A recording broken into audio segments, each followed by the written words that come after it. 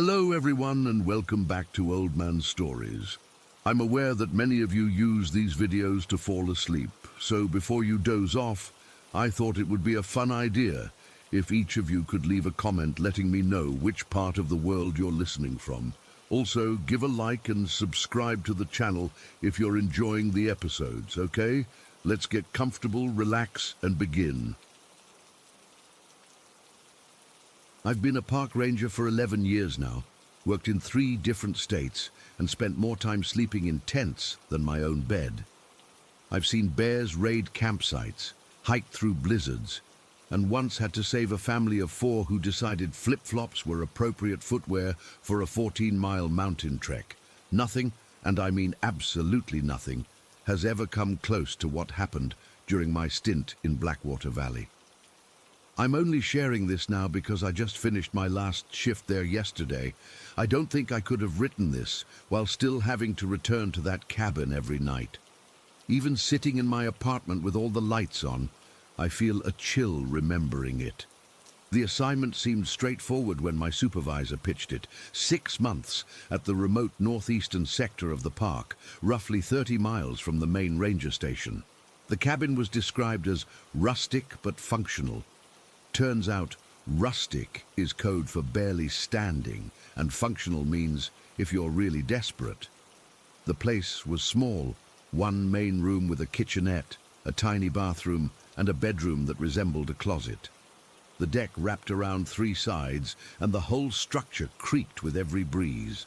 Solar power was the only electricity, and I quickly learned that cloudy days meant conserving every bit of power I had. The first few nights, I burned through my phone battery just to have some light. After that, I adapted to the darkness, using my headlamp sparingly and getting used to the shadows. My duties were simple: maintain trails, check on the handful of backcountry campsites, record wildlife sightings, and generally be a presence in that section of the park. I'd get supply runs once a week, driving my truck down to the small town about 2 hours away. The isolation didn't bother me at first. I've always preferred trees to people anyway. The noises started during my 2nd week. At first, I assumed it was just the cabin settling. Old wood makes all kinds of sounds, especially in changing temperatures. But these weren't random creaks. These were deliberate movements in the rafters above my bed. Dozens of tiny claws skittering across the ceiling beams. Bats. Had to be bats. They're common enough in these parts. I'd shine my light up there during the day and see nothing, but I convinced myself they were just hiding in corners I couldn't see. I even started naming them, calling them my roommates to make the whole thing less creepy. It was during my 5th week that things changed. I was reading by lantern light when I heard distinct, measured footsteps on the deck. Not the random patter of an animal, but deliberate steps. Step, pause. Step, pause, like something was taking its time, listening between movements. I grabbed my flashlight and shotgun, standard issue for rangers in predator territory, and went out to investigate. Nothing. Not even tracks in the dusty deck boards. I chalked it up to fatigue and went back inside, double-checking the locks on all doors and windows. The next night, the same thing happened. This time, the footsteps circled the entire cabin before stopping right outside my bedroom window. I froze in bed, shotgun across my lap, listening as something pressed against the glass. The window didn't break, but I could hear the frame creaking under pressure. Just a curious deer, I told myself, or maybe a bear. But deep down, I knew better. Bears make noise. They snuffle, they grunt. This thing was completely silent, except for its footsteps. By the end of my 2nd month, a new sound joined the nightly concert, scratching. It started at the corners of the deck, faint enough that I questioned whether I was imagining it. Each night, the scratching moved closer to the door.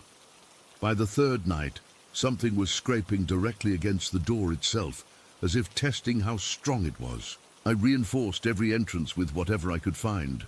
Chairs propped under doorknobs, extra nails hammered into window frames. I started sleeping in the main room instead of the bedroom. my back against the wall facing all possible entrances, shotgun at my side. My weekly supply runs became my only relief. 6 hours of driving and shopping just to be around normal people and fluorescent lighting. I'd stock up on batteries, canned food and caffeine pills to help me stay alert during the nights. The local store clerk started giving me concerned looks, probably because I looked like hell. Dark circles under my eyes, jumpier than a rabbit in a dog park. It was after one of these supply runs, about 3.5 months in, that I saw it for the first time. I pulled up to the cabin just as dusk was settling in. The solar lights on the path were already flickering on, casting weak pools of light toward the front steps. As I cut the engine and grabbed my groceries from the passenger seat, I had this overwhelming feeling of being watched. I looked up at the cabin, and there they were, 2 eyes hovering above my front door, not reflecting in my headlights like an animal's would, but absorbing the light. Dull, dark eyes, set too high for a coyote, but too low for a deer or bear. The height suggested something crouching on the roof edge, but the angle was all wrong. I froze, 1 foot still in the truck, groceries clutched to my chest. As I watched, the eyes lowered, as if whatever was attached to them was crouching down. Then it started moving forward, sliding down the front of the cabin with unnatural smoothness. Pure instinct took over. I dropped the groceries, grabbed a piece of firewood from the stack near the steps, and hurled it as hard as I could. It connected with something solid. I heard the impact, but there was no yelp, no growl, not even a hiss, just a flinch as the eyes disappeared into the shadows. I ran into the cabin, straight to where I kept my shotgun. When I came back out, flashlight beam cutting through the growing darkness, I caught movement at the edge of the light. Something dark, low to the ground, but still too tall to be on all fours, was hovering just beyond where I could see clearly. I threw another log in its direction, and it melted away into the brush, not running, not bounding, but sliding backwards without breaking its gaze until it was gone. I barely slept that night, sitting upright with my back against the door, jumping at every sound. When morning finally came, I did a full perimeter check of the cabin. What I found made my blood run cold. Tracks, mountain lion tracks, judging by the size and shape. They were all over the porch, circling the cabin, with clear paw prints pressing into the muddy areas beneath each window. They even went up the 3 steps to the door, where deep scratches marred the wood. I immediately radioed the main station and reported the mountain lion sighting. My supervisor didn't seem concerned. Mountain lions were common enough in the park, though they typically avoided human structures. She advised me to keep my shotgun handy and make lots of noise when coming and going. I wanted to tell her that this wasn't normal predator behavior, that mountain lions don't perch on cabin roofs or stare you down without making a sound, but I knew how it would sound. So I just acknowledged her advice and tried to convince myself that's all it was, an unusually bold cougar. That night, the footsteps returned, but now there was a new sound, the gentle creak of the rocking chair on the deck. Back and forth, as if something was sitting there, rocking patiently, waiting for me to come out. I grabbed my shotgun and flashlight, took a deep breath and yanked the door open, ready to fire. The rocking chair was empty. It was still moving slightly, as if someone had just gotten up, but there was nothing there. I swept the flashlight across the deck, checked under the chair, looked in every direction. Nothing. And despite the ground being muddy from rain earlier that day, there were no tracks. Not a single paw print or mark of any kind.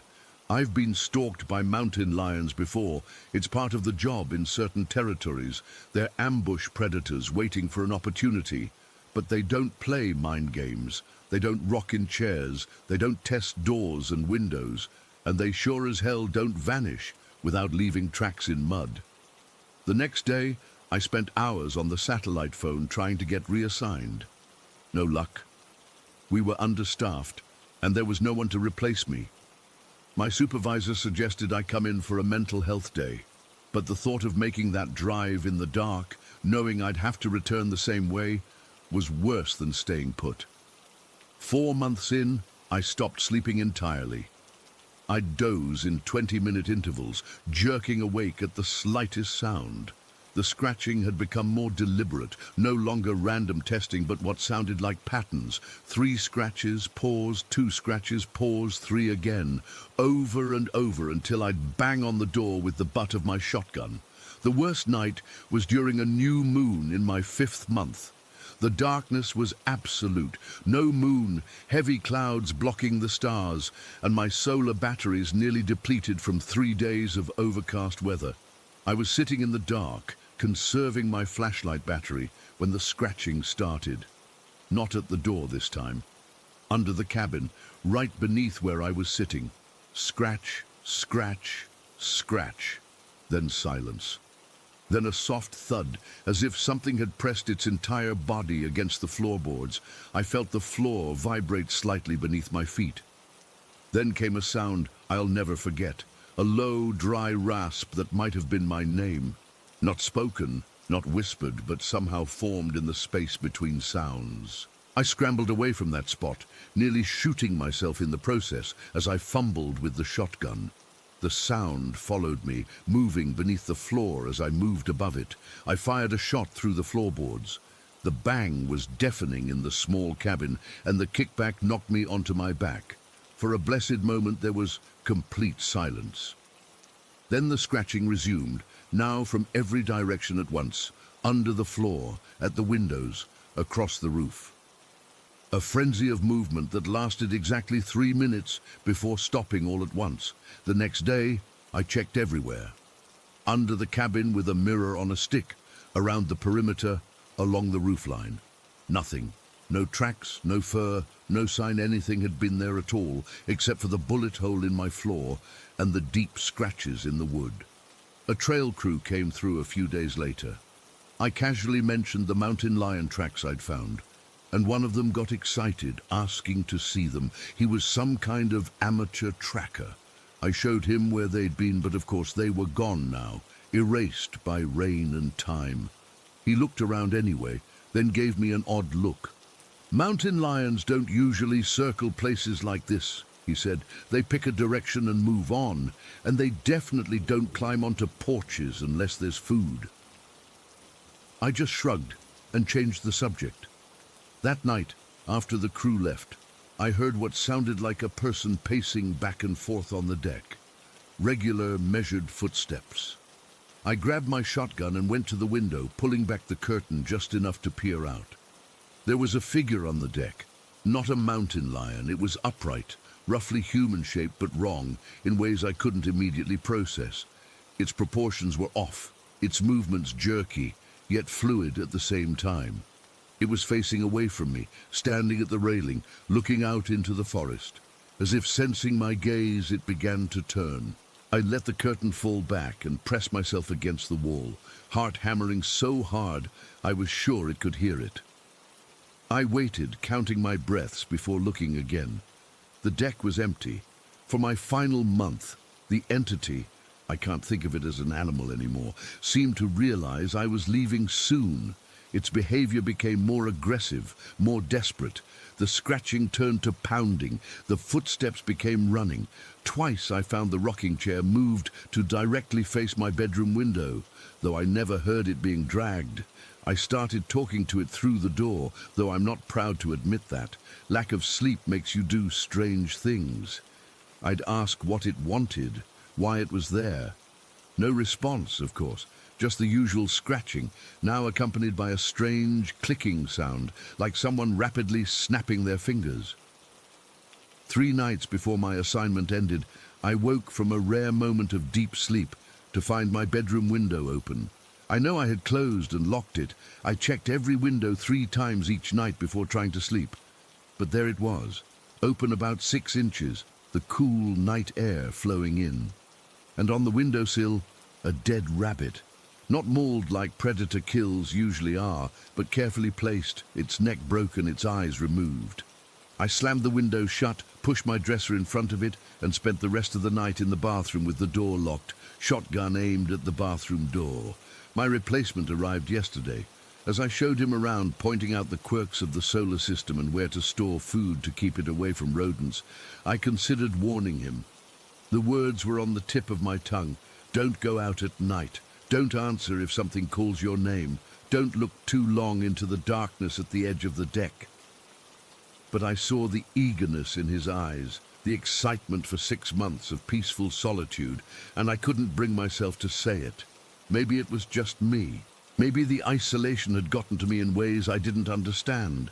Maybe there was never anything there at all. As I drove away, I checked my rearview mirror one last time. The cabin looked peaceful in the afternoon sunlight, my replacement already settling in on the deck with a book.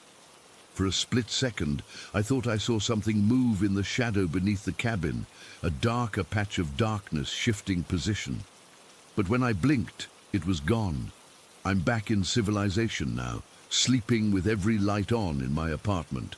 I've requested a transfer to the busiest, most crowded park in the system, somewhere with streetlights and traffic noise and people everywhere.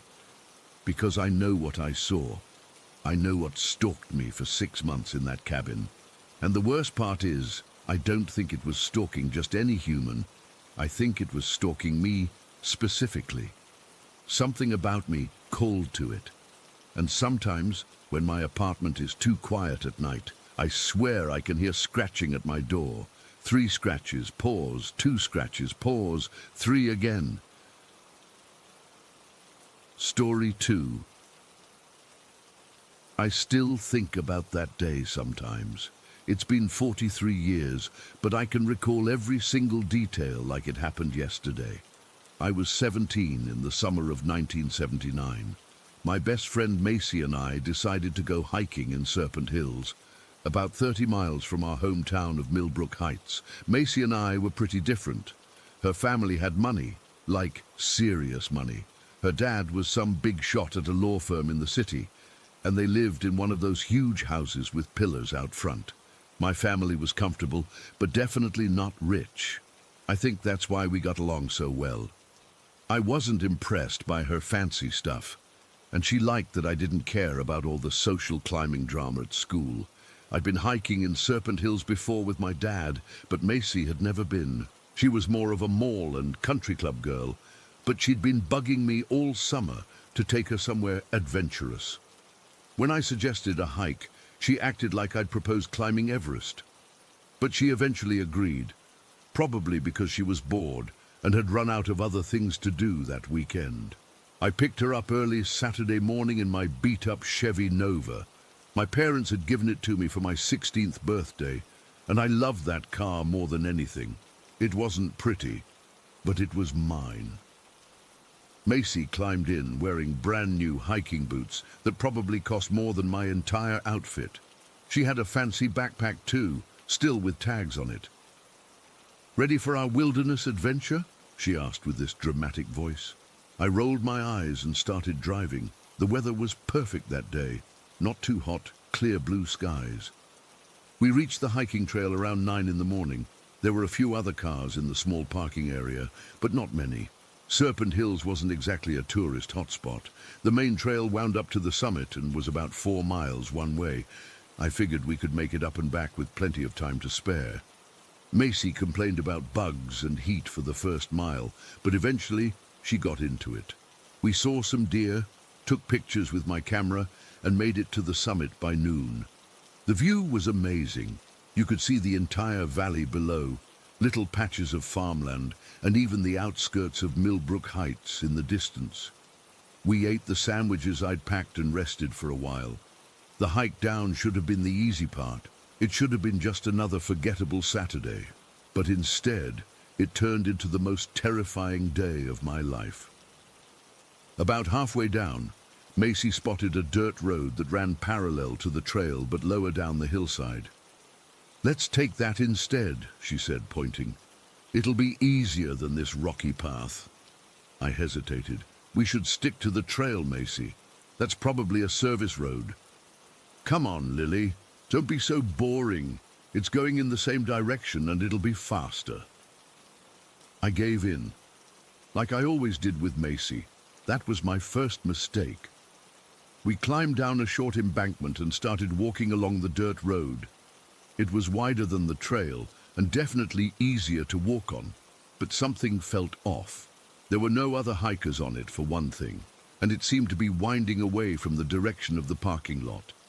We'd been walking for maybe 15 minutes when I heard the rumble of an engine behind us. A rusty red pickup truck came around the bend, slowing as it approached. The driver was a man with a dark beard and a baseball cap pulled low. He had long, stringy brown hair sticking out from under the cap. He rolled down his window as he pulled alongside us. "You girls need a ride?" he asked. His voice was deep and raspy, like he smoked too much. "Trail's still about 3 miles back to the lot. I'm headed that way." Before I could say no, Macy jumped in. "That would be great, thanks." I grabbed her arm. "Macy, we're fine walking," I whispered. She pulled away. "Don't be ridiculous, Lily. I'm exhausted and my feet are killing me." She turned back to the man with a bright smile. "We'd love a ride," the man grinned, showing yellowed teeth. "Hop in. Back door works better than the passenger side." My stomach was in knots. Everything about this felt wrong. But Macy was already moving toward the truck, and I didn't want to let her go alone. That was my second mistake. The truck was filthy inside, with fast food wrappers on the floor and a smell I couldn't quite place, something rotten mixed with cigarettes. Macy climbed in first, and I reluctantly followed. As soon as I sat down, I noticed a coil of rope on the floor, partially covered by an old newspaper. Next to it, I could see boxes of what looked like saran wrap peeking out from under the seat. The man caught me looking in the rear-view mirror.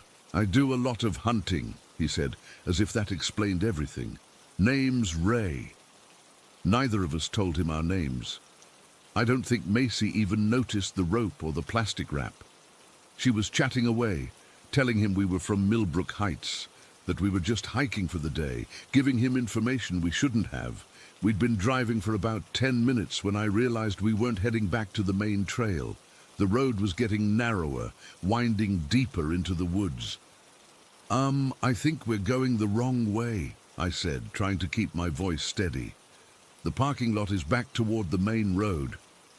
Ray glanced at me in the mirror again. His eyes were dark and glassy. "Just need to make a quick stop first. Got some gear to pick up at my cabin. Won't take long." My heart started pounding so hard I could hear it in my ears. I looked at Macy, trying to communicate my panic without words, but she seemed oblivious. I noticed Ray's hands on the steering wheel, thick fingers, dirt caked under the nails. His collar had mud crusted on it, and his hair wasn't just long, but tangled and dirty. "Actually, we're in a bit of a hurry," I tried again. "My parents are expecting us back by a certain time." "Won't take but a minute," he insisted, his voice harder now. "Just sit tight." The truck bounced along the increasingly rough road until we pulled into a clearing. A small log cabin stood in the middle, surrounded by tall pines. There was a wood pile to the side, with an axe embedded in a chopping stump. No other houses in sight. No signs of civilization. Ray parked and turned to face us. "You girls wait here. I'll be right back." He gave us what I think was supposed to be a reassuring smile, but it just made my skin crawl. He got out, slammed the door, and walked toward the cabin. As soon as he was inside, I grabbed Macy's arm. "We need to get out of here, now." For the first time, Macy looked scared. "What's wrong?" "Everything's wrong. This guy is taking us to the middle of nowhere. He has rope and plastic wrap in his truck, and we're at a cabin with no one around for miles." My voice was shaking. "Maybe he really does just need to pick something up," she said, but I could tell she was starting to understand. "Macy, look around. This isn't normal. We need to go before he comes back." She hesitated, then nodded. We quietly opened the door and stepped out of the truck. I was about to suggest we run into the woods when Macy walked around to the driver's side. "What are you doing?" I hissed, looking for his keys. Maybe they're still in the ignition. They weren't, but what Macy found was worse. She came back white-faced. There's a hatchet on the floor by the pedals. It has something dried on it, like brownish red stains. Blood. We both knew it was blood. Without another word, we ran. Not toward the road we'd come in on, but straight into the forest on the far side of the clearing. I had no idea where we were going, just that we needed to get as far away from Ray and his cabin as possible. We crashed through underbrush, stumbled over fallen logs, pushed through branches that scratched our faces and arms. I kept waiting to hear him behind us, calling out, angry, chasing us. But there was nothing except our own ragged breathing and the sound of twigs snapping under our feet. After what felt like hours, but was probably only 20 minutes of frantic running, we stopped to catch our breath behind a massive fallen tree. Macy was crying silently. "I'm so sorry," she whispered. "This is all my fault. I made us take that road. I said we should get in the truck." "It doesn't matter now," I said, though part of me was furious with her. "We just need to figure out where we are and how to get back to my car." That was the problem. We had no idea where we were, no compass, no map. The sun was still up, but it was getting later in the afternoon. I knew it set in the west, so that gave us some direction, but I couldn't remember which way the parking lot was in relation to the cabin. We decided to keep moving generally downhill, assuming that would eventually lead us to a road or trail. The forest was thick, though, making progress slow and difficult. Every snapping twig made us freeze. Every distant bird call sounded like a human voice to our terrified ears. What haunted me most was what might have happened if we hadn't gotten out of that truck. The rope, the plastic wrap, the hatchet with dried blood. It wasn't hard to imagine what Ray used those for and why he had brought 2 teenage girls to his isolated cabin. After 3 more hours of walking, stumbling, and occasionally completely breaking down, we spotted what looked like a thinning in the trees ahead. As we got closer, I realized with overwhelming relief that it was the edge of the forest. And beyond it, I could see cars, the parking lot where we'd left my Nova that morning. We were about to run toward it when Macy grabbed my arm. "Look," she whispered, pointing. There, parked 2 spaces away from my car, was Ray's red pickup truck. We ducked back into the tree line, hearts pounding. Had he somehow known where we were headed? Had he guessed we'd try to make it back to our car? "What do we do?" Macy asked, her voice barely audible. We couldn't go back into the forest. Night was coming, and we'd never survive until morning. But we couldn't just walk out to my car either, not with Ray potentially waiting for us. "We wait," I said. "We watch and see if he's there." So we crouched in the bushes at the edge of the forest, watching the parking lot as the sun began to set. There were only 3 cars left. My Nova, Ray's truck, and an old station wagon that probably belonged to other hikers who were running late. As dusk settled in, the owners of the station wagon returned. An older couple who packed up their gear, got in their car and drove away, leaving just our 2 vehicles in the growing darkness. We waited another hour. No sign of Ray, no movement around either vehicle. "Maybe he left on foot to look for us in the woods," Macy suggested. "Or maybe he's waiting in his truck," I countered. We debated what to do, keeping our voices to the barest whisper. Finally, I decided we needed to get closer to see if Ray was in his truck. We crept out from the trees, staying low, moving from one shadow to the next. The parking lot had no lights, which made it harder to see, but also harder for us to be seen. We circled around until we could peer through the truck's windows, empty, no Ray.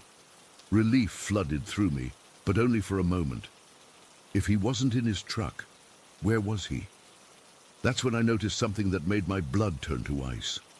The back door of my Nova was open just a crack, not enough to be obvious from a distance, but unmistakable up close. "He's in my car," I whispered to Macy, who looked like she might faint. We backed away silently, retreating to the edge of the lot. I was trying to think of what to do next when the interior light of my Nova suddenly came on. A dark figure sat up in the back seat.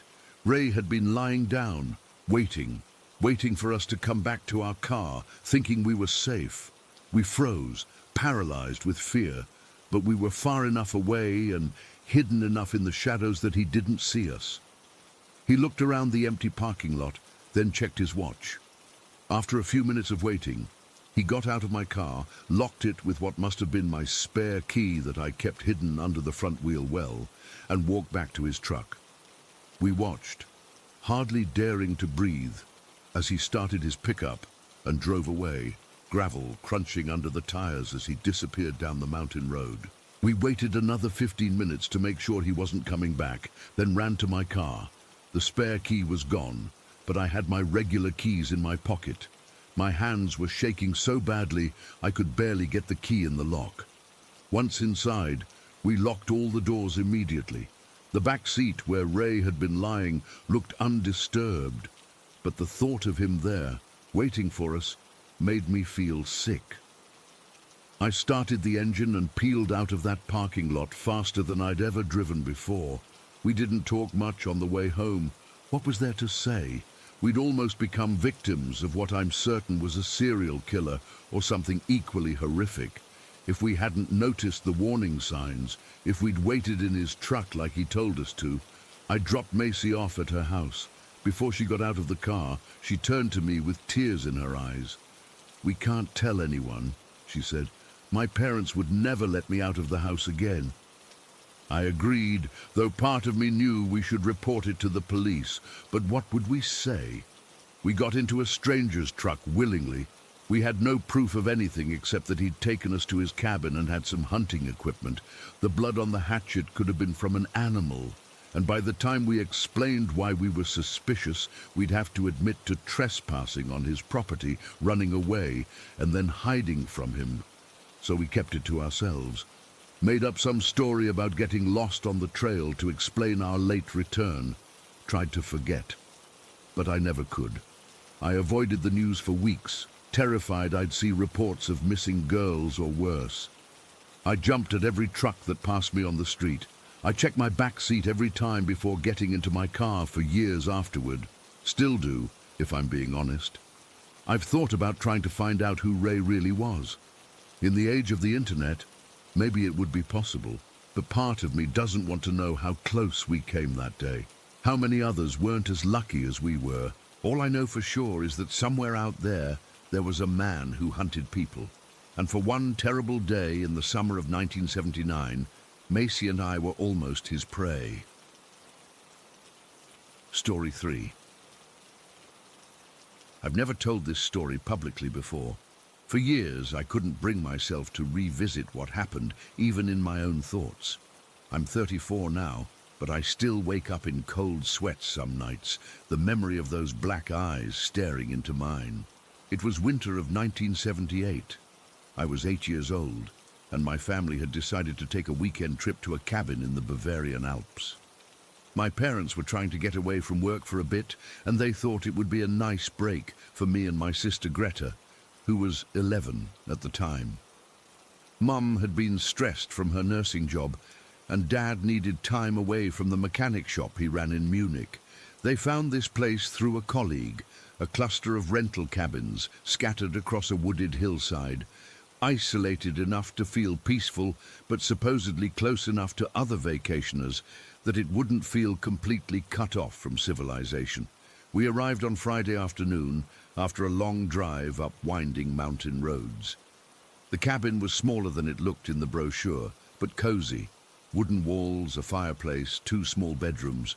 I remember the smell of pine and the way the floorboards creaked under our feet. The rental manager met us there, gave my dad the keys, and pointed out the other occupied cabins. Supposedly, there were 3 other families staying in the area that weekend, though we couldn't see any of the other cabins from ours. That first night was actually nice. Mom made her famous potato soup on the small stove, and we played card games by the fire. Dad told stories about when he was a boy, exploring caves in the countryside. It all felt so normal, so safe. I was sharing a room with Greta, which I hated because she always hogged the blankets. I must have fallen asleep around 9, but woke up somewhere in the middle of the night. At first, I thought it was Greta snoring that woke me, but then I heard it. Footsteps outside our window, soft, crunching slowly through the snow. I'm not sure what made me get out of bed. Maybe it was just that childhood curiosity that adults lose. I tiptoed to the window and peered through the frost-covered glass. The moon was bright that night, casting blue-white light across the snow. And that's when I saw him for the first time, a figure standing at the edge of the trees, maybe 30 meters from our cabin. Just standing there, perfectly still, watching our cabin. I couldn't make out details, just a dark silhouette against the snow. I must have stood there for 5 minutes, frozen, watching him watching us. Then he simply turned and disappeared into the trees. I crawled back into bed, pulled the covers up to my chin, and eventually fell back asleep, telling myself it was probably just another vacationer taking a late-night walk. The next morning, I didn't mention what I'd seen. It seemed like a dream in the bright daylight, and I didn't want Greta to call me a baby. After breakfast, Dad announced we needed to gather more firewood since it was colder than expected.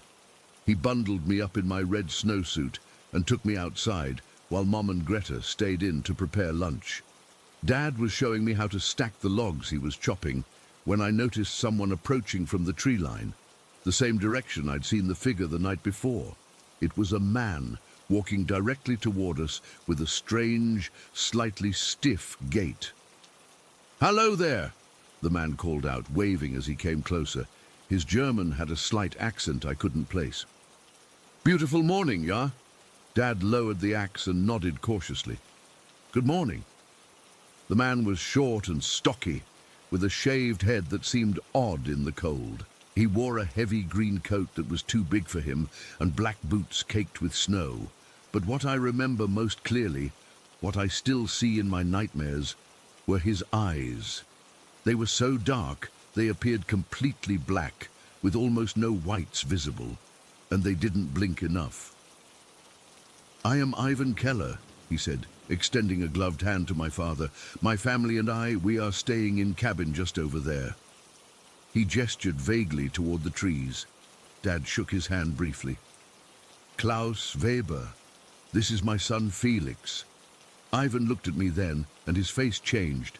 His smile widened, showing teeth that were too small, too uniform. "Hello, little Felix," he said, and I remember wanting to hide behind my father. "Such a handsome boy. How old are you?" Before I could answer, my father stepped slightly in front of me. "We're just finishing up here. Have a nice day, Herr Keller." I noticed something else about Ivan then. He was sweating. In below-freezing weather, with his breath-making clouds in the air, beads of sweat were rolling down his temples. Of course," Ivan said, still staring at me. "Perhaps our families can meet later, yes? My wife makes excellent strudel." Dad nodded non-committally and picked up the axe again, a clear dismissal. Ivan lingered for a moment longer, then walked away, looking back twice before disappearing among the trees.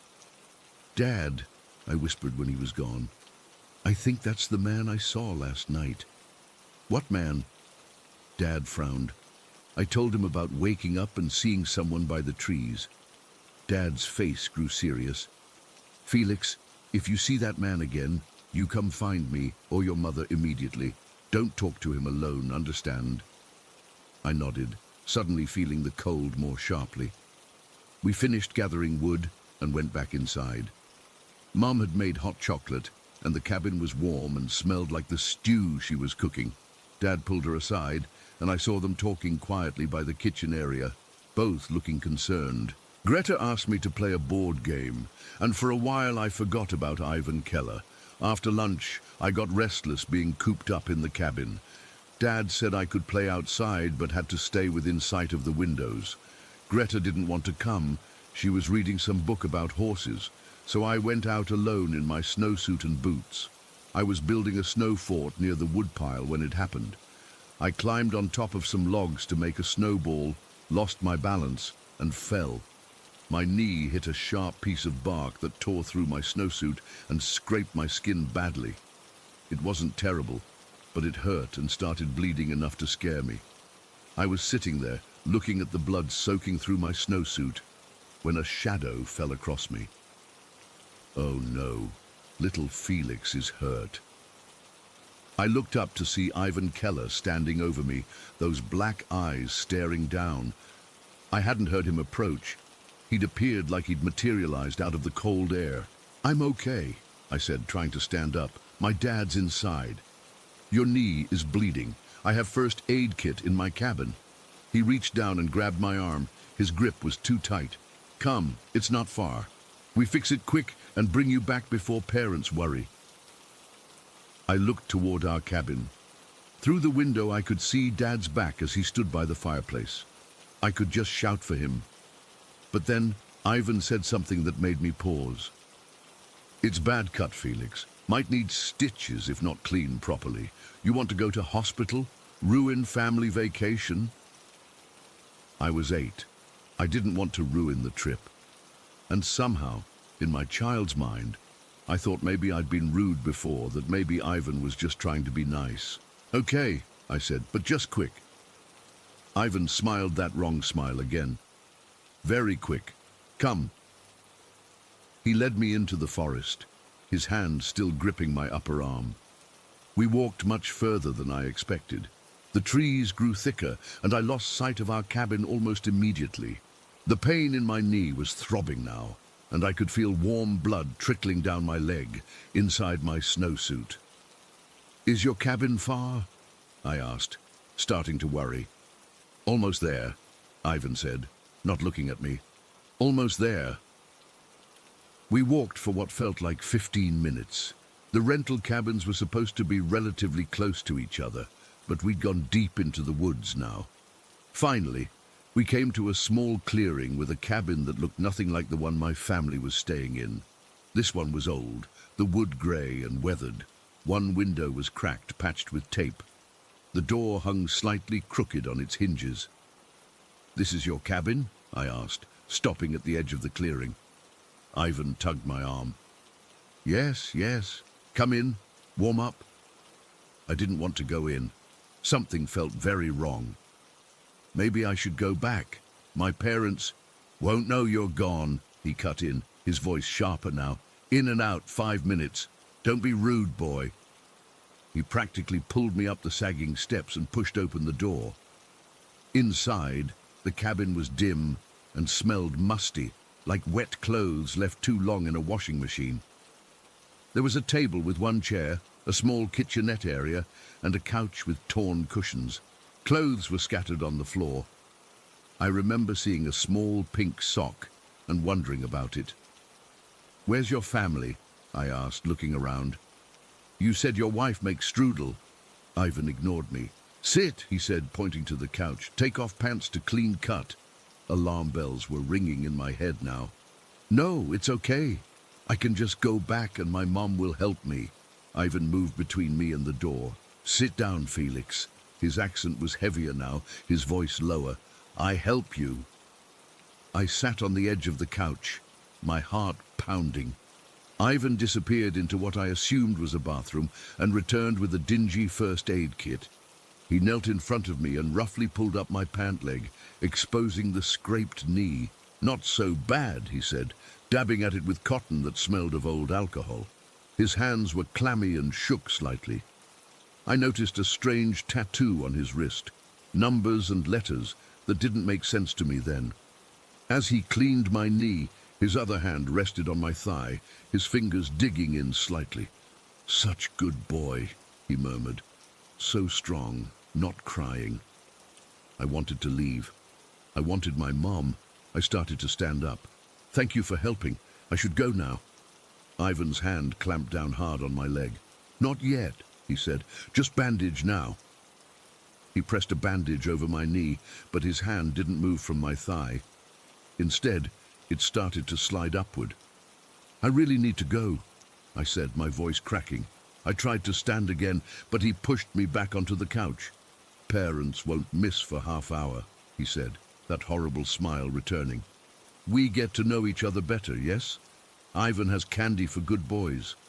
I was terrified now, frozen in place. Ivan stood and walked to the door, turning a key in the lock. The click echoed in the small room. "No need to leave so quick," he said. "So rude to run away from new friend." I looked around desperately for another way out. There was a closed door on the far wall, presumably leading to a bedroom. The windows were small and looked sealed shut with years of paint.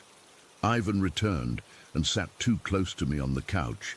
His arm went around my shoulders, heavy and suffocating. "Now," he said, his breath hot on my face, "let Ivan tell you story." His hand moved to my knee again, then started rubbing up and down my leg. I couldn't breathe. I couldn't think. I just knew I needed to get away. And then, like an answer to an unspoken prayer, the bedroom door creaked open. Ivan's head snapped up, his body tensing. A woman stood in the doorway, thin with stringy blonde hair and the palest skin I'd ever seen. Her eyes were sunken, with dark circles beneath them, and she wore a nightgown despite it being midday. "Ivan," she said, her voice barely above a whisper. Then her eyes found mine, and something changed in her expression. "Help me," she mouthed, or maybe said it out loud. I'm still not sure. Ivan leapt up, storming toward her. "Back inside," he growled, grabbing her arm roughly. "The boy," she said louder now. "Let him go home." Ivan shoved her backward into the room. "Shut up! You're sick! Go back to bed!" In that moment of distraction, I bolted for the door. The key was still in the lock. I turned it with shaking hands and yanked the door open just as I heard Ivan shout behind me. I ran. I ran faster than I ever had in my life, through snow that sometimes came up to my knees. I had no idea which direction our cabin was, so I just ran away from Ivan's. Behind me, I heard the cabin door slam open and Ivan's voice calling my name, first sweetly, then with growing anger. I didn't look back. I ran until my lungs burned and the cut on my knee reopened, blood soaking through the bandage he'd applied. Trees whipped past me, branches scratching my face. I tripped multiple times, but forced myself back up, certain that if I stopped, if I looked back, I'd see those black eyes right behind me. I don't know how long I ran or how I found my way back. Somehow I broke through the trees near our cabin. I saw my father outside, calling my name, looking frantic. When he saw me, he ran toward me and scooped me up in his arms. "Felix, where were you? We've been looking everywhere." I couldn't speak. I just sobbed and pointed back toward the forest. Between gasps, I managed to tell him about Ivan and the cabin and the woman. My father's face went white, then red with anger. He carried me inside, handed me to my terrified mother, and called the rental office on the cabin's phone. Within an hour, 2 police officers arrived. They took my statement while my mother cleaned and rebandaged my knee properly. My father went with them and another man from the rental company to find the cabin I described. They came back as it was getting dark. The police spoke quietly with my parents while Greta and I were told to stay in our room, but I could hear enough. They had found the cabin. It was an old caretaker's residence that hadn't been used in years and certainly wasn't part of the rental properties. Inside, they found ropes, duct tape, and a collection of children's clothes, some folded neatly in a drawer, but Ivan and the pale woman were gone. The police asked questions about Ivan Keller, but the name meant nothing to the rental company. No one by that name had registered at any of the cabins that weekend. They took descriptions and promised to search the area, but I could tell from their faces that they didn't expect to find him. We left that night. Dad packed us into the car despite the darkness, saying we'd find a hotel closer to the city. No one spoke much on that drive. Greta held my hand in the back seat, something she never did normally. Mom kept turning around to look at me as if making sure I was still there. Later, I learned from overheard conversations that the police had discovered something else in that cabin. Polaroid photos of other children, none of whom my parents recognized. The investigation continued for months, but as far as I know, they never found Ivan or identified the woman. For years afterward, I had nightmares about those black eyes and that pale woman whispering for help. My parents took me to a child psychologist who helped somewhat, but there are some things therapy can't completely heal. I'm a father myself now, with a son almost the age I was then. I'm overprotective, my wife says. I never let him out of my sight when we're in public. I check the locks 3 times before bed each night, and I've never taken my family to stay in a cabin in the woods. Sometimes I think about that woman. Was she Ivan's victim too? His accomplice? I've gone over it 1,000 times in my mind. If she hadn't appeared when she did, what would have happened to me in that cabin? I still don't know who Ivan Keller really was, or if he's still out there. Sometimes when I'm in a crowd, I find myself scanning faces, looking for those unnaturally black eyes. And on cold nights, when I hear footsteps outside my house, I lie awake, remembering the sound of snow crunching under boots and the sight of a figure standing at the edge of the trees, watching. Story 4. I still get chills when I think about what happened that day in the Black Forest. It's been 2 months, but I can't shake the feeling that we stumbled onto something we weren't supposed to see. I'm 20, studying engineering in Freiburg, and until this happened, I thought I knew the area well. I've lived in southern Germany my whole life. It started as just another Saturday ride with my friend Lucas. We both love motorcycles. I have a Kawasaki Ninja and he rides a Honda CBR. The weather was perfect that day in September, sunny but not too hot, and we decided to explore some of the lesser-known roads in the Black Forest region. We'd been riding for about 2 hours, taking the winding roads through the hills, when we noticed this gravel path branching off from the main road. I'd passed it dozens of times before, but never paid much attention to it. This time, though, something about it caught my eye. Maybe it was the way the sunlight hit it, or maybe I was just bored of our usual routes, but I signaled to Lucas that I wanted to check it out. The path was steep, much steeper than it looked from the main road. Our bikes struggled a bit on the loose gravel, but we managed to make it up. The trees got denser as we went deeper, blocking out most of the sunlight. There was something oddly quiet about the place too. No birds, no sounds of other vehicles, just the noise of our engines echoing through the trees. After about 15 minutes of riding uphill, I noticed something odd. A smaller trail branching off to the right with fresh tire tracks. I'm not talking about motorcycle or bicycle tracks, but car tires. The weird thing was that this side trail looked barely wide enough for a car to fit through. I was curious, so I told Lucas I wanted to check it out. He seemed hesitant, but agreed to wait at the junction. I rode slowly down this narrow path, having to duck under branches at some points. After about 200 meters, the trail opened up into a small clearing. That's when I saw him, a man in his 30s, standing beside a dark blue Audi. He was wearing a black cap and a grey zip-up jacket. He wasn't doing anything, just standing there looking into the forest. My bike wasn't exactly quiet, so he definitely heard me approaching, but he didn't turn around immediately.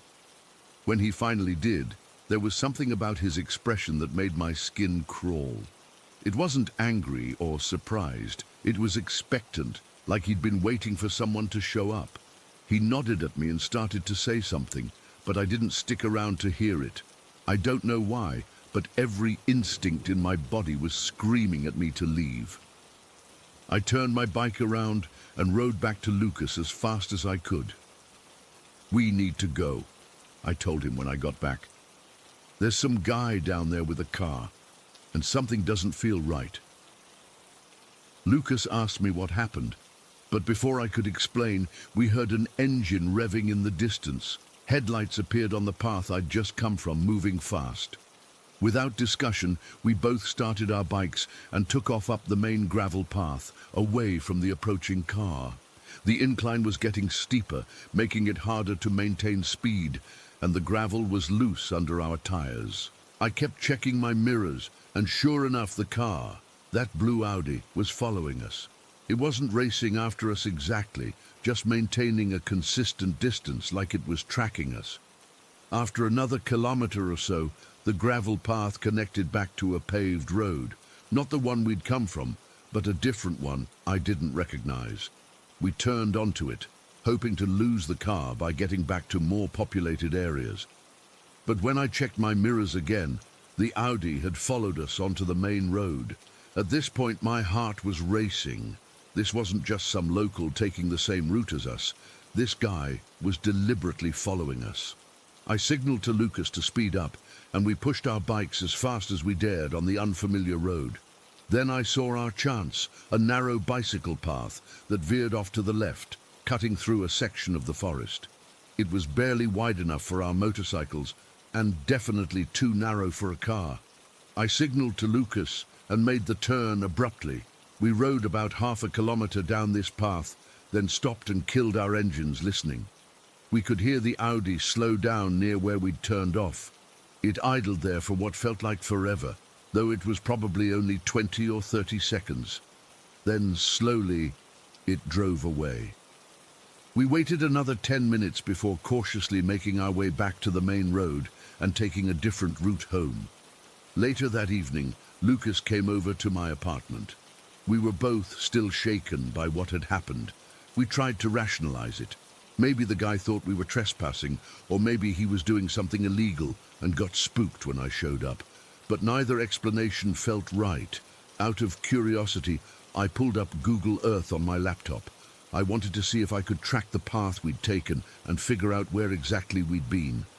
It took some time, but we eventually found the gravel path. As we zoomed in and followed it virtually, something strange became apparent. There were multiple houses along that path, scattered through the forest. They weren't visible from the main road, and most looked like they'd been there for years. But then we found something that made my stomach drop. About 2 kilometers up the path, in a clearing similar to the one where I'd seen the man, there was what looked like a property with a small house and a caravan parked outside. The bizarre thing was that while the satellite image showed a property that appeared to be in use, it also looked oddly abandoned. There were clothes or some kind of fabric scattered across the yard and debris everywhere. The whole scene looked wrong, like someone had been living there but had to leave in a hurry. And then came the most unsettling discovery. When we tried to follow the road further on Google Earth, the end of the path was completely blurred out. Not just low resolution or unclear, deliberately censored, like how they blur out military installations or sensitive government facilities. That night, I couldn't sleep. I kept thinking about that man, the way he looked at me, and that bizarre property on Google Earth. I texted 2 more friends, Max and Thomas, and told them what had happened. They thought I was exaggerating, but were intrigued enough to suggest we go back, this time by car during daylight and with more people. So 4 days later, on Wednesday afternoon, we drove back to the area. I felt stupid for being so scared, telling myself that in broad daylight with 4 of us, there was nothing to worry about. But as soon as we turned onto that gravel path, the same uneasiness crept back. The forest seemed even denser than I remembered.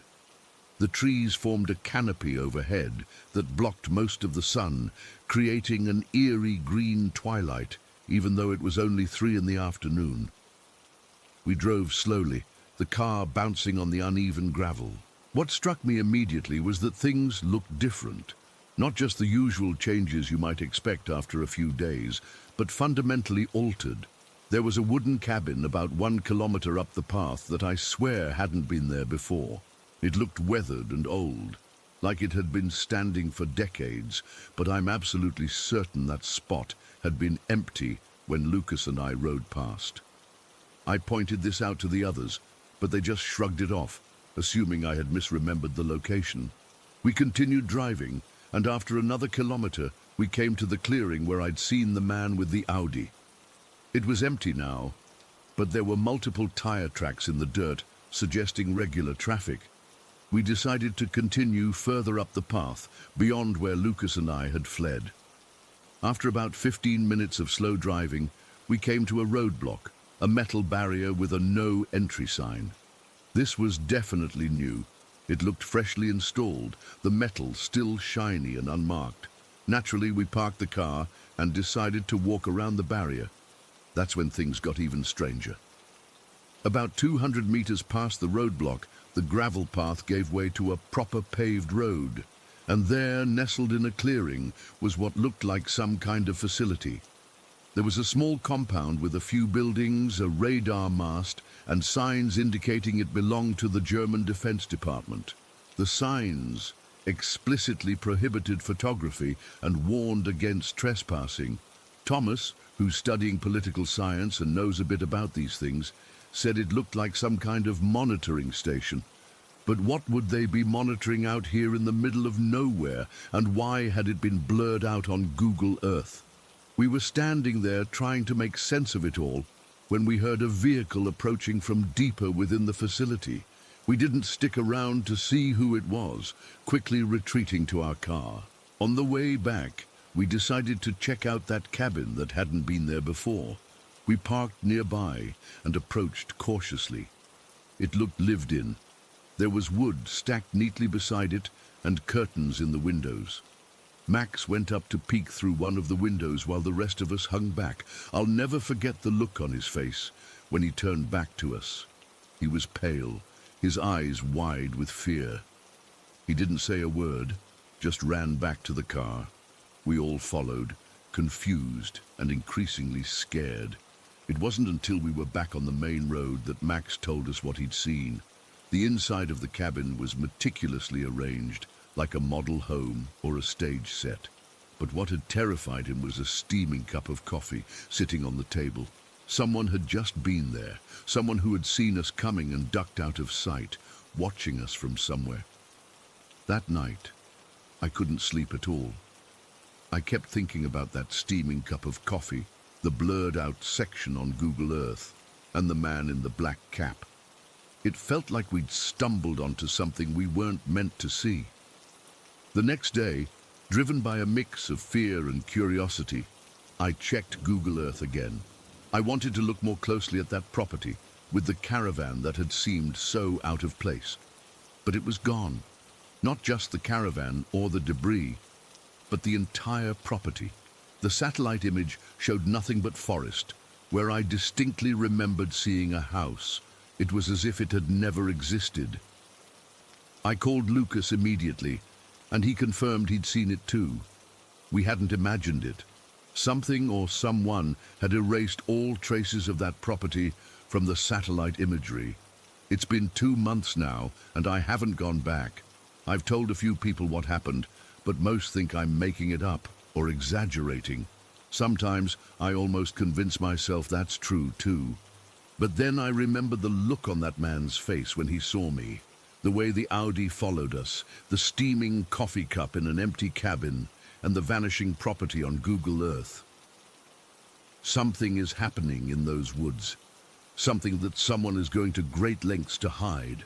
I don't know if it's some classified government operation or something more sinister. All I know is that every time I ride my motorcycle now, I take the long way around that part of the forest. And sometimes when I'm driving home late at night, I check my mirrors a little more often, half expecting to see a blue Audi with a man in a black cap following me. Story 5. It was supposed to be our fresh start. Emma and I had just gotten married. Nothing fancy, just a small ceremony with close family. And we were ready to begin our life together somewhere peaceful. Both of us had grown tired of city living, the constant noise, the traffic, the feeling of being packed in like sardines. We wanted space, quiet, and to be surrounded by nature. When we found the cabin rental listing online, it seemed perfect. It was affordable, suspiciously so, I realize now, isolated, and nestled in what looked like a postcard-worthy mountain setting. The cabin was in White Pine Valley, about 30 minutes from the nearest town. The photos showed a charming wooden structure surrounded by towering pines and beautiful mountain views. The listing mentioned it was secluded and perfect for those seeking privacy, which sounded ideal.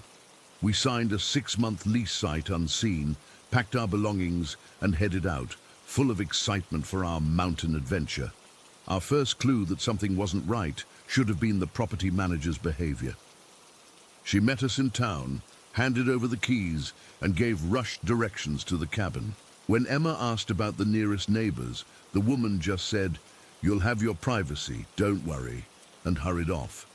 I remember joking to Emma that the woman acted like she was late for something. But in hindsight, she just wanted to get away from us as quickly as possible. The drive to the cabin took longer than expected. The paved road eventually gave way to gravel, then to what was essentially a dirt path. Our small car struggled over the rough terrain, and I started to worry we'd made a huge mistake. Finally, we rounded a bend, and there it was, our cabin. It looked smaller than in the photos, more weathered, but we were full of optimism. We were newlyweds, after all, ready to take on any challenge together. We arrived late afternoon, and most of our stuff wouldn't be delivered until the following day, so all we had was a suitcase each, some basic groceries, and an air mattress. The cabin was cold and dusty inside, but structurally sound. 2 bedrooms, a bathroom, a kitchenette, and a small living area. Simple, but it would work. We spent that first evening cleaning, setting up our temporary bed, and making the place feel as homey as possible with the few belongings we had. That night we went to bed early, exhausted from the drive and the cleaning. The woods around us were unsettlingly quiet. No traffic noise, no neighbors, just the occasional hoot of an owl or rustle of branches in the wind. We fell asleep quickly on our air mattress in the middle of what would eventually be our bedroom. I woke up sometime in the middle of the night. The room was pitch black, except for the dim green glow of Emma's watch on her wrist. She was sound asleep beside me. At first I couldn't figure out what had woken me. Then I felt it, a strange sensation, like static electricity in the air. The hair on my arms stood up, and I felt a weird pressure in my ears, like when you're on an airplane that's descending. Then the air mattress began to move. Not like someone was pushing it or like Emma was tossing in her sleep. It was moving on its own. The edges of the mattress started to suction to the floor like they were being vacuumed down, while the center where we were lying began to rise up. It wasn't violent, but it was definitely not normal. I froze, not wanting to wake Emma and not sure what to do. That's when I noticed something in the doorway. A blue light, about the size of a volleyball, floating at head height. It wasn't a solid glow. It moved and swirled within itself, almost like cells dividing under a microscope. It pulsed slightly, getting brighter, then dimmer, and it seemed to have a pattern to its movements that I couldn't quite make sense of. I sat up slowly, careful not to disturb Emma, and stared at this impossible thing hovering in our bedroom doorway. I remember thinking ridiculously that maybe it was ball lightning, though I'd never seen anything like this in my life. The orb stayed perfectly still for what felt like minutes, but was probably just seconds. Then, without warning, it shot directly toward me. I didn't think, I just reacted. I threw myself sideways, nearly landing on top of Emma, who woke with a startled cry. The orb missed me by inches. I could feel a weird energy as it passed. Not heat exactly, but something that made my skin tingle painfully. It slammed into the window behind us, the closed window, and instead of shattering the glass, it passed right through it and disappeared into the darkness of the woods. Emma was fully awake now, asking what was happening, why I'd jumped on her. The air mattress had returned to normal. The electric feeling in the air was gone. I turned on the bedside lamp, half expecting to see the window broken, but there wasn't a mark on it. I tried to explain what I'd seen, but it sounded crazy even as I said it. Emma looked at me with concern, asking if I'd had a nightmare. I almost let myself believe that's all it was, but I knew what I saw. Still, we checked the locks on the doors and windows, found everything secure, and eventually went back to sleep, though I don't think either of us slept well for what remained of the night. The next morning in daylight, everything seemed normal. Our furniture and boxes arrived, and we spent the day unpacking and settling in. I almost convinced myself I had dreamed the whole thing, stress from the move playing tricks on my mind.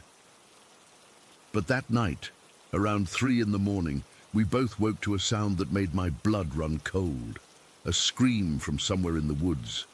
Not an animal sound, at least not like any animal I'd ever heard. It was human-like, guttural and desperate. Emma clutched my arm so tight, her nails left marks. We listened as the screaming continued for nearly a minute before abruptly stopping. "What the hell was that?" Emma whispered. "I don't know. Maybe a mountain lion. They're supposed to sound kind of human," I said, not believing it myself. We barely slept after that, and in the morning I suggested we drive into town to ask someone local about the wildlife in the area. The town was tiny, just a main street with a general store, a diner, a gas station, and a few other small businesses. We stopped at the general store first, where an older man was working the counter. When I asked about strange sounds in the woods at night, specifically screams, the man barely looked up from restocking cigarettes behind the counter. "Oh, that's just that homeless woman who lives down there," he said, casual as could be. "She's off her meds, been out there for years. Keeps to herself mostly, but sometimes she gets in these states and starts hollering. Nothing to worry about." His explanation was delivered so matter-of-factly that I almost accepted it, but something felt off. If there was a homeless woman living in the woods near our cabin, wouldn't the property manager have mentioned it? And those screams didn't sound like someone having a mental health crisis. They sounded like someone in absolute terror. We spent the rest of the day in town, grabbing lunch at the diner and picking up a few supplies. I didn't mention the blue orb to anyone. That seemed too crazy to bring up to strangers. By the time we headed back to the cabin, it was late afternoon, and neither of us was particularly eager to be there after dark. That night passed without incident. No orbs and no screams, and we started to relax a little. The next day, I decided to try my hand at gold panning in the creek that ran about half a mile behind our cabin. Emma wasn't interested, so I went alone, hiking through the dense woods with a small pan I'd bought in town. I'd been at the creek for maybe an hour, not finding anything but enjoying the peaceful gurgle of the water, when a pickup truck rumbled to a stop on the dirt road that ran parallel to the creek about 50 yards away. An elderly man with a long white beard got out and waved at me. I waved back, figuring he was just being friendly. He walked over, moving surprisingly quickly for his age, and asked if I was staying in the Sullivan cabin. I told him we were, and that we'd just moved in. He nodded slowly, looking at me with an expression I couldn't quite read. "It's not the bears and cougars you need to be afraid of in these woods," he said, his voice low and serious. Before I could ask what he meant, he turned and walked back to his truck, driving away without another word. I stood there for a long time, pan forgotten in my hands, a chill running down my spine despite the warm afternoon sun. Eventually, I packed up and headed back to the cabin, looking over my shoulder the entire hike. That night, things escalated. Around midnight, we heard the distinct sound of our front door handle turning. Both of us froze in bed, listening. The handle turned several times, but the door was locked. Then came 3 loud knocks, evenly spaced. I grabbed the baseball bat I'd started keeping by the bed and crept to the window, looking out toward the front porch. Nothing was there. The porch was empty, the yard was empty, and I could see no movement in the tree line. But as I stood there watching, our porch swing began to move, gently at first, then with increasing momentum, as if someone invisible was sitting on it and pushing off with their feet. I backed away from the window and returned to bed, telling Emma what I'd seen. She wanted to leave right then, pack up and drive back to civilization. But it was the middle of the night, the roads were treacherous even in daylight, and honestly I wasn't sure being in a car on those isolated mountain roads would be any safer than being in the locked cabin. We stayed awake the rest of the night, the bat between us, listening to the creak of the porch swing that finally stopped around dawn. In the morning light everything looked normal again, but we were both shaken. We agreed that if anything else happened, we'd break the lease and leave. But we didn't get the chance to make that decision ourselves. That afternoon, when we were both in the kitchen making lunch, all the cabinet doors flew open simultaneously. Not like they drifted open, they slammed open, hitting the stops with enough force that a few glasses fell out and shattered on the floor. We stared at each other, and I knew we were thinking the same thing. We need to get out of here, right now. We threw essential belongings into our suitcases, not bothering with anything that couldn't fit in our car. As we were loading the car, our alarm clock in the bedroom started blaring, even though it wasn't set. Then the bathroom one went off. Then Emma's phone alarm, though she never used it. All different tones, all unbearably loud in the small cabin. We practically ran to the car, threw our suitcases in the back, and got in. As I turned the key in the ignition, I glanced back at the cabin one last time. There, in the bedroom window, was the blue orb, just hovering, pulsing, watching us. I floored it down the dirt driveway, not caring about the damage the rough road might do to our car. Emma was crying quietly beside me, and I reached over to hold her hand as I navigated the treacherous mountain roads. We didn't stop until we reached the town, where we went straight to the property manager's office. She didn't seem surprised to see us. When we told her we were breaking the lease and leaving immediately, she just nodded and said she'd mail our security deposit back. No questions about why we were leaving, no attempt to convince us to stay. She knew. As we were about to leave her office, I turned back and asked, "Has anyone else ever reported strange things at that cabin? Lights? Sounds?" She looked uncomfortable, shifting papers on her desk. "People come and go," she said vaguely. "Mountain living isn't for everyone." We drove straight back to the city that day and stayed with Emma's parents until we found a new place. We never spoke much about what happened at the cabin, not even to each other. It was like we had an unspoken agreement to try to forget it. 4 years later, I was listening to a paranormal podcast on my commute when my blood ran cold. The host was interviewing a researcher who specialized in unexplained light phenomena in remote areas. He described reports from White Pine Valley of blue orbs approximately the size of sports balls that moved with intelligence and often displayed internal movement patterns reminiscent of cellular mitosis. I nearly drove off the road. The researcher went on to say that these sightings had been reported for decades, along with accounts of unsettling vocalizations that resembled human screams and poltergeist-like activity in dwellings. He said the phenomena seemed concentrated around an area that included our former cabin. I called Emma immediately, and for the first time in years, we really talked about what happened. It was both terrifying and validating to know others had experienced the same things. The researcher never offered an explanation for what the orbs might be. Aliens, ghosts, interdimensional beings, natural phenomena science hasn't explained yet. But just knowing we weren't alone in our experience brought some comfort. We've been back in the city for 5 years now, in a busy neighborhood with neighbors on all sides. Sometimes I miss the mountains, the clean air, the stars at night. But I'll never go back to White Pine Valley. Whatever was in those woods, whatever came into our cabin that night, is still there, I'm sure of it. And sometimes when I'm drifting off to sleep, I swear I can feel the air getting electrically charged, and I jerk awake, half expecting to see that blue orb hovering in our bedroom doorway.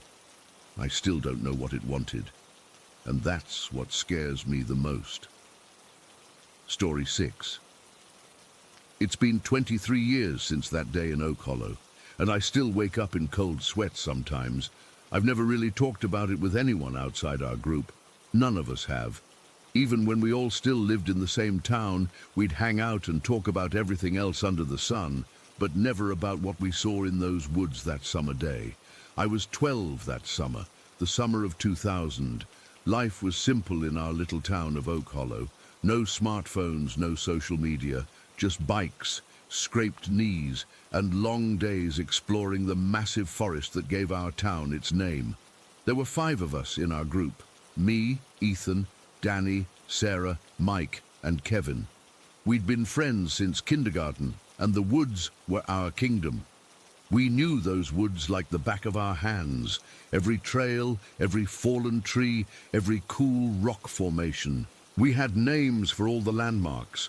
Thunder Rock, the Twisted Sisters, 2 bent trees that grew into each other, the Giant's Footprint, a weird depression in the ground, and the castle, just a pile of big rocks, but it was ours. The furthest we'd ever gone was the old redwood stump, this massive thing you could fit all 5 of us inside. It was our unofficial boundary. That day started like any other summer day. It was hot, maybe 85 degrees, and we met up at my house around 10 in the morning. I remember my mum had made us all peanut butter sandwiches and packed some juice boxes in my backpack. She always did that, worried we'd get hungry out there. I can still taste that peanut butter when I think about it. Kevin had found his dad's compass the night before and brought it along. He thought he was so cool, showing it off like he was some kind of explorer.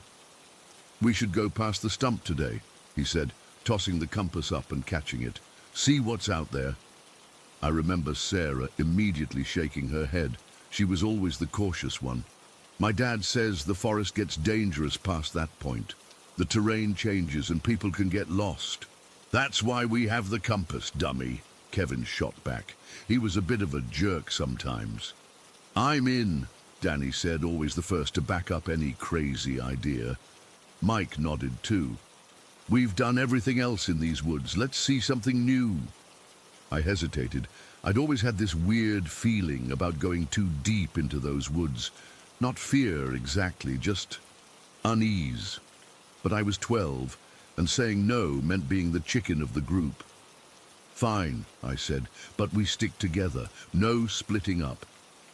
So we set off. Past our normal spots, past the creek where we'd catch frogs, past the fallen oak we'd use as a balance beam. When we reached the redwood stump, we all paused. We'd never gone beyond this point before. It felt like crossing some invisible line. "How much further should we go?" Sarah asked, looking around nervously. Kevin pulled out the compass with a flourish. "Let's go north for exactly 1 hour. Then we turn around and come back no matter what." We all agreed, and just like that, we crossed our boundary and entered unknown territory. The forest changed as we walked. I noticed it gradually. The trees grew closer together, older, with more gnarled trunks. The light seemed different too, dappled in a way that made shadows move oddly. The usual forest sounds, birds, squirrels, wind in the leaves, seemed muffled, like someone had turned down the volume. Danny was the first to say it out loud. "Guys, does it feel different here to anyone else?" We all nodded but kept going. Stupid kid bravery. After walking for what felt like forever, though Kevin insisted it had only been 40 minutes, we stumbled upon something that stopped us in our tracks. A clearing, a perfect circle of open space maybe 50 feet across, where the trees just stopped. And in the center of that clearing stood a log cabin, or what was left of one. The structure was badly burned. The roof had partially collapsed, and the wood was charred black. One wall had completely fallen in. It looked ancient, like it had been there for 100 years or more. What struck me most was that it looked somehow wrong in that clearing, like it didn't belong there. "What the hell?" Mike whispered. "There aren't supposed to be any buildings this deep in the forest." "Maybe it's an old ranger station," Sarah suggested, but her voice wavered. She didn't believe it either. I felt cold, despite the summer heat. "We should go back," I said. Kevin scoffed. "We came all this way to turn around without even checking it out? No way." "I'm with Kevin," Danny said. "When are we ever going to see this place again?" I wanted to argue, but something was pulling me toward that cabin too. A curiosity I couldn't explain. So against every instinct screaming at me to run, I followed as Kevin led us across the clearing. The grass was dead around the cabin. Not burned, just dead. Dry and grey, crunching under our sneakers. There was no path leading to or from the cabin, just forest on all sides. As we got closer, I noticed something else strange. No bugs, no butterflies, no bees, no ants on the ground, nothing living. The front door of the cabin hung off one hinge, swinging slightly, though there was no breeze. Kevin pushed it open, and it made this awful creaking sound that echoed through the clearing. "Hello," Kevin called out. I wanted to punch him for that. No answer, of course, just that heavy silence. We stepped inside, all 5 of us huddled close together now. The interior was a single room, maybe 20 by 20 feet. Everything was covered in soot and ash. There was a stone fireplace on the far wall, a burned table with one chair, a bookshelf with charred books still on it, and a half-destroyed rocking chair near what remained of a window. The chair was facing away from us. "Guys, this is seriously creepy," Sarah whispered, grabbing my arm. Her hand was ice cold. "It's just an old burned cabin," Kevin said, but he wasn't moving further in either.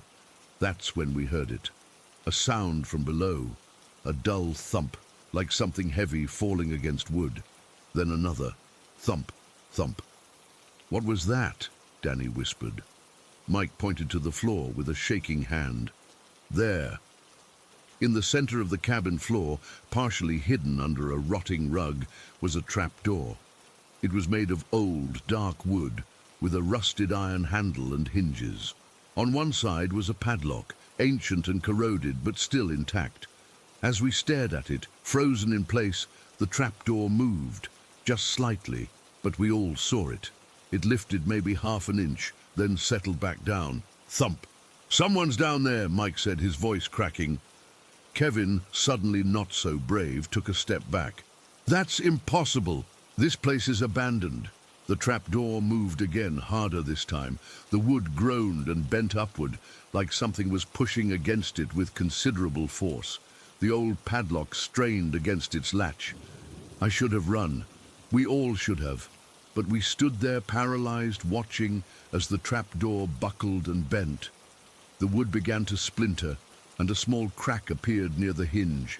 And through that crack, God, I still see it when I close my eyes. Through that crack, I saw an eye, a single bloodshot wild eye staring up at us. It wasn't an animal eye. It was human, or something close to it, but it was filled with a madness and hunger that no human eye should contain. It focused on me specifically, and in that moment I knew it saw me, really saw me, and would remember me. Sarah screamed first, breaking the spell. We all turned and ran, shoving each other to get through the door. I tripped on the threshold and fell hard, scraping my palms on the dead grass. As I scrambled to my feet, I heard a splintering crack from inside the cabin, and a sound, not quite a growl, not quite a laugh, that made my blood turn to ice. I've never been the fastest runner, always the last one picked in gym class, but that day I outran everyone. Blind panic gave me speed I never knew I had. I tore through the forest, barely registering the branches whipping my face, the roots trying to trip me, the thorns tearing at my clothes. All I could think of was that eye and the certainty that something was following us. I don't know how long we ran. It felt like hours. We didn't stop, didn't look back, just crashed through the forest until suddenly, miraculously, we stumbled upon the old redwood stump, our boundary, our safe place. We collapsed there, all 5 of us gasping for breath, covered in scratches, dirt, and sweat. For a long time, nobody spoke. We just sat there listening, waiting to hear if anything had followed us. But there was nothing except birds and wind, normal forest sounds that now seemed impossibly comforting. Finally, Sarah started to cry. Quiet sobs that made her whole body shake. Danny put his arm around her, but he was shaking too. "We never talk about this," Kevin said suddenly, his voice hoarse. "To anyone, ever." We all nodded, making an unspoken pact. "And we never go past the stump again," I added. More nods. When we'd caught our breath, we walked back home in complete silence. At some point, I realized I'd lost my backpack with all the sandwiches and juice boxes. I never told my mom. I just said we ate everything. That night, I couldn't sleep. Every time I closed my eyes, I saw that single mad eye staring up at me. I kept thinking about what would have happened if the trapdoor had broken completely. What was down there? How long had it been trapped? What would it have done to us? The next day, we met up like usual, but nobody mentioned what had happened. We played in the safe parts of the forest, but kept glancing over our shoulders. We never ventured anywhere near the redwood stump again that summer, or ever. Eventually, we grew up. I moved away for college, but came back to Oak Hollow afterward. Kevin and Sarah left town and never came back. Mike died in a car accident our senior year of high school. Danny still lives here too. We get a beer sometimes, but we never ever talk about that day. I've tried researching the history of those woods, looking for any record of a cabin or strange disappearances. I've found nothing. According to every map and historical document, there's never been any structure that deep in the Oak Hollow forest. No record of fires, no missing persons reports that might explain whatever was down there. Sometimes I wonder if I should go back, take some people, maybe the police, and try to find that clearing again. But then I remember that eye and how it seemed to recognize me specifically, how it seemed to make a promise. I'm 35 years old now. I've got a job, a mortgage, a dog, a normal life, but I still won't go into those woods. I still keep all the doors in my house locked at night. And I still wake up sometimes, heart pounding, certain that I've heard a sound coming from beneath my floorboards. Thump, thump, like something trying to get out. Story 7. I never believed in the paranormal until I moved into that cabin with my childhood friend, Leah. We were both 23, fresh out of college, and thought we'd found the perfect affordable place to start our adult lives. It was a colonial-era cabin from the early 1700s, tucked away in a wooded area that had once been part of a tobacco farm. The realtor mentioned it might have originally been used as a stable house before being converted into a residence. The rent was surprisingly cheap, which should have been our first clue something wasn't right. From the moment I stepped inside, I felt uncomfortable. The cabin had this perpetual chill that seemed to seep from the old wooden walls, even in the middle of summer when the temperature outside hit 90 degrees. Every room felt dark, no matter how many lamps we added, and there was this persistent dampness that never went away. We'd constantly find small puddles of moisture in random spots on the hardwood floors, even though there were no leaks in the roof or plumbing. The first night alone in my bedroom on the second floor, I convinced myself the uneasiness was just from being in a new place. The bedroom itself wasn't helping my nerves. It was small, with a sloped ceiling that made it feel even more cramped. My bed barely fit against the far wall, and I had to duck to avoid hitting my head on the exposed wooden beams when I got up. I remember lying there that first night, listening to the usual creaks and groans you'd expect from a 300-year-old structure. The wind outside made the branches scrape against my window, creating eerie shadows across the walls. I finally managed to fall asleep around midnight, exhausted from moving boxes all day. I jolted awake at exactly 3:12 a.m. I remember checking my phone immediately, heart racing. Something had woken me up, and as I lay perfectly still, I heard it again. A scratching sound, not random or frantic like a mouse or squirrel. This was deliberate, controlled. It was coming from directly beneath my bed. The sound started at the wall behind my headboard. Scratch! A long, slow drag. Then another, then another.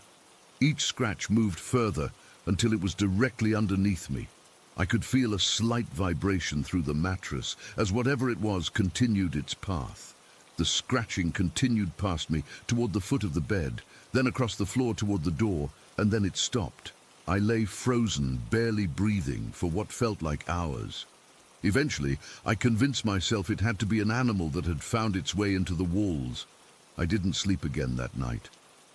The next morning, I mentioned it casually to Leah over coffee, trying not to sound as freaked out as I felt. Probably just mice, she said, sipping her coffee. "This place is ancient. Who knows what's living in the walls?" I agreed, but deep down, I knew mice don't make methodical, deliberate scratches like that. Mice scurry. This was something else. The second night it happened again. Same time, 3:12 a.m. Same pattern, starting at the wall, moving under my bed, across the floor. Then silence. By the fifth night, I couldn't take it anymore. I grabbed my pillow and blanket and slept on the couch downstairs. I told Leah I was having trouble with the heating in my room, which wasn't entirely a lie, since it was always freezing up there.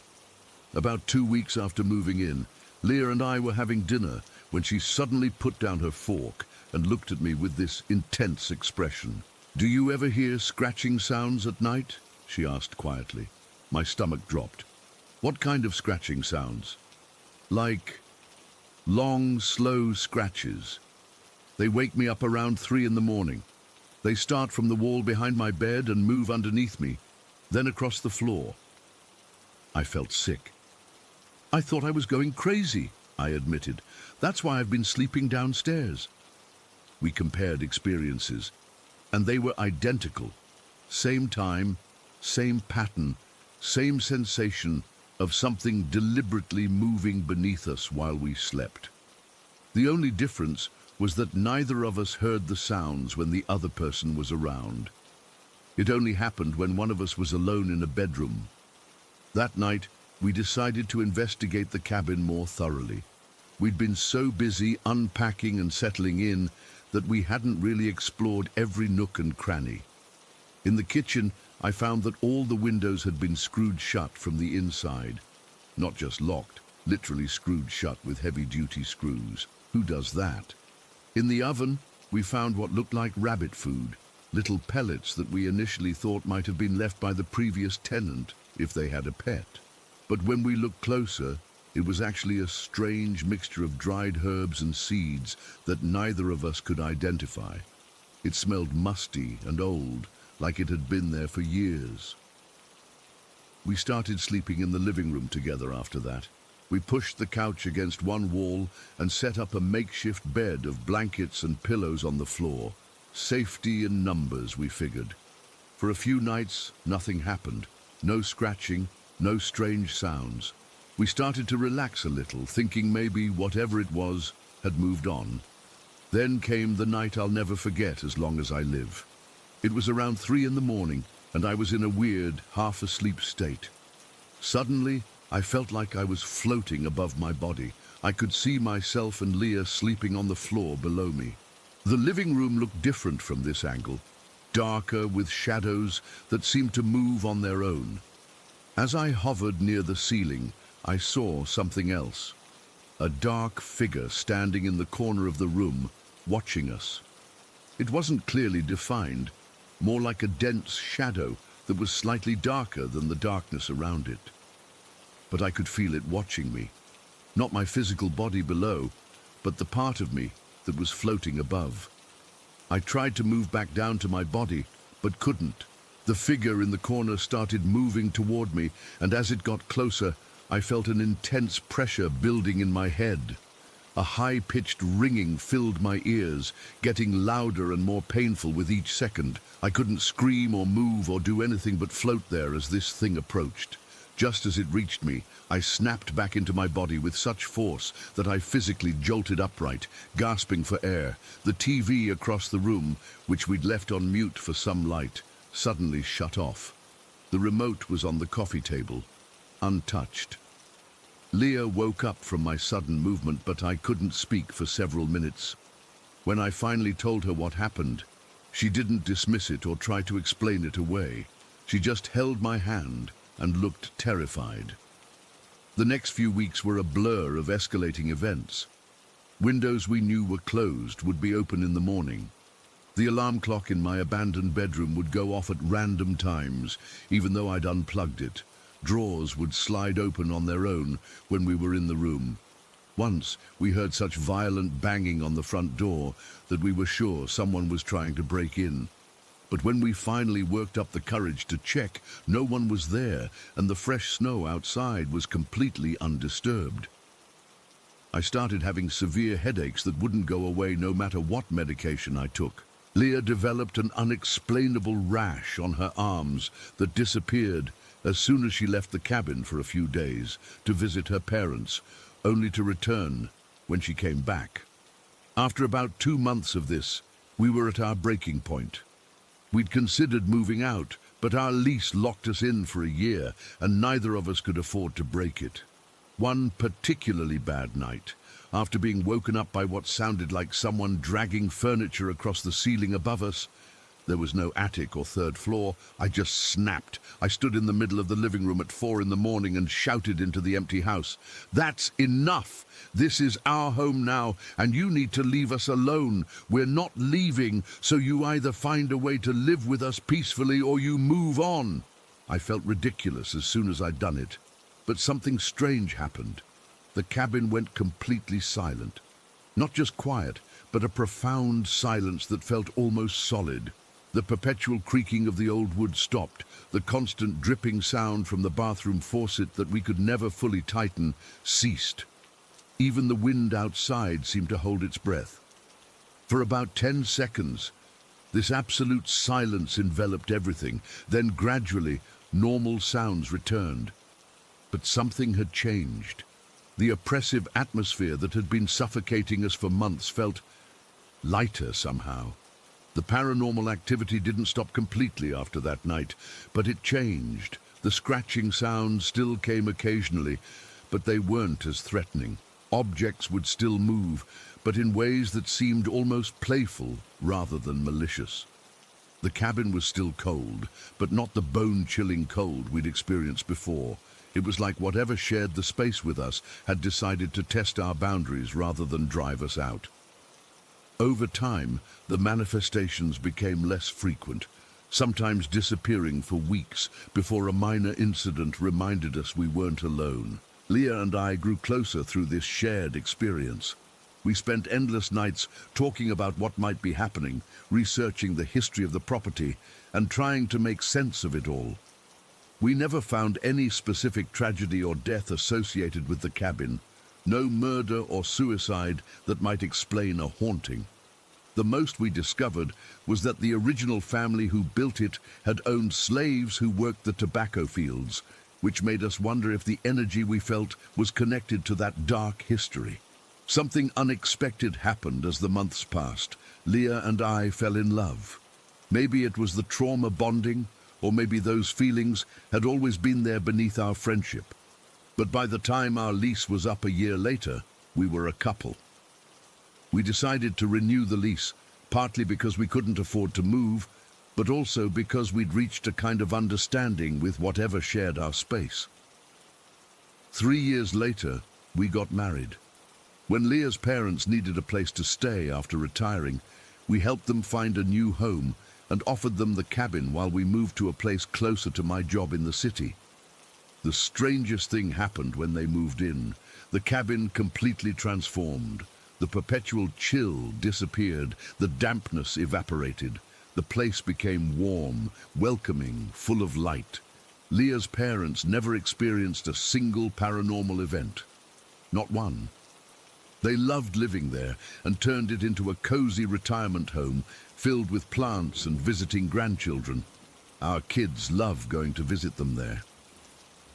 Years have passed now, and I've had a lot of time to reflect on what happened in that cabin. I've come to believe we weren't dealing with something malevolent. I think whatever was there was testing us, challenging us in some way, like a spiritual nanny of sorts, making sure we were worthy of the space, or perhaps helping us grow up. Leah and I were young, just starting out, still figuring out who we were. By the time we left, we were strong, committed adults with a clear direction. Maybe that's what it wanted all along, to push us toward maturity and each other. The cabin is still in the family. Sometimes when I visit my in-laws there, I'll pause in my old bedroom and whisper a thank you to the empty air. I never hear scratching in response, but sometimes, just sometimes, I feel a gentle pressure on my shoulder, like someone patting me in acknowledgement. I can't explain what happened in that cabin. I don't know if it was a ghost, a residual energy, or something else entirely. But I know it was real, and I know it changed me forever.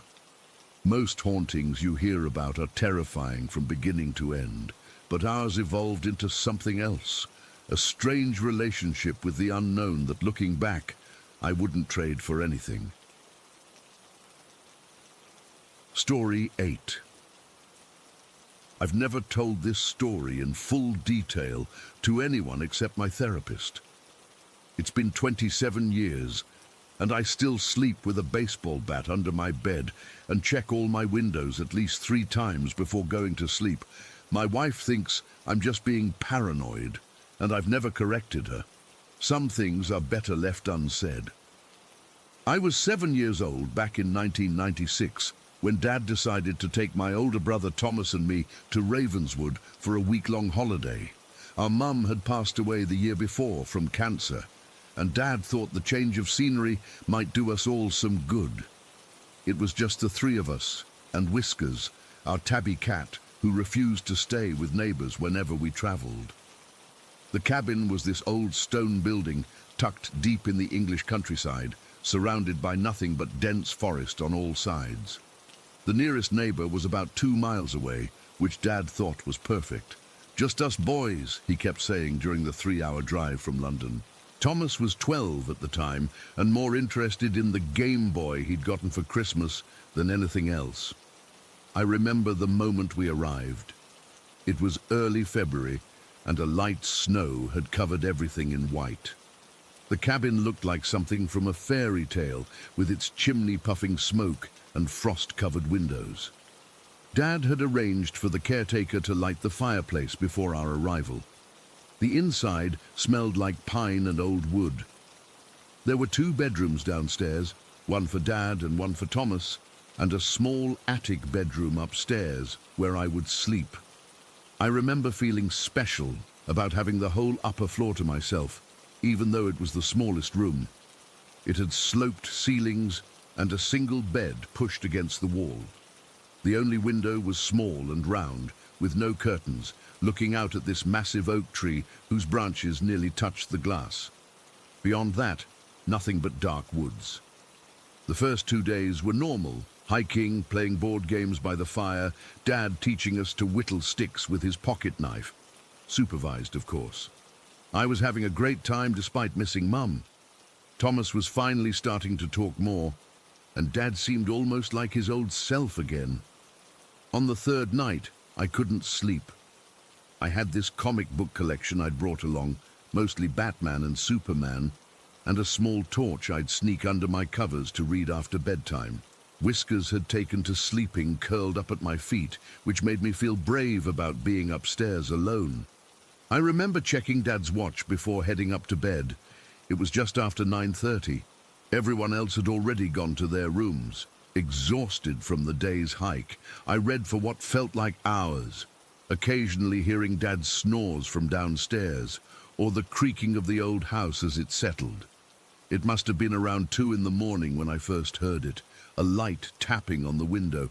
At first, I thought it was just a branch from the oak tree scraping against the glass. We'd had a bit of wind that day. I ignored it and went back to my comic. But then it came again, more deliberate this time. Tap, tap, tap. 3 distinct knocks, like someone using their knuckle on glass. I froze, my torch beam shaking across the colorful pages. Tap, tap, tap, louder now.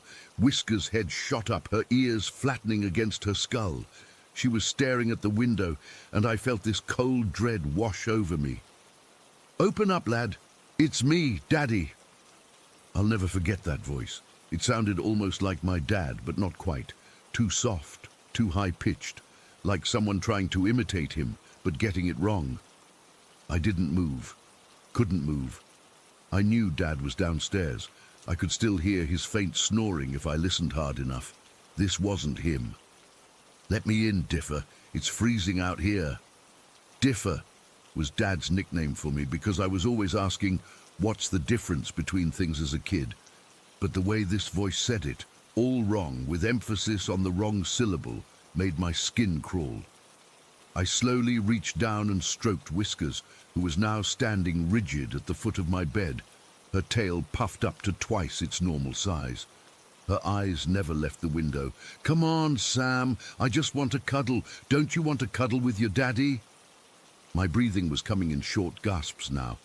I was too scared to look at the window, too scared to call out for my real dad. What if the thing outside heard me? What if it knew I was alone? Whiskers let out a low, threatening growl, a sound I'd never heard her make before. That's when I knew I had to look. Slowly, I turned toward the window, my torch beam wavering as my hand trembled. There was a face pressed against the glass. It wasn't my dad.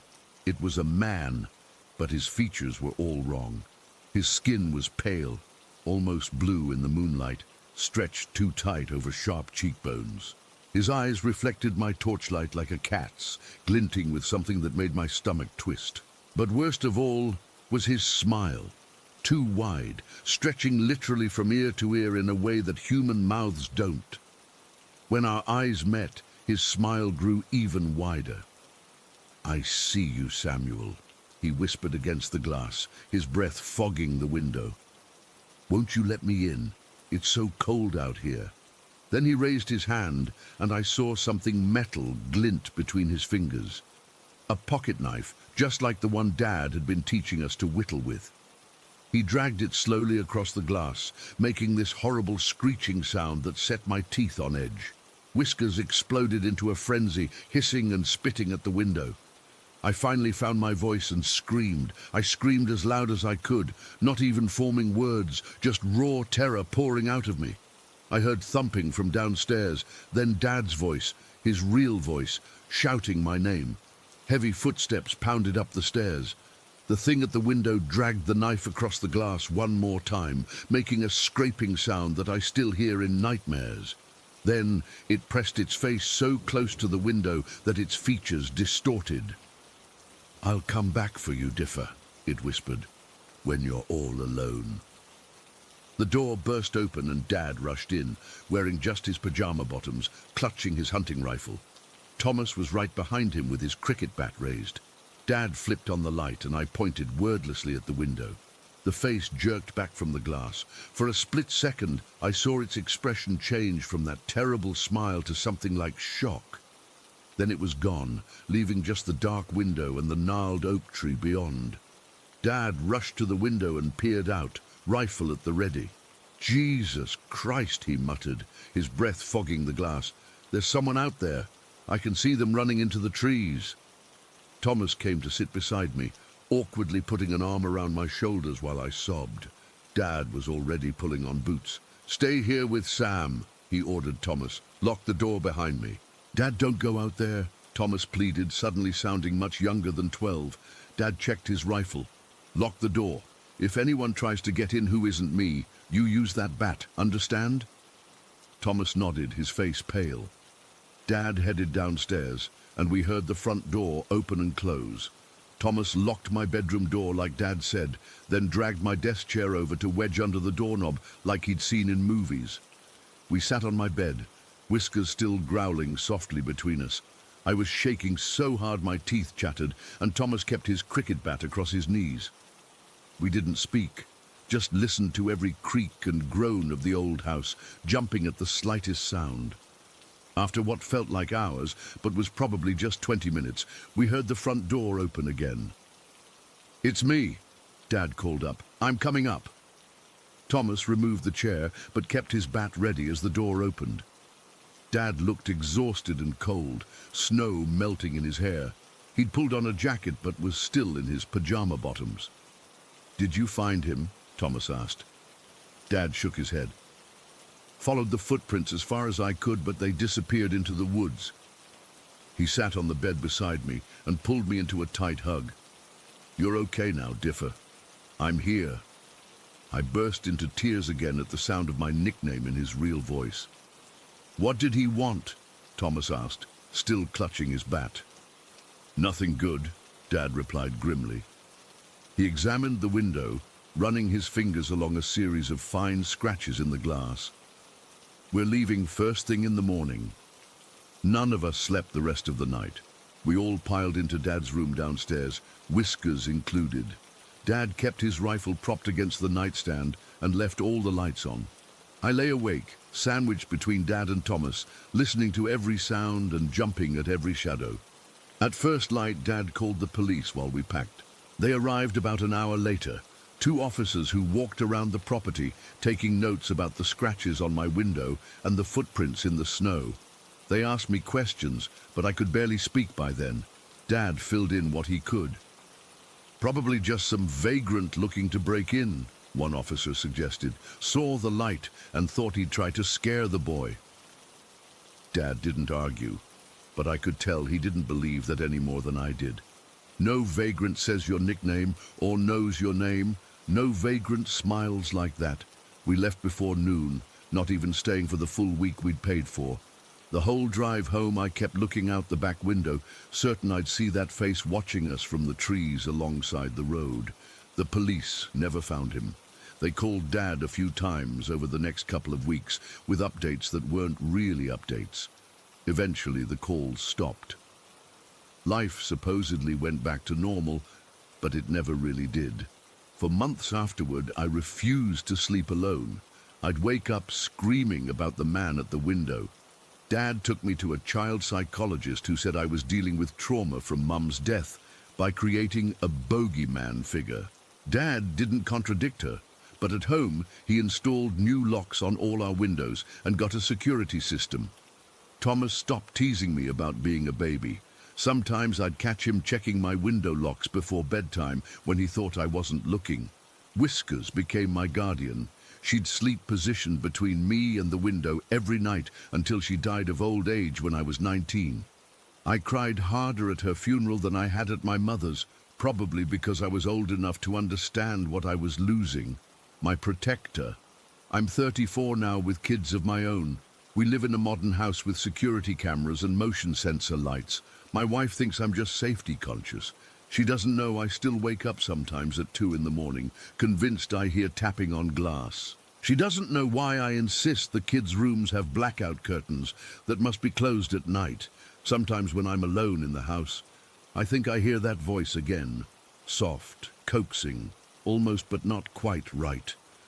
"Open up, lad. It's me. I never will."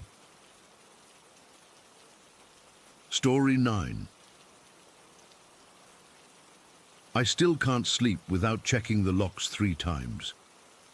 It's been 7 months since I left Pinewood, but I swear sometimes I still hear those footsteps when I'm drifting off. I know I should have trusted my instincts earlier. Maybe writing this all down will help, though I doubt it. Last spring I took a position with the forestry department at Pinewood National Park.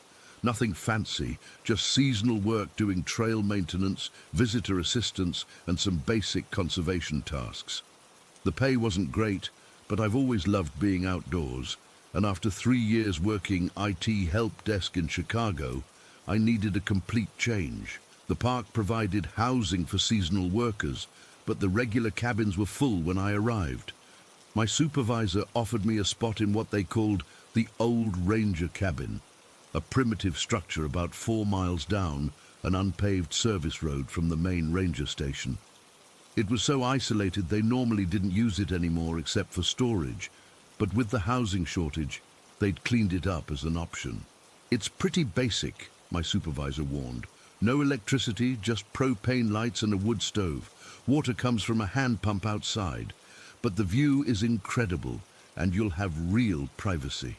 I should have asked more questions, but I was so eager for the job, I just nodded along. The isolation actually appealed to me after years in a crowded apartment building. I'd be sharing the cabin with another seasonal worker, Josh, a grad student doing an internship with the wildlife biology department. He arrived a few days before me and had already settled in when my supervisor drove me out there. The cabin sat in a small clearing surrounded by dense pine forest on 3 sides, with a breathtaking view of mountain ridges from the front porch. It was definitely rustic, basically one large room with a small bedroom partitioned off in the back, plus a tiny bathroom with a composting toilet. Josh had taken the bedroom, so I'd be sleeping on a futon in the main area. The first thing I noticed was the door. A flimsy wooden thing with a simple handle. No deadbolt, no chain, nothing. "Is there a key?" I asked the supervisor as she was preparing to leave. She laughed. "No need for locks out here. Nobody's coming 4 miles down that road just to bother you. Besides, bears can't use doorknobs." Josh nodded in agreement. "It's totally safe, man. I've been here almost a week. Nothing but deer and squirrels." I didn't push it. I didn't want to seem like the paranoid city guy on my first day. But something about that unlocked door made me uneasy from the start. The first few days were uneventful. I'd wake up at sunrise, make coffee on the propane stove, then head to work. I'd get back around 5, make dinner, read by propane lantern for a while, then turn in early. Josh and I got along well enough but had different schedules. He was often out at dawn and dusk doing wildlife observations. It was on my 5th night that I first heard it. I'd gone to bed around 9 and was just drifting off when a sound pulled me back to consciousness. The unmistakable crunch of footsteps on dry pine needles. Not the random scurrying of a small animal, but deliberate measured steps. Crunch, pause, crunch, pause. I sat up on the futon, fully awake now. The footsteps continued for maybe 30 seconds, then stopped. I waited, listening, but heard nothing more. Eventually, I convinced myself it was probably just a deer and went back to sleep. The next night, it happened again.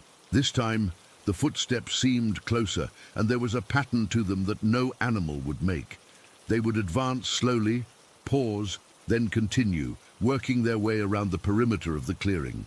When they stopped, I could swear I heard breathing. Deep, labored breaths that sent ice down my spine. I woke Josh up and told him what I'd heard. "Dude, you're freaking yourself out," he said, rubbing his eyes. "It's probably just a deer or an elk. They're curious animals. Or maybe a bear, but they usually don't hang around if they don't smell food." "This wasn't random animal movement," I insisted. "It was deliberate, like someone walking." Josh yawned. "Look, I've spent 3 summers in national parks. There's nothing out there that wants to hurt you. Get some sleep." But I couldn't sleep. I sat up with the lantern on, staring at that flimsy door until dawn. I mentioned it to my supervisor the next day, trying to sound casual. "Is there any way to get a lock installed on that cabin door?" I asked. She looked concerned. "Is there a problem?" No, I lied. "Just, I'd sleep better with a lock. We'd have to get approval for modifications to park structures," she explained. "Could take weeks. But seriously, Daniel, there's nothing to worry about out there. We haven't had any security issues at that cabin ever." That night, it happened again. The footsteps started further away, at the edge of the forest. They moved with the same deliberate pace, circling the clearing. But this time, when they stopped, I heard something new. A low, wheezing sound. Not an animal. A person, trying to control their breathing. I lay frozen on the futon, eyes fixed on the door. The handle never moved, but I stayed awake all night anyway, clutching my pocket knife. The next day, I was a zombie at work. I couldn't focus.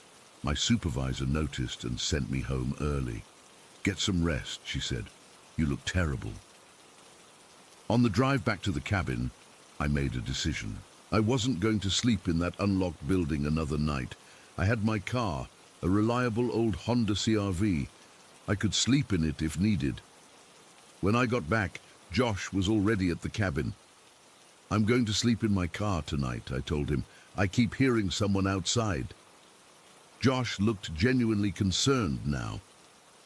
"Look, I haven't heard anything, but if it makes you feel better, go ahead. Just park close to the cabin so you can use the bathroom if you need to." "Actually, I'm going to park down by the old fire road turnout," I said. This was a small, cleared area, about an acre from the cabin, where an old logging road branched off from our access road. "That's ridiculous," Josh said. You're going to freeze. I'll be fine. I've got a sleeping bag and blankets.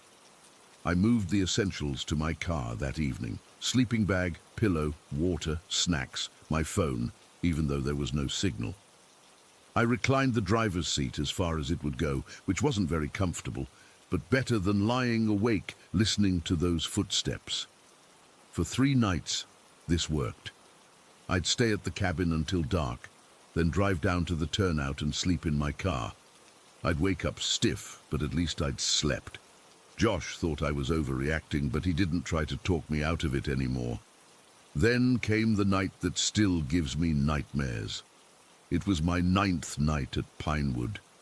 The weather had turned and heavy clouds blocked any moonlight. I'd parked at my usual spot at the turnout, settled into my sleeping bag, and actually fallen asleep pretty quickly. I don't know what woke me. Some primal instinct maybe, but suddenly I was wide awake, heart pounding.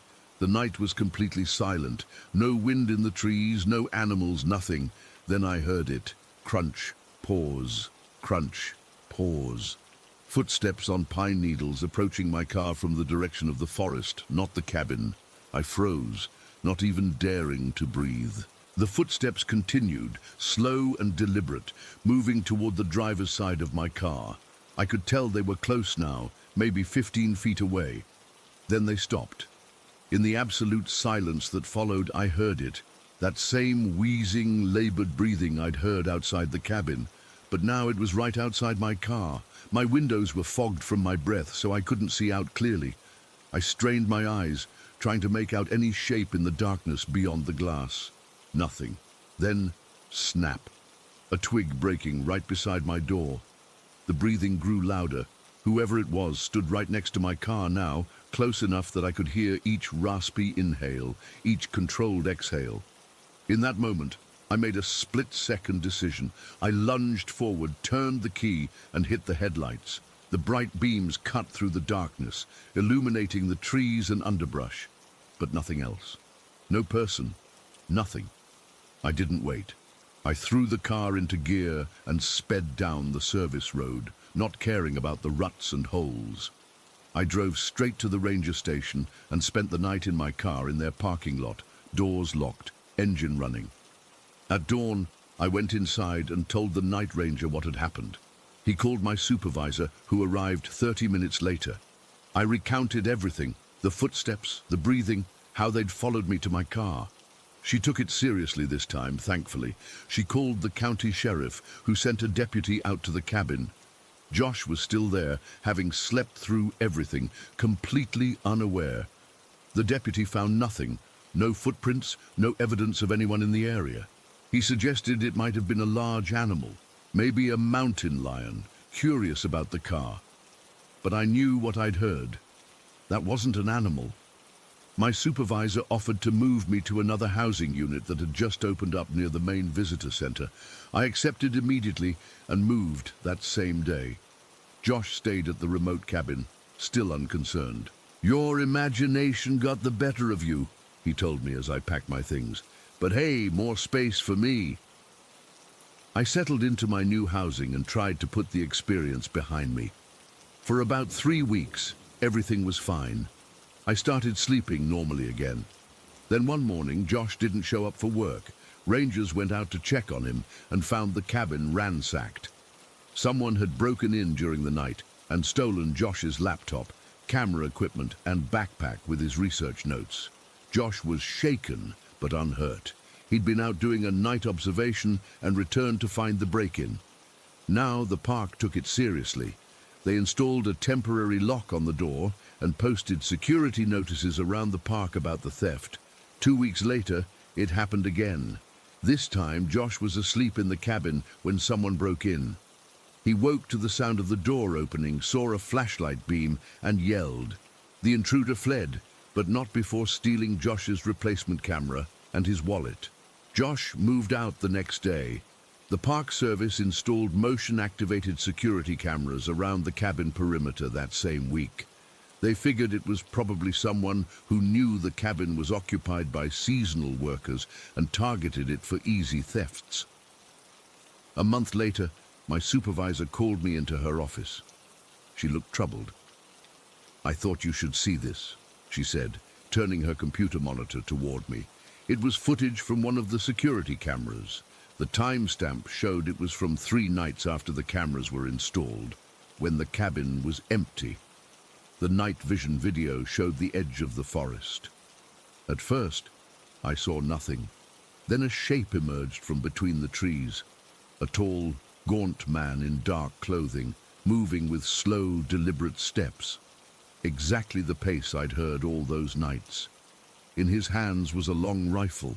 He moved to the edge of the clearing, then stopped, standing absolutely still, staring at the cabin. He stood there for nearly 20 minutes, just watching, occasionally shifting his weight from one foot to the other. The movement perfectly matched the crunching footsteps I'd heard. Then he turned and melted back into the forest. "There are 6 more videos like this," my supervisor said quietly.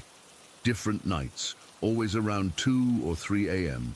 Always the same man, always with the rifle, always just watching." The sheriff's department launched an investigation, but they never identified the man. The theory was that he was either a poacher using the cabin area to hunt illegally at night, or someone with mental health issues who had fixated on the cabin or its occupants. On the last video, recorded about 2 months after I'd left the cabin, the man approached closer than ever before. He walked right up to the window and peered inside the empty cabin, rifle cradled in his arms. Then he reached for the door handle. At that point, one of the motion lights activated, flooding the area with brightness. The man turned and ran back into the forest. He never returned after that, at least not that the cameras captured.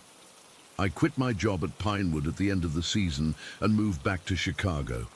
I couldn't stay there knowing that someone had been watching me sleep, following my movements, possibly planning, I don't know what. The part that haunts me most is the timeline. The security footage showed the man had been coming to the cabin every few nights for months, including before I even arrived. Which means during those nights when I heard footsteps, when I convinced myself I was overreacting, when Josh told me it was just deer or my imagination, he was really there, watching, waiting. And on that pitch-black night when I heard those footsteps approach my car, when I heard that wheezing breath right outside my door, he was there too, standing beside my car, rifle in hand, close enough to touch the window, close enough to try the door handle, close enough to raise that rifle if he'd wanted to. I still don't know why he was watching us, or why he left when I turned on my headlights. I don't know what he wanted, or what he might have done if I hadn't driven away. Sometimes I wonder if he followed me to the ranger station that night, watching from the tree line. All I know is that my instincts were right, and I was being watched by someone dangerous. Someone who stood in the darkness, night after night, staring at me through those windows. Someone who followed me when I tried to escape to my car. Someone who stood outside that unlocked door, deciding whether to turn the handle. I keep the doors locked now. Always. And I never, ever ignore the feeling of being watched. Story 10. I've never been the type to believe in ghosts. I was always the practical one in my friend group, the guy who'd find the rational explanation for everything. I'm an electrical engineer by trade and have spent my entire adult life working with technology and logic. So, when I tell you what happened at our home outside Portland, please understand that I've exhausted every possible scientific explanation I can think of. We moved to our place about 3 years ago. My wife Sarah, our 2 daughters Emma, 9, and Lily, 6, and me. It's a beautiful old farmhouse about 30 minutes outside the city, sitting on nearly 5 acres of land. The previous owners had done some nice renovations while keeping the charm of the original 1920s structure. After years of living in the suburbs with neighbors practically on top of us, we fell in love with the privacy and space. The property has a long, winding driveway that stretches about a quarter mile from the main road to our house, with a gate at the entrance that we lock at night. When we first moved in, I installed a comprehensive security system, motion detector floodlights, cameras at all entry points, the works. Being so isolated, I wanted to make sure my family was safe. Sarah had initially been nervous about living in the middle of nowhere, as she called it. Everything was perfectly normal for the first 2 years. Our girls loved having space to play outside. Sarah started a vegetable garden, and I enjoyed the quiet after my hectic work days. We'd found our forever home. Then last month, everything changed. It was a Tuesday night. I was in my home office, catching up on some work around 11:30. Sarah and the girls were asleep upstairs. I had my security app open on a second monitor, something I do habitually to keep an eye on things. The cameras are motion activated and send alerts to my phone, but I like to occasionally check the feeds directly. I noticed the side yard camera had triggered about 10 minutes earlier. This wasn't unusual. We have deer that wander through occasionally, raccoons and other wildlife. I clicked on the notification to check the footage. What I saw made my blood run cold. The camera shows the side of our property where there's about 50 feet of open space between the house and the tree line. In the footage, something, or someone, appeared at the edge of the frame, walking slowly across the yard. It was dark, but the camera has infrared, so the figure appeared as a whitish shape against the darker background. At first, I thought it might be a deer, but the movement was all wrong.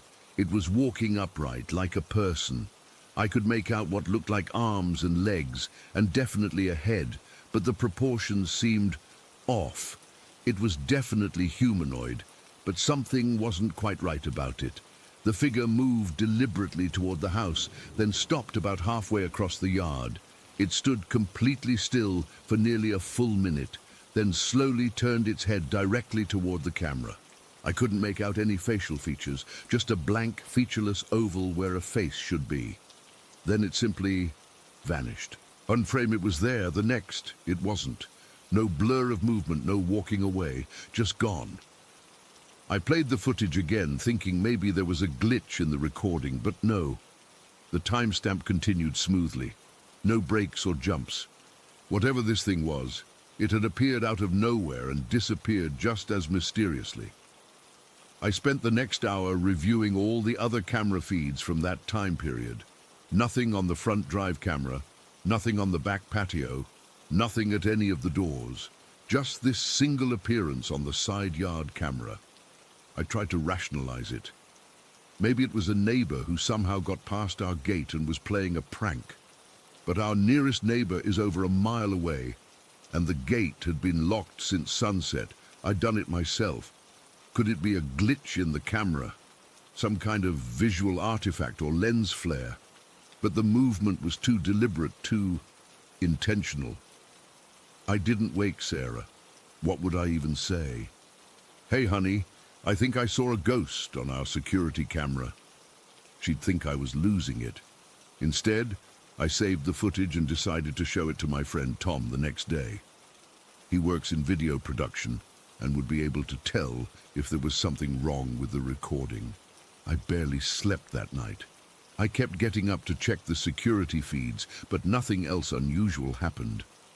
By morning, I'd almost convinced myself it was some kind of technical glitch, or maybe even an elaborate reflection of something mundane. The next day, I invited Tom over for lunch. After we ate, I showed him the footage on my computer. "That's weird," was his first reaction.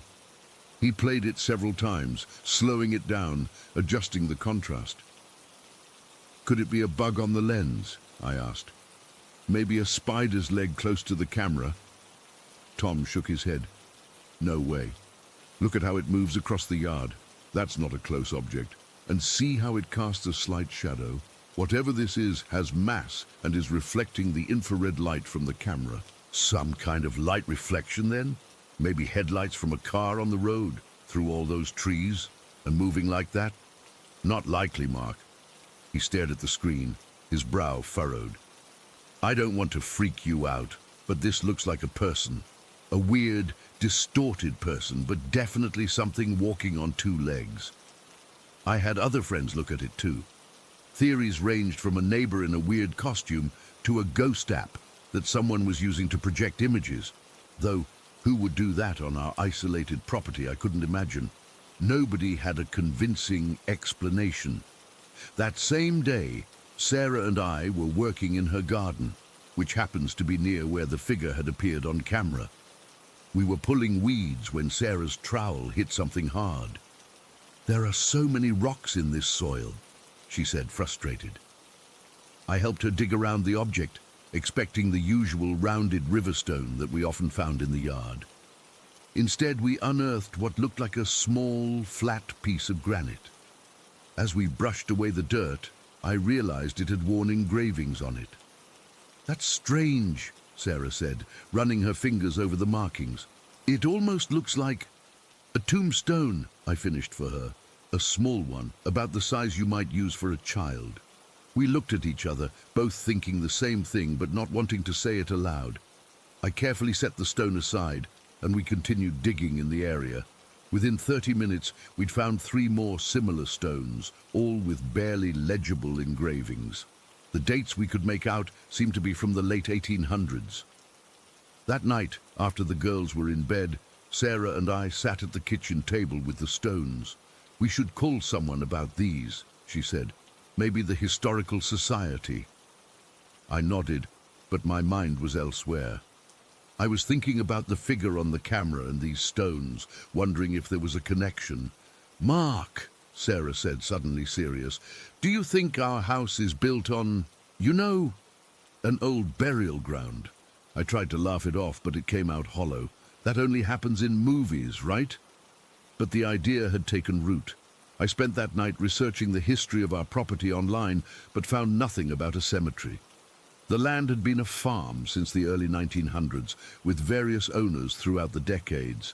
No mention of graves or a family plot. For the next week, everything was normal. No more strange figures on the cameras. The stones sat in our garage while we decided what to do with them. I almost convinced myself that the figure had been some kind of strange anomaly, a one-time thing with a logical explanation I just hadn't figured out yet. Then it happened again.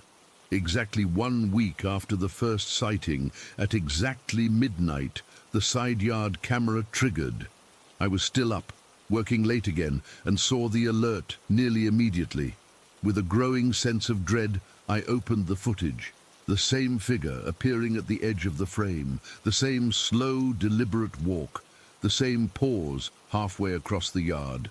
But this time, it didn't just look at the camera. It raised an arm and pointed directly at the house, directly at the window of the room where my daughters sleep. I felt physically ill watching it. Again, after about a minute of standing completely still, it vanished between one frame and the next. I immediately checked on the girls. They were both sound asleep, peaceful and undisturbed. I stood in their doorway watching them breathe for nearly 10 minutes, trying to calm myself down. When I returned to my office, I pulled up the live feed again. Nothing there. I re-watched the footage from minutes ago. The figure was clearly visible, pointing at my children's window. This wasn't a technical glitch or a trick of the light. This was something else. I couldn't keep this from Sarah any longer. The next morning after the girls left for school, I showed her both videos. She watched them silently, her face growing paler by the second. "This can't be real," she whispered. "I've checked everything," I told her. "The cameras are working correctly. There's no evidence of tampering or editing." "So, what are you saying, Mark?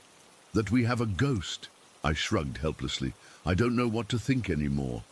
That's when things really started to get weird. We began noticing other things, small at first, easily dismissed. Items moved from where we'd left them. The girls complained about hearing whispers in their room at night. Sarah said she kept feeling like someone was watching her when she was alone in the house.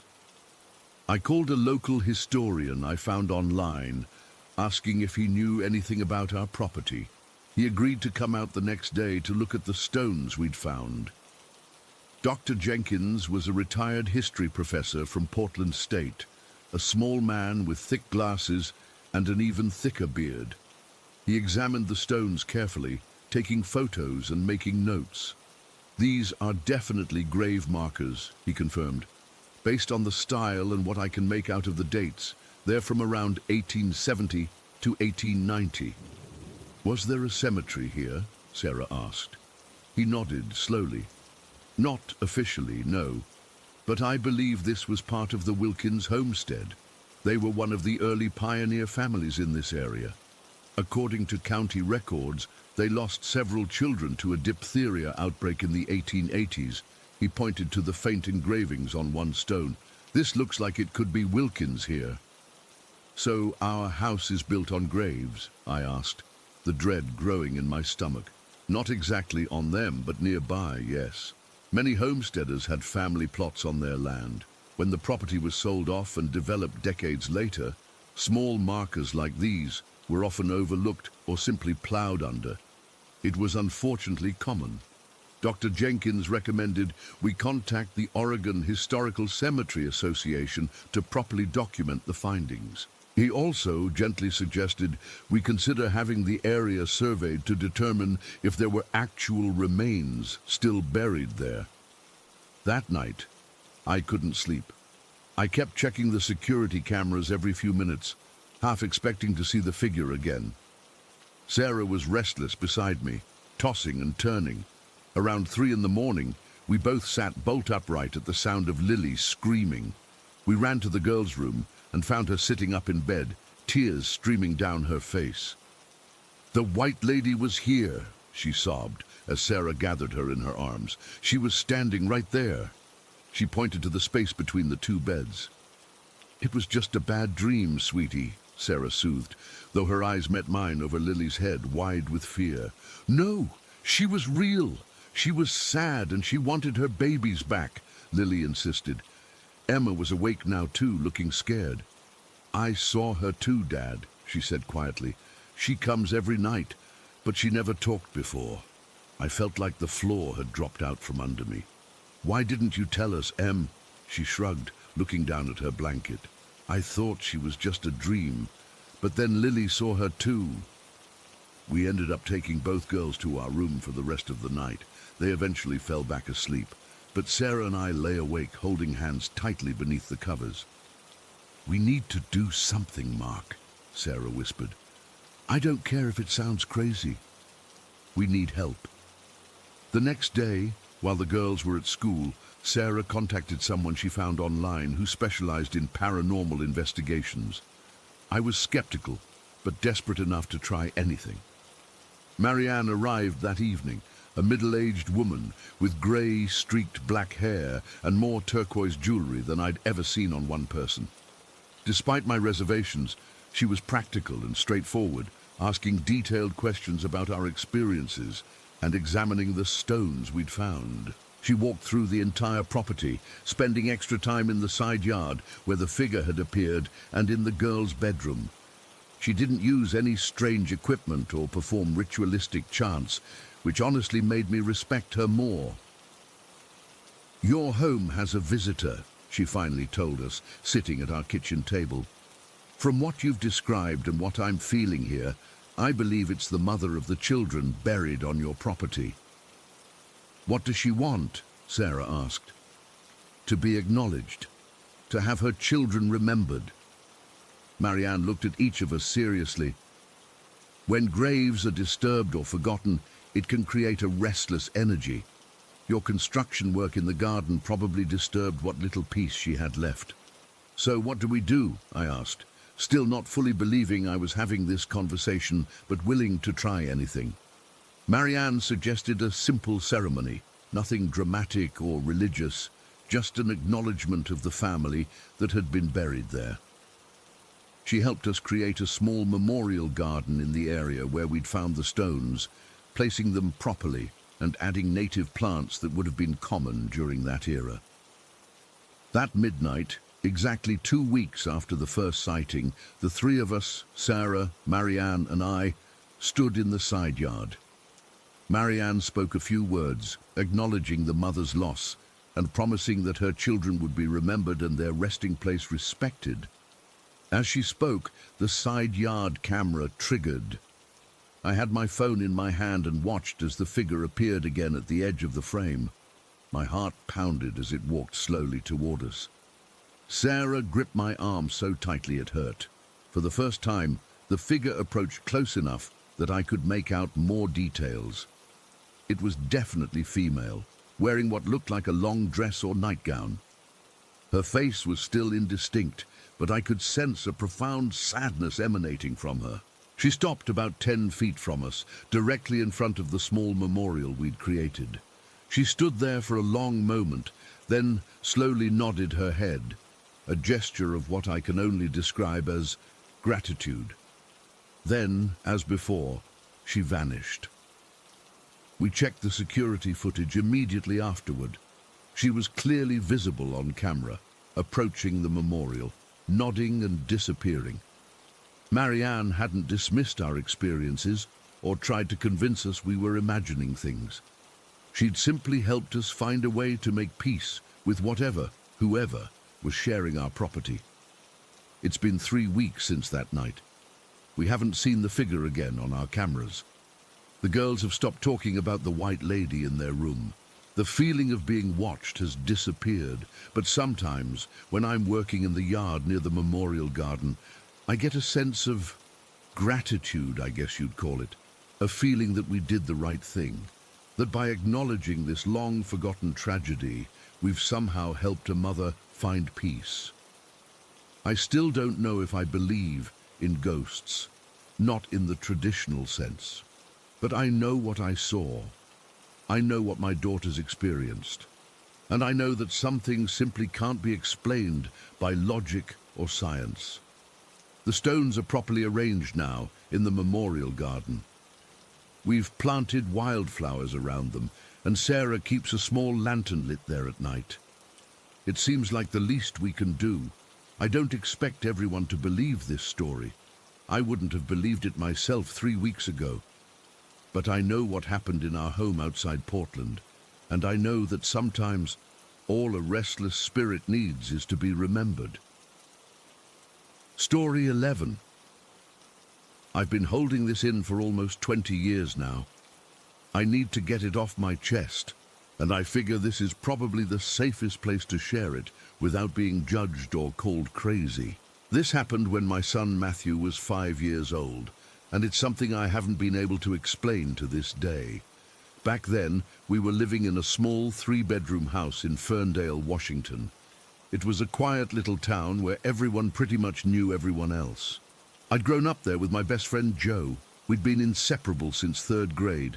Saturday morning cartoons, high school football games, first cars, first heartbreaks, all of it.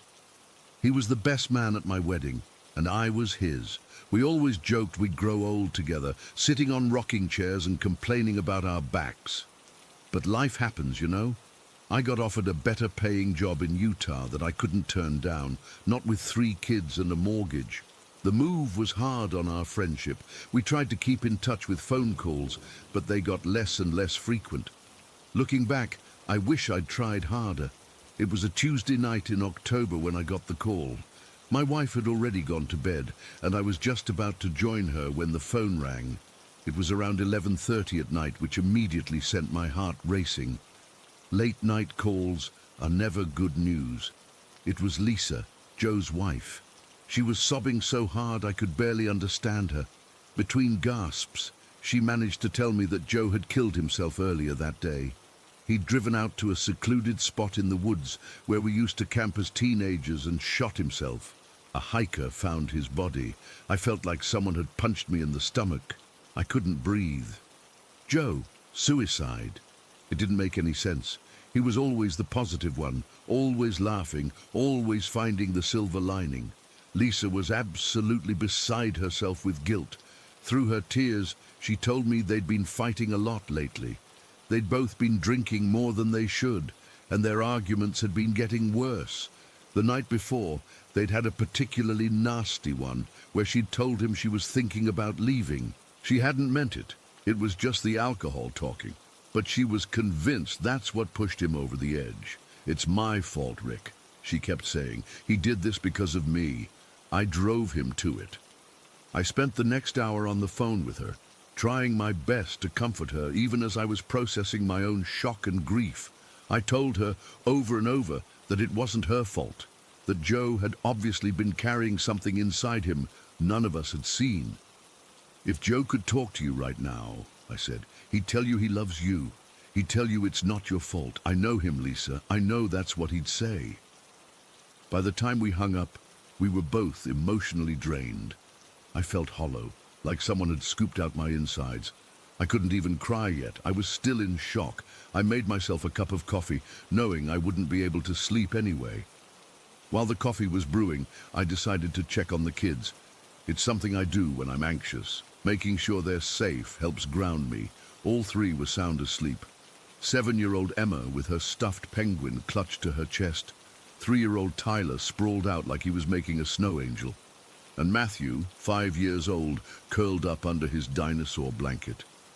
I went back downstairs, poured my coffee, and sat at the kitchen table trying to process everything. Joe was gone. My best friend was gone. I couldn't wrap my head around it. We were supposed to grow old together. I sat there for maybe 20 minutes, lost in memories and regrets, when I heard something from upstairs. It sounded like crying, soft, quiet weeping. I figured one of the kids was having a bad dream, so I headed back up. As I passed Matthew's room, I realized that's where the sound was coming from.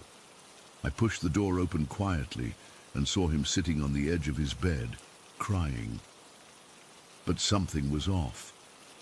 He wasn't crying like a 5-year-old. There were no dramatic sobs or hiccups. It was different, subdued, almost like an adult trying to hold it together. It sent a chill down my spine immediately. "Matthew," I said softly, "what's wrong, buddy? Did you have a bad dream?" He looked up at me, and I swear to God, something was different in his eyes. They weren't a child's eyes anymore. They were older, tired, sad in a way no 5-year-old could understand. Then he spoke, and his voice, it wasn't quite his voice. It was still his little boy vocal cords, but the cadence, the way he formed the words, it was all wrong. "Rick," he said, not Daddy or Dad, like he always called me. Rick. My blood ran cold. He'd never called me Rick in his life. No one in our house called me Rick except my wife occasionally. The kids always called me Dad or Daddy. "It's not her fault," he continued, tears streaming down his face. "I love her. It's not her fault." Those were the exact words I'd said to Lisa not even an hour earlier. Word for word.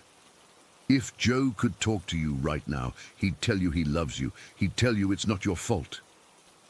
I couldn't move, couldn't speak. My coffee mug slipped from my hand and crashed to the floor, but I barely registered the sound.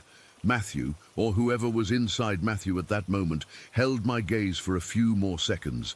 Then, as suddenly as it had started, it was over. He simply rolled over, pulled his blanket up, and fell asleep like nothing had happened. I stood there, paralyzed for what felt like forever, the broken mug at my feet, coffee soaking into the carpet, my mind racing, trying to make sense of what I'd just witnessed. Matthew had never met Joe. We'd moved when Matthew was barely a year old, and Joe had never come to visit us in Utah. Matthew didn't know Lisa. He didn't know Joe had died. He hadn't been in the room during my phone conversation with Lisa. All 3 kids had been asleep upstairs the entire time. There was no way, absolutely no way, he could have known what I'd said to Lisa. No way he could have called me Rick in that moment, speaking words that weren't his own. I don't know how long I stood there. Eventually, my wife found me and asked what was wrong. I couldn't tell her, not then. I just mumbled something about dropping my coffee and being upset about Joe. She helped me clean up the mess and led me back to bed, but I didn't sleep a wink that night. The next morning, Matthew was completely normal. He called me Daddy as usual, ate his Fruit Loops, complained about having to wear socks, and fought with his sister over a toy. I watched him carefully all day, looking for any sign that he remembered what had happened. But there was nothing. A few days later, when he was playing in the yard, I casually asked him if he remembered waking up the other night when I dropped my coffee. "Nope," he said, not even looking up from his action figures. "You don't remember talking to me? Sitting on your bed?" "No, Daddy, can I have a popsicle?" And that was it. He had absolutely no recollection. But I remembered. I remembered every second, every detail, every hair-raising moment of it. We flew back to Ferndale for Joe's funeral that weekend. I held my composure through the service, but lost it at the graveside. Something about the finality of watching that casket being lowered into the ground broke through my shock. I sobbed like a child, my wife holding my hand tightly. Lisa was there, of course, supported by her sister and parents. After the service, when people were mingling awkwardly the way they do at funerals, she made her way over to me. "Rick," she said, her eyes red-rimmed but dry. She'd cried herself out. "I need to thank you for what you said on the phone that night, about what Joe would want me to know." I nodded, not trusting myself to speak. "It helped," she continued. "It really did. I've been repeating it to myself like a mantra. It's not your fault. He loves you." I think I'm starting to believe it. I felt the hairs on the back of my neck stand up. Her wording wasn't quite right. I'd said he'd tell you he loves you, future tense, hypothetical. But what Matthew had said, what Joe had said through Matthew, was present tense. I love her. I wanted to tell her. God, I wanted so badly to tell her that Joe had found a way to deliver that message himself. That I hadn't just been saying what I thought would comfort her. That Joe had actually reached out from whatever comes after this life to make sure she knew. But I couldn't. How could I explain it without sounding completely insane? Hey, my 5-year-old son who never met your husband was possessed by his spirit for about 30 seconds so he could give you a message. No one would believe that. I barely believed it myself, and I'd witnessed it. So I just hugged her and told her I was glad it helped. That was all I could do. The days and weeks after Joe's death and that inexplicable night with Matthew were a blur. I functioned on autopilot, going to work, coming home, playing with the kids. But inside I was constantly turning over what had happened, examining it from every angle, looking for some rational explanation. Could Matthew have overheard my phone conversation somehow? No, he'd been asleep upstairs, and I'd checked on him right after the call. Could my wife have told him something about Joe? No, she'd been asleep before the call came in and hadn't heard anything about Joe's suicide until I told her the next morning, after the incident with Matthew. I even found myself researching the paranormal, something I'd never had any interest in before. I read about mediums and channels and possession, but nothing quite matched what I'd experienced. Most accounts describe trained psychics deliberately reaching out to spirits, not 5-year-old boys being temporarily taken over in the middle of the night. For a while, I watched Matthew like a hawk, half afraid it would happen again, half hoping it would, so I could get some confirmation that I hadn't imagined the whole thing. But it never did. He remained just a normal little boy, completely unaware of the profound, inexplicable thing that had happened to him. As the years passed, I gradually stopped obsessing over it. Life went on. The kids grew up. We moved again for another job. Joe's death remained a deep wound, but like all wounds, it eventually scarred over.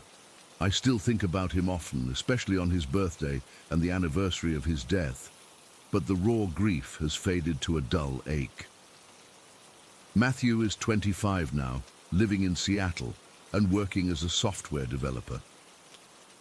A few months ago, during a family dinner, the conversation somehow turned to supernatural experiences. My daughter was telling us about a ghost tour she'd taken in New Orleans, and my wife mentioned the weird things that had happened in her grandmother's house when she was a child. Without really thinking it through, I found myself saying, I had something strange happen once. after my friend Joe died. All three kids perked up immediately. I've never been one to talk about anything supernatural or spiritual, so this was unexpected. "What happened, Dad?" Matthew asked, genuinely curious. I looked at him, this grown man who had once, for just a moment, been someone else entirely. I searched his face for any hint of recognition, but there was nothing. Just interest in a story he'd never heard. "It's not important," I said, suddenly unwilling to revisit that night. "Just a weird coincidence." But it wasn't a coincidence. I know that as surely as I know my own name. For those few moments, Joe was there in my son's body. He used my little boy to reach out one last time, to make sure his wife knew he loved her and that his death wasn't her fault. I've never been religious, never put much stock in an afterlife, but that night changed something fundamental in how I see the world.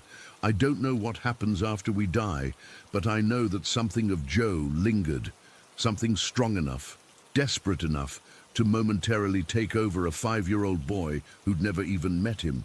I haven't told anyone else this story until now. Not my wife, not my other children, not even Matthew himself. Part of me feels like I should tell him someday. After all, it happened to him, even if he doesn't remember it. But another part of me wants to protect him from it. What would it do to someone to learn they'd been even briefly a vessel for a dead man's spirit? So I've kept it to myself all these years. Sometimes I wonder if Joe somehow knows I never told anyone. If wherever he is now, he understands why I kept his final message a secret from everyone, except the one person it was meant for. I still miss him every day. I still wish we'd stayed in better touch after I moved away. I still have 1,000 things I wish I could tell him. But at least I know he got to say what he needed to say. And maybe that's enough. Story 12. I've gone back and forth about whether to post this for ages now. It happened 4 years ago, but I still get goosebumps thinking about it. I guess writing it all down might help me process it, even though part of me is terrified just recalling the details. I'm not normally one to believe in the supernatural, but what happened with my son James changed everything I thought I knew. We were living in this nice little suburb called Oakwood Heights at the time. Nothing fancy, just a regular 3-bedroom house with a small yard, the kind of place where you'd expect your kids to grow up safe and happy. My husband Dave worked long hours at his accounting firm, so I was often alone with James, especially during bedtimes and when he was sick. That particular week had been rough. James, who was 3 at the time, had caught a nasty flu that was going around his daycare. I'm talking fever, coughing, the whole works. For 3 days straight, I barely slept, constantly checking his temperature and giving him medicine. By Thursday evening, he finally seemed to be on the mend. His fever had broken, and he was eating a little again, which was such a relief. James was always this incredibly chatty kid. Even when he was sick, he'd be talking about his toys or asking a million questions about why the sky is blue or where squirrels sleep at night. That's just who he was. Constant energy and curiosity wrapped up in a tiny package with messy brown hair and these huge green eyes that could melt your heart in seconds. That night started like any other. Bath time, pajamas, his favorite ones with the dinosaurs, and then our bedtime story routine. His room was cozy, dinosaur-themed with glow-in-the-dark stars on the ceiling that we'd stuck up together. In the corner sat this old wooden rocking chair that had been in my family for generations. My grandmother used to rock me in it, and I'd rock James when he was a baby. Just a simple, creaky wooden chair that I never thought twice about. After finishing Where the Wild Things Are for probably the 1,000th time, I tucked him in and went through our usual goodnight ritual. "I love you to the moon," I said. Usually, he'd immediately pipe up with, "I'm back again," followed by a giggle and demands for another story or a glass of water, anything to delay bedtime. But that night, something changed. James went completely silent. At first I thought maybe he had fallen asleep suddenly. It had happened before when he was exhausted from being sick. But then I noticed his eyes were wide open, staring past me toward the corner of the room. The air felt different suddenly, heavier somehow. The hair on my arms stood up, and the room seemed to drop a few degrees. I remember rubbing my arms, thinking I needed to adjust the thermostat. James slowly turned his head on the pillow to look at me, his little face completely serious in a way I'd never seen before. Without sitting up, he raised one finger and pointed directly at the rocking chair in the corner. "Mummy," he whispered, his voice so small I had to lean closer to hear him. "Before you leave, can you take the rocking chair out of the room so the man will leave me alone?" I felt like someone had dumped a bucket of ice water down my back. The way he said it, so matter-of-fact, so certain, made my heart drop into my stomach. I turned to look at the chair, half expecting to actually see someone sitting there, but it was empty, just sitting there like it always did, not moving, no one there. "What man, sweetie?" I managed to ask, trying to keep my voice steady. "Johnny," James replied simply, as if I should know exactly who he was talking about. "The bad man. He's very mean." I glanced back at the chair, still empty, then back to James. "There's no one there, honey. It's just your chair." James shook his head firmly. "No, Mummy. Johnny sits there every night. He just stares at me." My mouth went dry. "Can Johnny talk to you?" I asked, instantly regretting the question. Was I seriously entertaining this? James shook his head again. "He can't talk. He doesn't have a mouth." Then, with that horrible directness that only children possess, he added, "His face is all wrong." I felt sick, physically, stomach-turningly sick. I've never been superstitious, but in that moment I couldn't shake the feeling that something was very wrong. Call it maternal instinct or just plain fear, but every fiber of my being was screaming that this wasn't just an imaginary friend or a child's nightmare. "Okay, sweetie," I said, trying to sound calm. "I'll take the chair out right now." I stood up on wobbly legs and went to the rocking chair. It felt stupidly heavy as I lifted it, like it was resisting being moved. Probably just my imagination working overtime, but I swear it felt wrong in my hands. I carried it out to the hallway, setting it down harder than I needed to. When I came back, James seemed a little more relaxed, but still watchful. I sat on the edge of his bed, stroking his hair. "Is Johnny gone now?" I asked. James looked at the empty corner for a long moment before nodding slowly. "For now," he said, in a way that made my skin crawl. "But he likes that chair. He'll find it." I stayed with him until he fell asleep, something I hadn't done in months. I sat there in the dim glow of his nightlight, watching his chest rise and fall, wondering what the hell had just happened. Was this just a fever dream? Some bizarre side effect of his medication? A phase? When Dave got home around 11, I told him what had happened. He laughed it off, of course, said kids have wild imaginations, especially when they're sick, said James had probably seen something scary on TV when I wasn't looking. I wanted to believe him, I really did. But the next night proved this was more than imagination. James refused to go into his bedroom. Not just refused, he had a complete meltdown, screaming, crying, thrashing in my arms. This from a kid who normally bounced into his room excited to look at his books before bed. I'd never seen him so terrified. "Johnny's waiting," he kept saying over and over. "Johnny's waiting." The rocking chair was still in the hallway where I'd left it. I tried to reason with him, showing him the room was empty, that the chair wasn't even in there anymore. Nothing worked. He was inconsolable. We ended up letting him sleep in our bed that night, something we rarely allowed. The third night, Dave suggested we move the rocking chair to the attic, thinking maybe just seeing it was triggering James. So while James was eating dinner, Dave carried it upstairs to our small attic storage space and tucked it behind some boxes of Christmas decorations.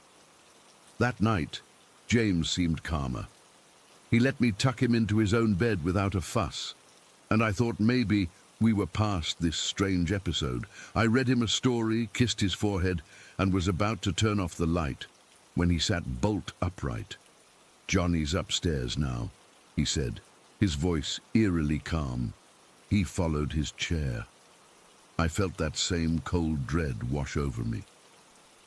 "In the attic?" I asked, immediately wishing I hadn't acknowledged it as real. James nodded. "He's angry you took his chair away. He says he's been here longer than us." I slept in James's room that night, on the floor beside his bed. I told myself it was to reassure him, but honestly, it was for me too. I kept waking up, staring at the ceiling toward where the attic was, half convinced I could hear the faint sound of a rocking chair creaking above us. Dave said it was just the house settling or tree branches against the roof. But I wasn't so sure anymore. After a week of this, with James either refusing to sleep in his room or waking up screaming about Johnny watching him, I was at my breaking point. I started researching the history of our house online, something I'd never thought to do before. What I found made my blood run cold. 30 years earlier, a man named John Whitfield had owned our house. He'd been something of a loner, according to the sparse newspaper articles I could find. He'd worked at the local paper mill until an accident left him with severe facial disfigurements.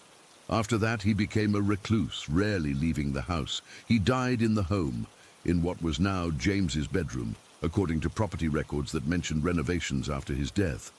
I didn't tell James any of this. How could he possibly have known? There were no photos of John Whitfield online that I could find. No way a 3-year-old could have invented this scenario that so perfectly matched a man who had died long before he was born. I was officially freaked out. Dave still thought it was all coincidence, but even he was starting to look uneasy whenever James would suddenly stop playing and stare into empty corners of rooms, sometimes waving or shaking his head as if responding to someone we couldn't see. I'm not religious, but I was desperate. I found a woman online who did house blessings, part spiritual advisor, part psychic. Her name was Marion, an older lady with kind eyes and no-nonsense demeanor.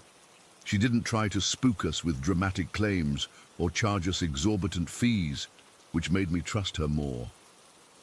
Marion came on a Sunday afternoon. The moment she walked into our house, her expression changed. She didn't say much at first, just walked slowly from room to room, occasionally stopping to place her hand against a wall or close her eyes for a moment. When she reached the attic stairs, she paused. "There's sadness here," she said quietly, "and anger, old anger." She asked to see the rocking chair. When Dave brought it down, she circled it slowly, never touching it. Then she asked to meet James. James, who was normally shy with strangers, walked right up to her and took her hand. "You can see him too, can't you?" he asked. Marion nodded. "Yes, sweetheart. But he doesn't belong here anymore. He's stayed too long." The blessing took about an hour. Marion burned sage in every room, focusing especially on James's bedroom and the attic. She spoke quietly throughout, not in Latin or anything dramatic like you see in movies, but in simple, firm English, telling whatever presence was there that it needed to move on, that this wasn't its home anymore. The whole time, James sat quietly on the couch, occasionally looking up at empty spaces and nodding.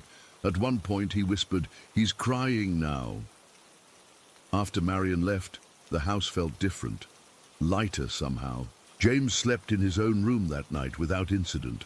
The next morning, he announced at breakfast, "Johnny's gone to heaven now. He was scared to go before, but the nice lady helped him find the door." For a few months after that, things seemed normal again. We brought the rocking chair back down, putting it in our bedroom instead of James's. He never mentioned Johnny again, at least not directly, but occasionally I'd catch him talking to empty corners of rooms or staring intently at nothing for several long moments. When I asked him what he was looking at, he'd just shrug and say, "Sometimes people are still watching, but they're just passing by now." We moved away from Oakwood Heights about 2 years later when Dave got a job offer in another state. On our last day in the house, while the movers were loading the truck, I found James in his empty bedroom, his hand raised as if waving goodbye. "Are you saying goodbye to your room?" I asked. He shook his head. "To the people in the walls. They're sad we're leaving. But I told them the new family has a little girl who can probably see them too." We left the rocking chair behind. The new owners admired its craftsmanship, and I was all too happy to include it with the house. Some family heirlooms, I decided, aren't meant to be kept. I still think about Johnny sometimes, about what James saw that I couldn't, about whether John Whitfield had truly been trapped in our house all those years, or if it was something else entirely wearing his name and story like a mask. I don't have answers, just the knowledge that my son saw something I couldn't see, and the lingering question of what else might be watching us that we simply don't have the ability to perceive.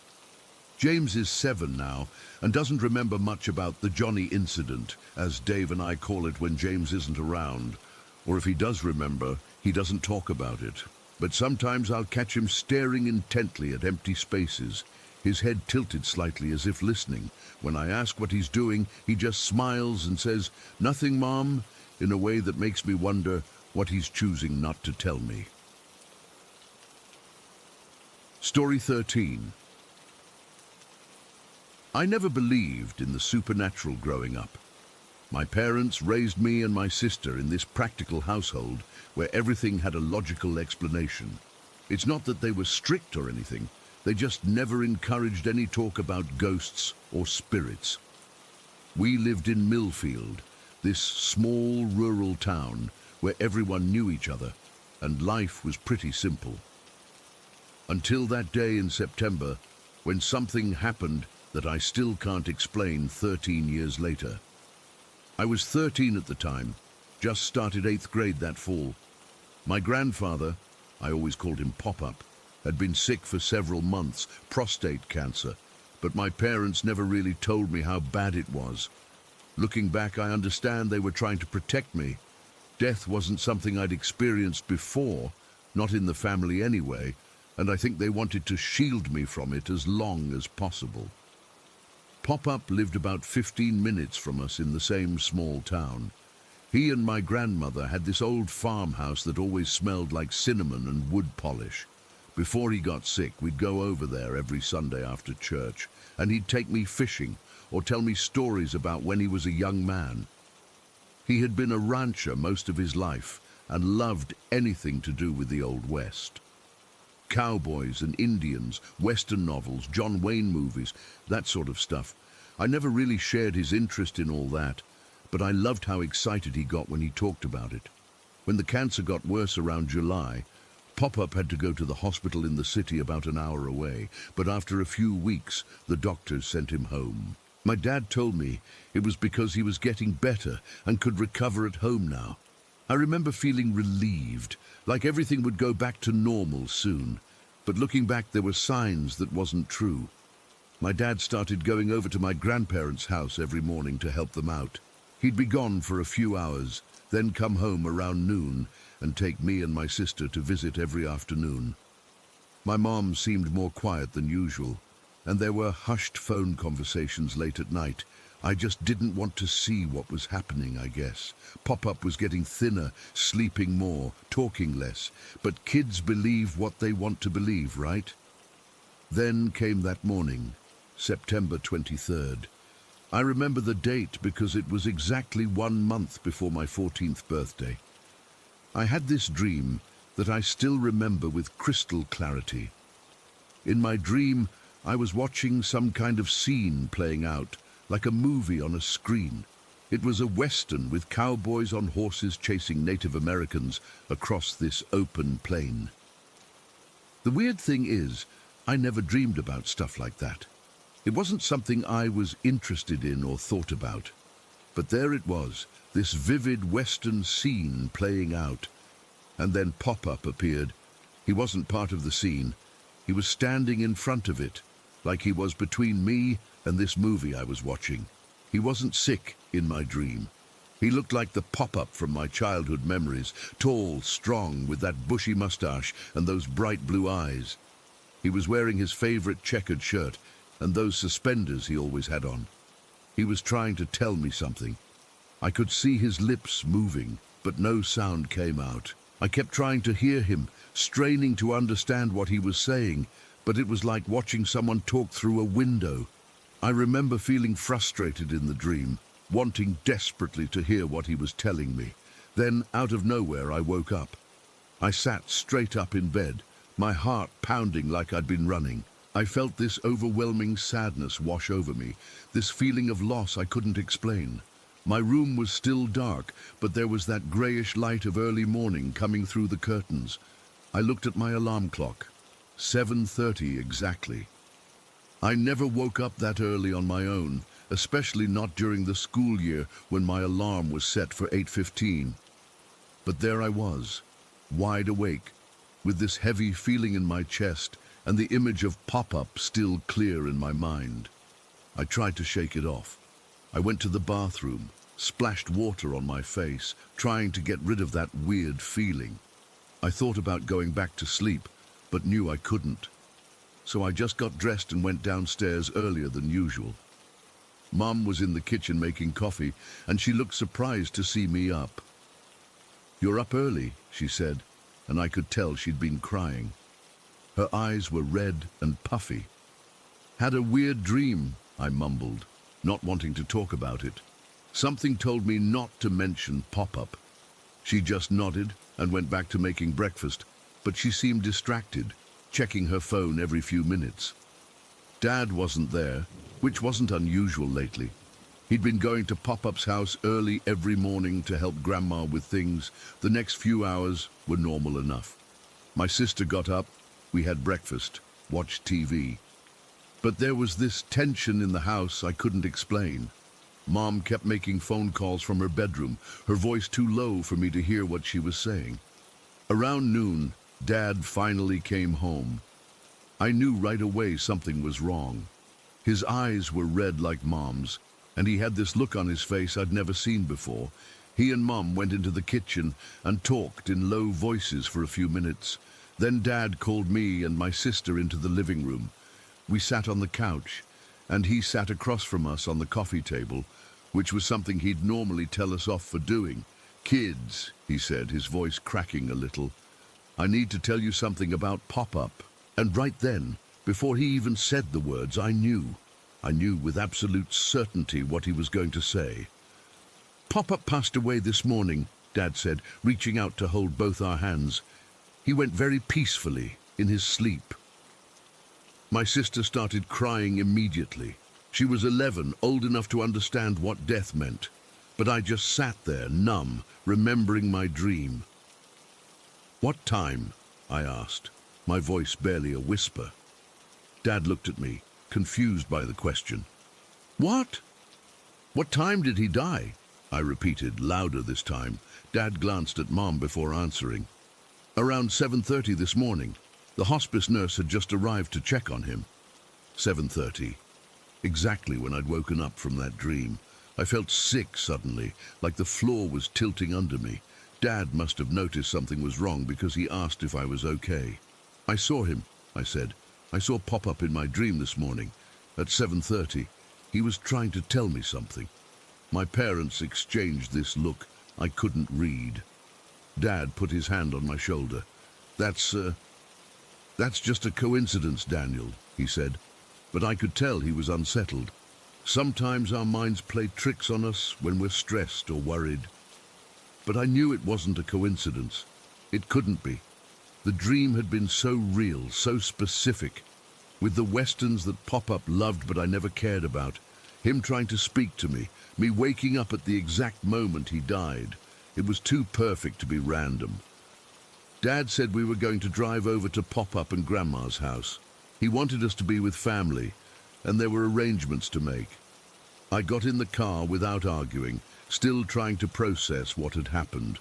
On the drive over, Dad told us more details, trying to make Pop-Up's death seem less scary, I think. He explained that the cancer had spread everywhere, that the doctors had known for weeks that Pop-Up wouldn't recover. They'd sent him home, not because he was getting better, but because there was nothing more they could do. They wanted him to be comfortable in his own home for his final days. "We didn't want to worry you kids," Dad said, his knuckles white on the steering wheel. "Pop-Up didn't want you to remember him as sick and dying. He wanted you to remember him as he always was." I nodded, but inside I was angry. Not about Pop-Up dying, though that hurt like nothing I'd ever felt before, but about being lied to, about not getting a chance to say goodbye properly. When we pulled into the gravel driveway of my grandparents' house, there were already several cars parked outside. Family members I rarely saw were there, some of them standing on the porch, talking in hushed voices. Before we got out of the car, Dad turned to look at me and my sister in the back seat. "There's something else," he said. "Something strange happened when Pop-Up passed." My sister and I stayed quiet, waiting. "You know Lucky, Pop-Up's Jack Russell," Dad continued. "Lucky was Pop-Up's dog, this energetic little terrier that followed him everywhere. For the past week or so, Lucky has been hiding under Pop-Up's hospital bed in the living room. Wouldn't come out for anyone, not even to eat sometimes. Your grandmother had to push his food bowl under there." I nodded. I'd noticed that on our visits, but hadn't thought much of it. "This morning," Dad said, right as Pop-Up took his last breath, Lucky came out from under the bed. He ran across the room, as far from the bed as he could get, stood in the corner, and let out this howl. Your grandmother said she'd never heard anything like it before. Not from Lucky, not from any dog. It was like he knew exactly when Pop-Up's soul left his body. A shiver ran down my spine. The hair on my arm stood up. "After that," Dad continued, "Lucky just laid down in that corner and wouldn't move. He's still there now." We went inside, and everything was surreal. The house looked the same furniture, same pictures on the walls, same smell of cinnamon, but everything felt different. There was a hospital bed in the living room where the couch used to be.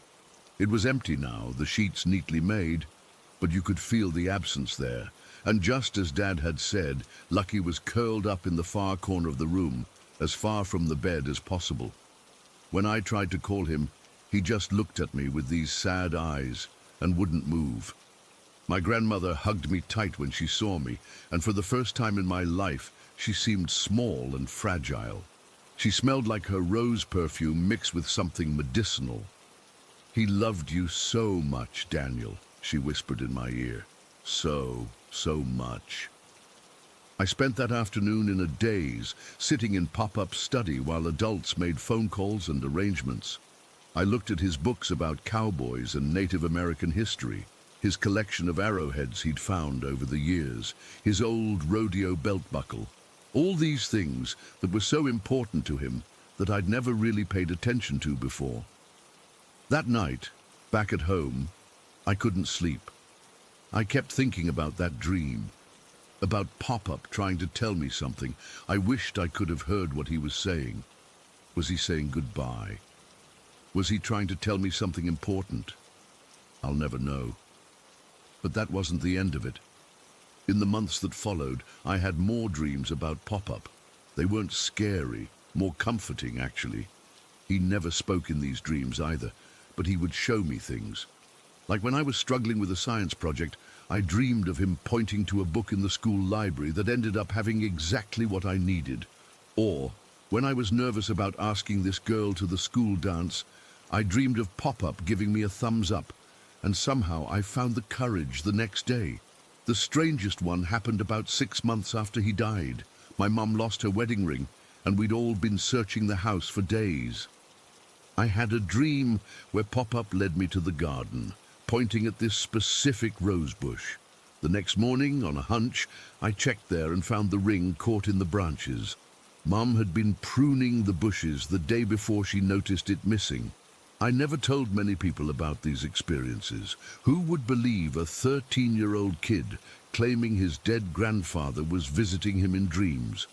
Even my parents, while they never dismissed it completely, always had that look like they thought it was just my way of coping with grief. Maybe it was. Maybe my brain was just processing loss in its own way. But that first dream, the timing of it, waking up at the exact moment he died, the Western theme that was so him and so not me, I've never been able to explain that away. And sometimes, even now at 26, I still have dreams about pop-up. They're less frequent, but they still come at important moments in my life. When I graduated college, when I got my first real job, when I met the woman who's now my wife, pop-up was there, watching, smiling, giving that subtle nod of approval. I don't know if there's an afterlife. I don't know if consciousnesses can reach out to each other across whatever divides the living from the dead. But I know what I experienced that morning 13 years ago. I know that somehow, in some way, pop-up came to say goodbye. And sometimes, when I need him most, he still finds a way to visit. I still have his old belt buckle on my dresser. Sometimes, when I'm facing a tough decision or going through a hard time, I pick it up and ask pop-up what he thinks. I never hear an answer, at least not while I'm awake. But often that night he'll be there in my dreams, still silent, but somehow guiding me toward what I need to know. Some bonds, I guess, are strong enough to transcend even death itself. Story 14. I don't even know if I should be writing this out, but I need to tell someone what happened to me. I've been keeping it to myself for almost 8 months now, and I can't take it anymore. My parents think I'm just going through some teenage phase, and my therapist keeps saying it's anxiety, but I know what I saw and felt. It wasn't just in my head. This all started last December, when I was hanging out at my friend Jake's apartment building. His parents own this 6-story brick building downtown in Westbrook. It's one of those old places built in the 1930s, with creaky floors and weird layouts. The best part about having a friend whose parents own a building is that we had access to pretty much everything, including this empty apartment on the top floor that we used as our personal hangout spot. Jake had the keys to everything, including the small attic space above the top floor that led to the roof. We'd go up there sometimes to smoke cigarettes or just chill and look at the city lights.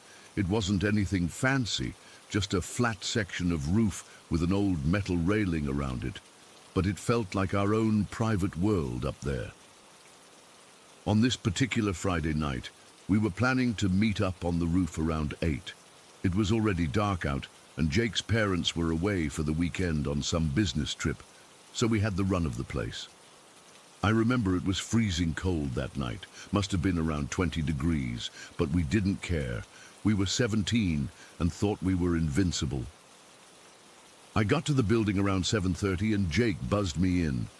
We hung out in the vacant apartment for a bit, playing video games on this old TV we'd brought up there. After about half an hour, Jake suggested we head up to the roof. I got to use the bathroom first, I told him, getting up from the worn-out couch we'd found in the basement storage area a few months back. I'll meet you up there. The bathroom in the vacant apartment was small and kind of gross, with yellowed tile and this weird smell that never went away, no matter how much air freshener we sprayed. I did my business quickly and washed my hands, checking my phone before heading out. It was 7:58. I stepped back into the hallway and headed toward the narrow staircase at the end of the hall that led up to the attic. This was always the part I hated most. The stairwell was pitch black, and the single bulb that used to light it had burned out months ago. Jake's parents never bothered replacing it since no one was supposed to go up there anyway. I turned on my phone's flashlight and started climbing the stairs. They creaked under my weight, each step sending echoes through the empty space. The stairwell was narrow, barely wide enough for one person, and it twisted at a sharp angle halfway up. The walls were rough concrete that always felt damp, even in winter. When I reached the top of the stairs, I pushed open the heavy metal door that led into the attic.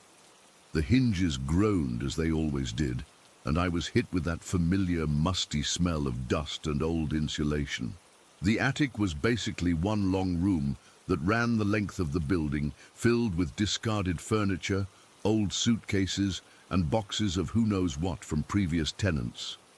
We'd explored it a few times before, but it was too cluttered and creepy to hang out in.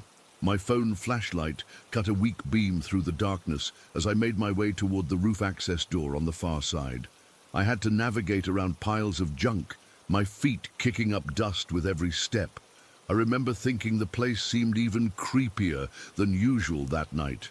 Maybe it was because of the wind howling outside, making the whole building creak and groan. I was about halfway across the attic when I saw it. Just a quick movement at the edge of my flashlight beam, like a shadow passing by. It was so fast I almost thought I'd imagined it, but there was something deliberate about the way it moved. I stopped, my heart suddenly pounding. "Jake!" I called out, my voice sounding thin in the empty space. "That you?" No answer. I figured he must be trying to scare me. It wouldn't have been the first time. Last Halloween, he'd hidden in the attic for 15 minutes, waiting for me to come up before jumping out from behind an old wardrobe. I'd nearly punched him that time. "Very funny," I said, continuing forward. "I know it's you. Stop playing around." I kept moving, but slower now, swinging my flashlight from side to side, trying to catch him hiding behind something. That's when I saw the shadow again, this time moving from my right to my left, just at the edge of the light. It was definitely person-shaped, but somehow off, too fluid in its movements. "Seriously, Jake, cut it out," I said, trying to sound annoyed rather than scared. "You're not freaking me out." That was a lie. I was definitely getting freaked out, but I kept going, determined not to let him win this stupid game. The roof access door was only about 20 feet ahead of me now. The shadow passed in front of me again, and this time I swear it paused for a split second before disappearing behind a stack of old paintings leaning against the wall. I moved my flashlight to that spot immediately, but there was nothing there. "I know it's you. Stop playing around," I repeated, my voice a little shakier this time. I took a few more steps forward, and that's when I felt the temperature drop. It wasn't subtle. It was like walking into a freezer. My breath suddenly fogged in front of my face. The shadow moved again, this time right beside me, so close I could have reached out and touched it. I spun around, flashlight beam cutting through the darkness, but again, nothing was there. That's when my phone rang, making me jump. The ringtone echoed off the attic walls, sounding unnaturally loud in the silence.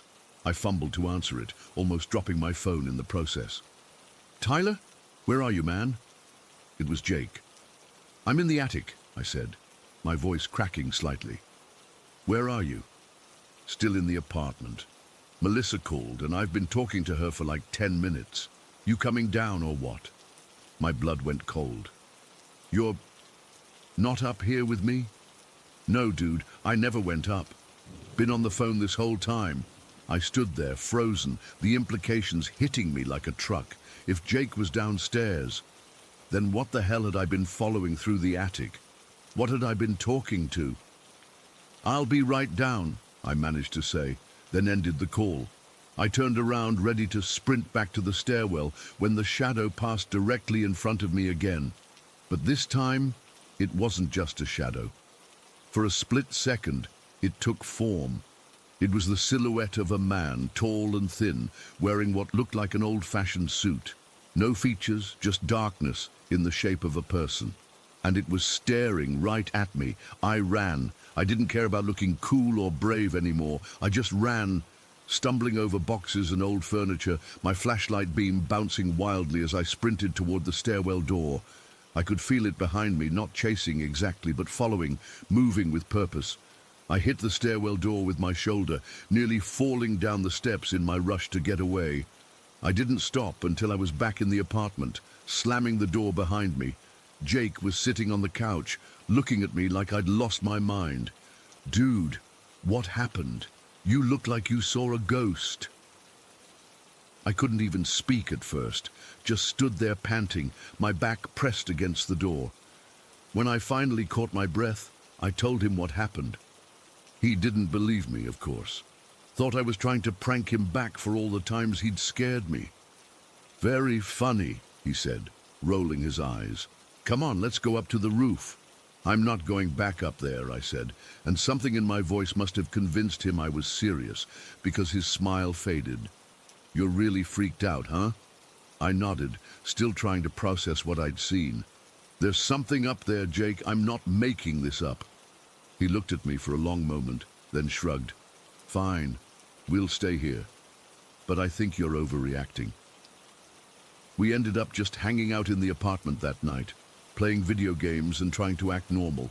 I didn't mention the shadow again, and by the end of the evening I'd almost convinced myself that I'd imagined the whole thing. Almost.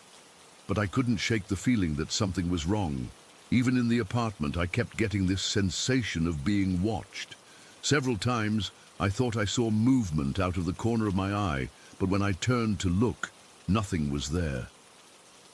It was almost midnight when I decided to go home. Jake offered to let me crash at his place, but for some reason I felt like I needed to get out of that building entirely.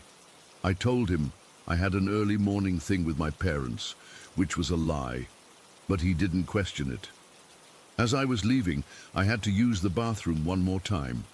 The vacant apartment's bathroom was small, with just a toilet, a sink, and a tiny mirror above it.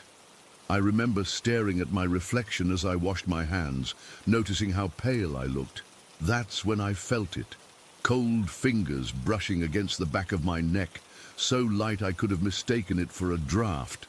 Except there was no window in that bathroom, no vent, nowhere for a draft to come from.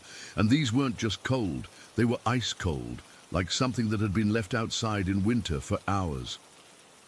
I spun around, but of course no one was there. The bathroom was empty, but the cold feeling lingered on my skin, and I swear I could see my breath fogging in the air for a few seconds before the temperature returned to normal. I got out of there fast, practically running down the stairs and out of the building. I didn't even say goodbye to Jake properly, just texted him when I was already halfway home. I couldn't stop thinking about what had happened. Over the next few days, I tried to convince myself it was just my imagination, but deep down, I knew it wasn't. And despite how terrified I'd been, I found myself drawn back to Jake's building, almost like I needed to confirm what I'd experienced was real. A week later, I was back there. Jake had asked if I wanted to hang out, and against my better judgment, I said yes. Part of me hoped that whatever I'd encountered in the attic was gone, or that it had been a one-time thing. It wasn't. This time, we were just sitting in the vacant apartment watching a movie when I saw the shadow again. It passed across the wall behind the TV, moving from one side to the other. Jake didn't notice it at all, too engrossed in the film. I didn't say anything, didn't want him to think I was losing it, but my heart was racing. About 20 minutes later, a book fell off the shelf on the other side of the room. Neither of us had been anywhere near it. Jake laughed it off, saying the building settled all the time, but I knew better. I could feel that we weren't alone. The third time I visited, things got even weirder. Jake went to get some snacks from his parents' apartment downstairs, leaving me alone in the vacant unit. I was scrolling through my phone when I heard footsteps, slow, deliberate footsteps, walking across the ceiling above me, in the attic. I texted Jake immediately. Is anyone else in the building right now? His response came quickly. No, just us and old Mrs. Peterson on the second floor, but she can barely walk to her mailbox. The footsteps continued, pacing back and forth directly over my head. They had a strange rhythm to them, almost anxious, like someone walking while deep in thought or worry. Back and forth, back and forth. When Jake returned, the footsteps stopped. I told him what I'd heard, and for the first time, he seemed genuinely unsettled. Maybe we should look into the history of this place, he suggested. My dad might know something. We didn't have to ask his dad, though. A quick internet search on our phones revealed plenty. The building had been constructed in 1932 as a residential hotel called the Westbrook Arms. It had been fairly upscale for its time, catering to businessmen and traveling salesmen who needed longer-term accommodations. Then we found the article from October 1929, just after the stock market crash. A businessman named Edward Harrington, who had been staying at the hotel for several months, had taken his own life in the attic space where the hotel stored guests' luggage. According to the article, he had lost everything in the crash and couldn't face starting over. What really got to me was the description from the hotel staff. They said in the days leading up to his death, Harrington had been seen pacing anxiously in the hallways at all hours. One maid reported finding him in the attic multiple times, where he claimed to be checking on his belongings, but was really just walking back and forth among the stored luggage, muttering to himself. The article included a small, grainy photograph of Harrington.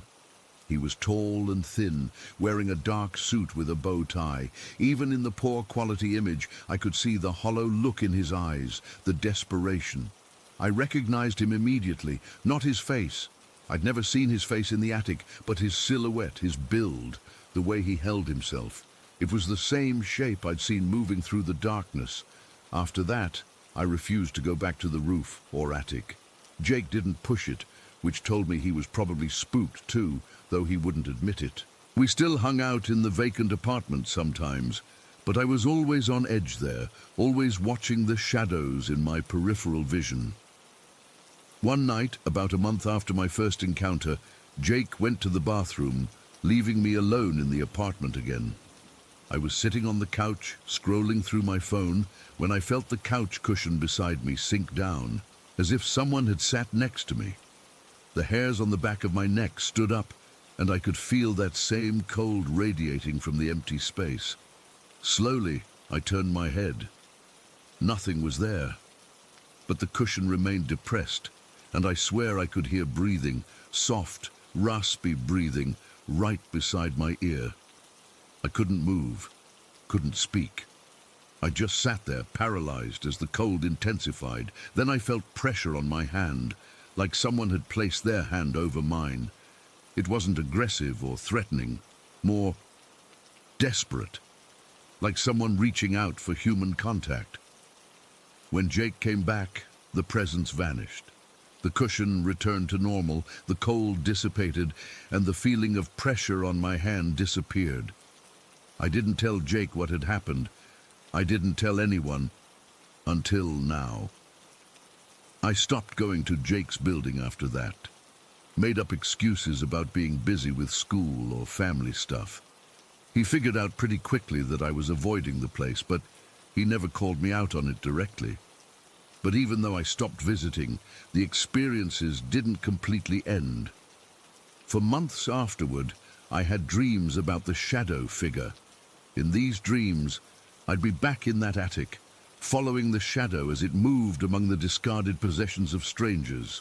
Sometimes it would turn to face me, and though it never had a clear face, I could feel its sadness, its desperation.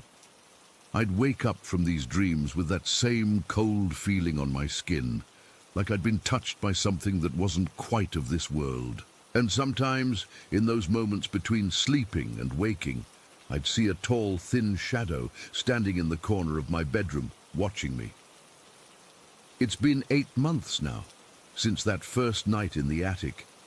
The dreams have mostly stopped, and I haven't seen the shadow in my room for weeks, but I still think about Edward Harrington, about the despair that drove him to end his life, and about how something of him still remains, pacing anxiously through the attic of that old building, following the same paths he walked in life. I don't know why he showed himself to me that night. I don't know what he wanted from me.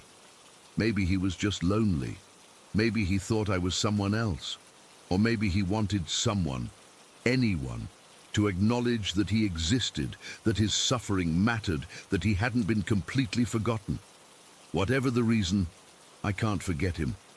And sometimes, when I walk past that building downtown, I look up at the top floor and wonder if he's still there, moving through the darkness, reaching out with cold fingers for a connection he can never truly make. Story 15. I've debated for months about sharing this, but I need to tell someone who might understand. I'm not looking for people to believe me. I barely believe it myself sometimes. But it happened, and it keeps happening. Let me start by explaining that I met Victor when I was 11. I know how that sounds. A girl my age talking to a man in his 30s online. Trust me, my mom freaked out when she found out too. But Victor wasn't like that. He never once said or did anything inappropriate. If anything, he was like the father figure I desperately needed after my dad was deployed to Iraq when I was 10. We met through an online forum about astronomy. I was doing a school project and Victor was actually an amateur astronomer who worked as an engineer. He answered my questions and we just kept talking. Eventually, we moved to Skype calls. My mum was super suspicious at first, rightfully so, but after monitoring our conversations for a while, she realized he was genuinely just being kind. For almost 5 years, Victor was a constant in my life. We'd talk about everything: school problems, my parents, books, science, sometimes just stupid memes. My friend Jess joined our calls sometimes, but she wasn't as close to him as I was. Then, about a year ago, I got a message from Victor's sister. He and his cousin had died in a car accident while on vacation in Europe. Some drunk driver crossed into their lane on a mountain road. The car went over a guardrail. I can't explain how much that destroyed me. I cried for days. My mom took me to grief counseling, but it felt like I'd lost my dad all over again. Even though my real dad eventually came home from deployment, our relationship was never the same. Victor had been my rock through so many hard times. Fast forward to this summer. I was visiting my cousin Ellie's place in rural Missouri. They have this old farmhouse that's been in the family for generations. Behind the house is this ancient hog barn nobody uses anymore except for storage, and beside it was this massive scrap pile. Old machinery parts, sheets of metal, broken farm equipment, all rusting away. There was this split tree leaning against it that had fallen in a storm years ago. It was a boring afternoon in July, crazy, hot and humid. Ellie and I were wandering around the property looking for something to do.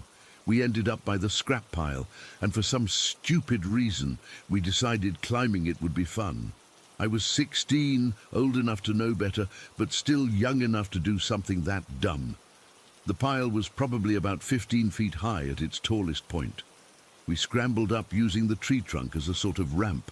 At the top, I straddled one of the branches that jutted out horizontally, while Ellie climbed around to the other side. I remember bouncing a little on the branch, feeling it give slightly under my weight. I wasn't worried. It was thick enough that I figured it would hold.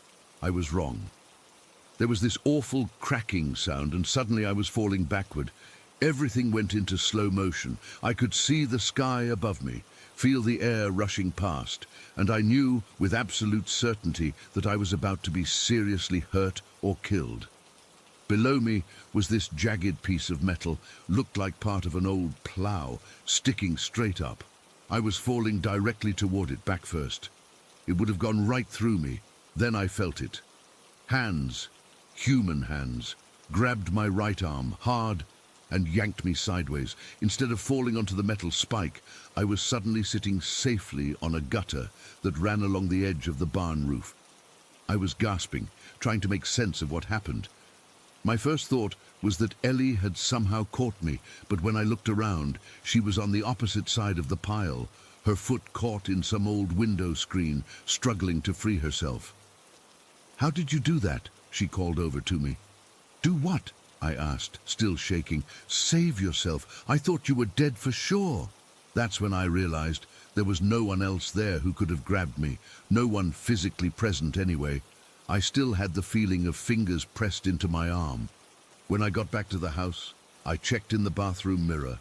There were 4 distinct finger-shaped bruises forming on my upper arm, exactly where I'd felt someone grab me. When I told my mum what happened, We both got chills. She's not normally superstitious, but she immediately said, "It was Victor. He's watching over you." I tried to rationalize it. Maybe I caught myself on something. Maybe I imagined the hand. But those bruises were real. And they were perfectly spaced, like someone with a large hand had grabbed me with all their strength. That was 3 months ago. Since then, it's happened 3 more times. The second time was at a crosswalk near my school.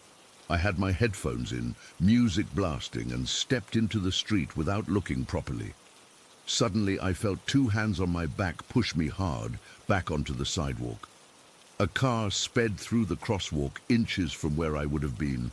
When I spun around, there was nobody near me. Several people on the opposite side of the street were staring with shocked expressions. They'd seen me get pushed back, but couldn't see who did it. The third time was on the stairs at the library. I tripped going down, pitched forward, and would have gone head first down a full flight of concrete steps. Something caught me, a hand gripping the back of my shirt so hard the collar cut into my neck for a second. I regained my balance instantly. The librarian at the desk looked up, startled, and asked if I was okay. She said she saw me start to fall and then jerk back upright, like someone caught you, but she couldn't see anyone near me. The most recent incident happened just yesterday, and it's why I'm finally writing this all down. I was home alone, making dinner.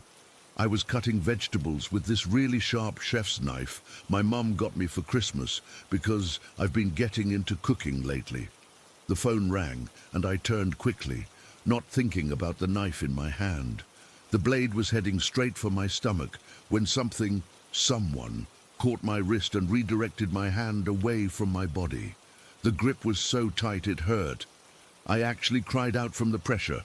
The knife clattered to the floor, and I stood there, my heart pounding, my wrist throbbing where invisible fingers had grabbed me. "Victor?" I whispered into the empty kitchen. "Is that you?" Nothing answered, of course, but I swear the air felt different for a moment, heavier, charged somehow, like when a storm is about to break. I sat down on the kitchen floor and just cried. Not from fear exactly.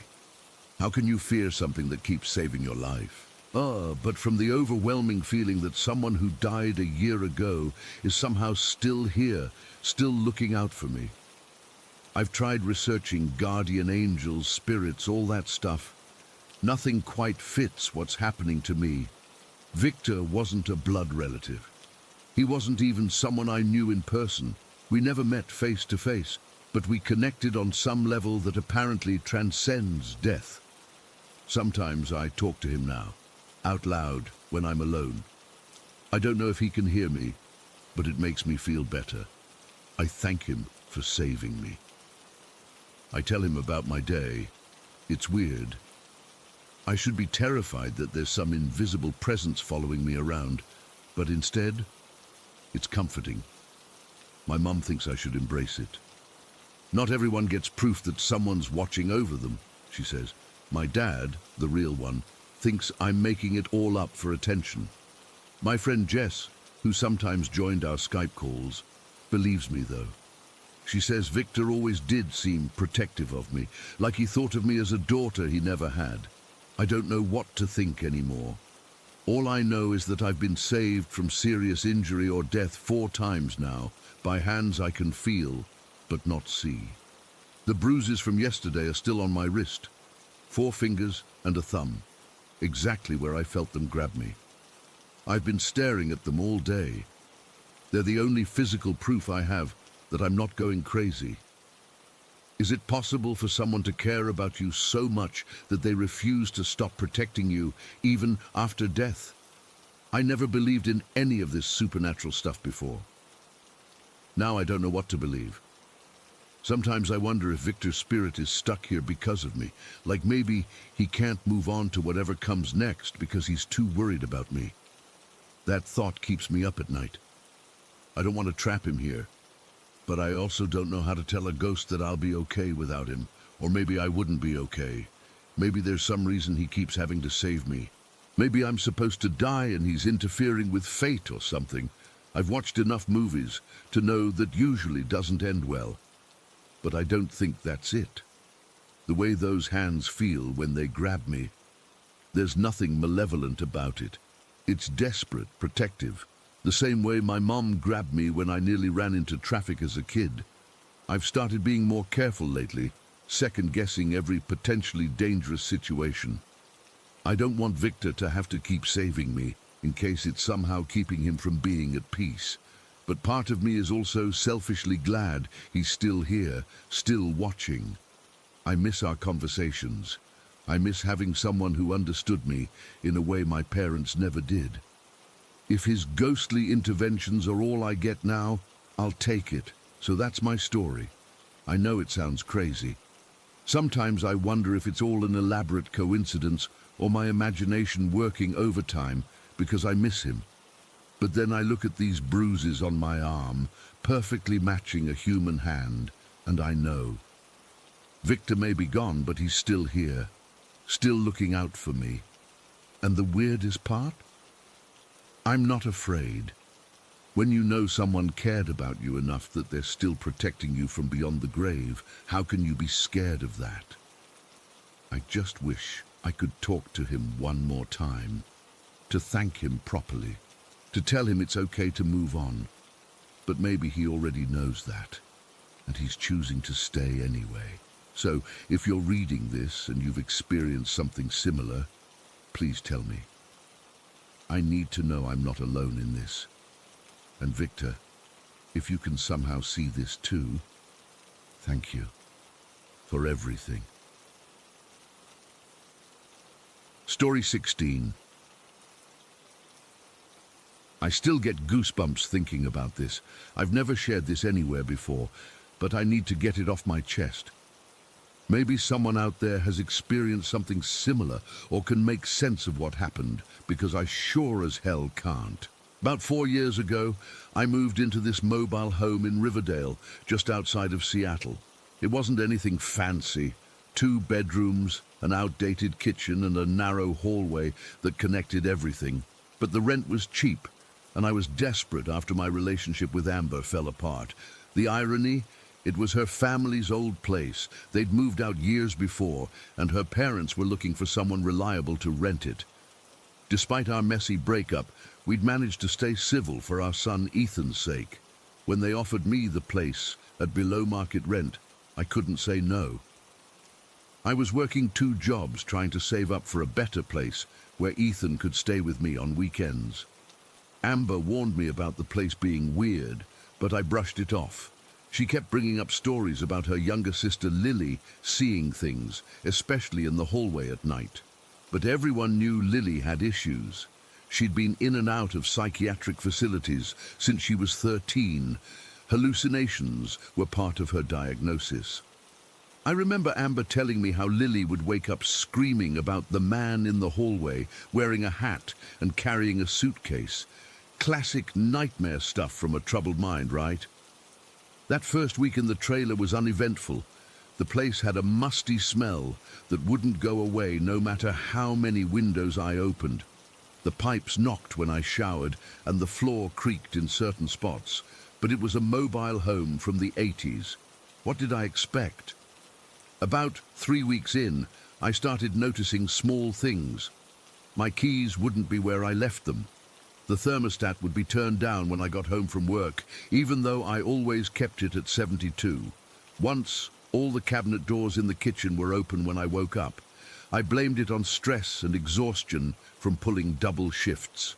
Fast forward 8 months. Amber and I had somehow patched things up enough to try again. We found a small house to rent together about 15 minutes away from the mobile home. My younger brother Ben needed a place to stay, so he took over my lease. Everything seemed to be falling into place. Ethan was 2.5 at this point, this curious, talkative little boy who seemed to absorb everything around him like a sponge. His room in our new house was painted blue with dinosaur decals I spent an entire Sunday putting up. It was the same bedroom where Amber and Lily used to sleep in the mobile home, which is important to remember for what happens next. One night in April, I was lounging on the couch watching a Mariners game while Amber was doing laundry. We'd put Ethan to bed around 7:30, and it was just after 9 when I heard his little feet padding around in his room. This wasn't unusual. He'd often get up to use the bathroom or ask for water. But this time, I heard him talking. Not the mumbling kind of half-asleep talk that kids sometimes do, but an actual conversation. One side of a conversation, anyway. I turned down the TV and listened. "I like trucks too," I heard him say. Then a pause. "Blue one is my favorite." Another pause. "No, I don't have that one." I nudged Amber, who was folding clothes beside me. "Is he on the phone?" I whispered, though I knew that was ridiculous. She shook her head, looking confused. We both sat there listening to Ethan chatting away. "Ethan?" I finally called out. "Who are you talking to, buddy?" There was a moment of silence. Then Ethan's head poked out from his doorway. His hair was sticking up on one side, and he had that sleepy, innocent look that melts you. "The man," he said simply, like it was the most normal thing in the world. My heart skipped a beat. "What man, Ethan?" "The man with the suitcase. He's wearing a hat." He pointed back into his room. "He comes to visit sometimes." I felt Amber freeze beside me. Her face went completely white. I tried to stay calm even though my stomach was doing flips. Is he still in there?" I asked, already getting up. Ethan nodded. "He's sitting on my chair. He shows me what's in his suitcase." I hurried to his room, flipping on the light. The small blue rocking chair in the corner was empty. The whole room was empty except for Ethan's toys and furniture. I checked the closet, under the bed, behind the curtains. Nothing. When I came back to the living room, Amber was shaking, literally trembling. "Jake," she whispered, "Lily used to see the same thing, the exact same thing. A man in a hat with a suitcase, in that exact spot in the bedroom." "You never told me the details," I said, feeling cold all of a sudden. "Because I thought she was making it up. She was sick, Jake. She had episodes. I didn't think it was real." "Ethan's never heard these stories, right? About Lily's visions?" Amber shook her head frantically. "Never. We don't talk about that stuff around him. He's never even met Lily. She's been in a facility in Oregon for the last 3 years. We wrote it off as a weird coincidence. Maybe Ethan had an imaginary friend, and it was just bizarre timing that he described him the same way Lily had described her hallucinations. Kids have active imaginations, right? But it happened again 2 nights later, and then again the night after that. Each time the details were consistent. The man wore a brown hat. Ethan would point to the brim area to show us. He carried a black box that opened up, a suitcase obviously, though Ethan didn't know that word yet. The man would show Ethan pretty rocks and shiny things from his suitcase. The weirdest part? Ethan was never scared, not even a little bit. He talked about this visitor like he was an old friend. "What's the man's name?" I asked him one morning over breakfast. Ethan shrugged, milk dribbling down his chin. "I don't know. He doesn't tell me." "Does he talk to you?" "Uh-huh. But not like you talk. It's quiet talking." He tapped his forehead. "In here." I'm not going to lie. I was freaking out. I started sleeping on Ethan's floor, but of course the man never showed up when I was there. Ethan would seem disappointed in the morning. "He didn't come last night, Daddy. Maybe because you were here." After 2 weeks of this, I was a mess. I wasn't sleeping. I'd jerk awake at the smallest sound from Ethan's room. Amber suggested we take him to a child psychologist, but what would we say? Our son has an imaginary friend that matches his aunt's hallucinations. Instead, I decided to look into the history of the mobile home. If there was ever a time to be thorough, this was it. I started at the county records office, looking up the property. The mobile home park had been established in 1976, but before that, the land had been part of a larger farm property. I hit a dead end there, so I went to the Riverdale Historical Society, which is really just an old lady named Margaret who runs a small museum out of what used to be the town's first post office. I told her I was researching local history for a project and asked about any significant events near the property. Margaret's eyes lit up. "Oh, you're talking about the old Henderson farm. There was that awful business with the traveling salesman back in 53 or 54. My skin prickled. What happened? She pulled out a binder of newspaper clippings. A jewelry salesman, I think his name was Caldwell or Coldwick, was robbed and murdered there.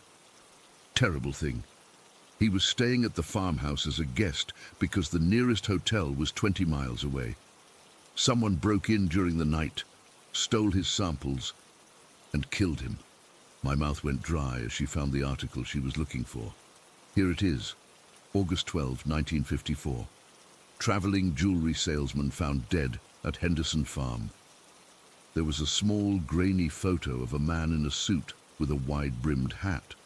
The caption read, "Victor Caldwell, 48, was known throughout the Pacific Northwest for his distinctive hat and sample case." Sample case. A suitcase.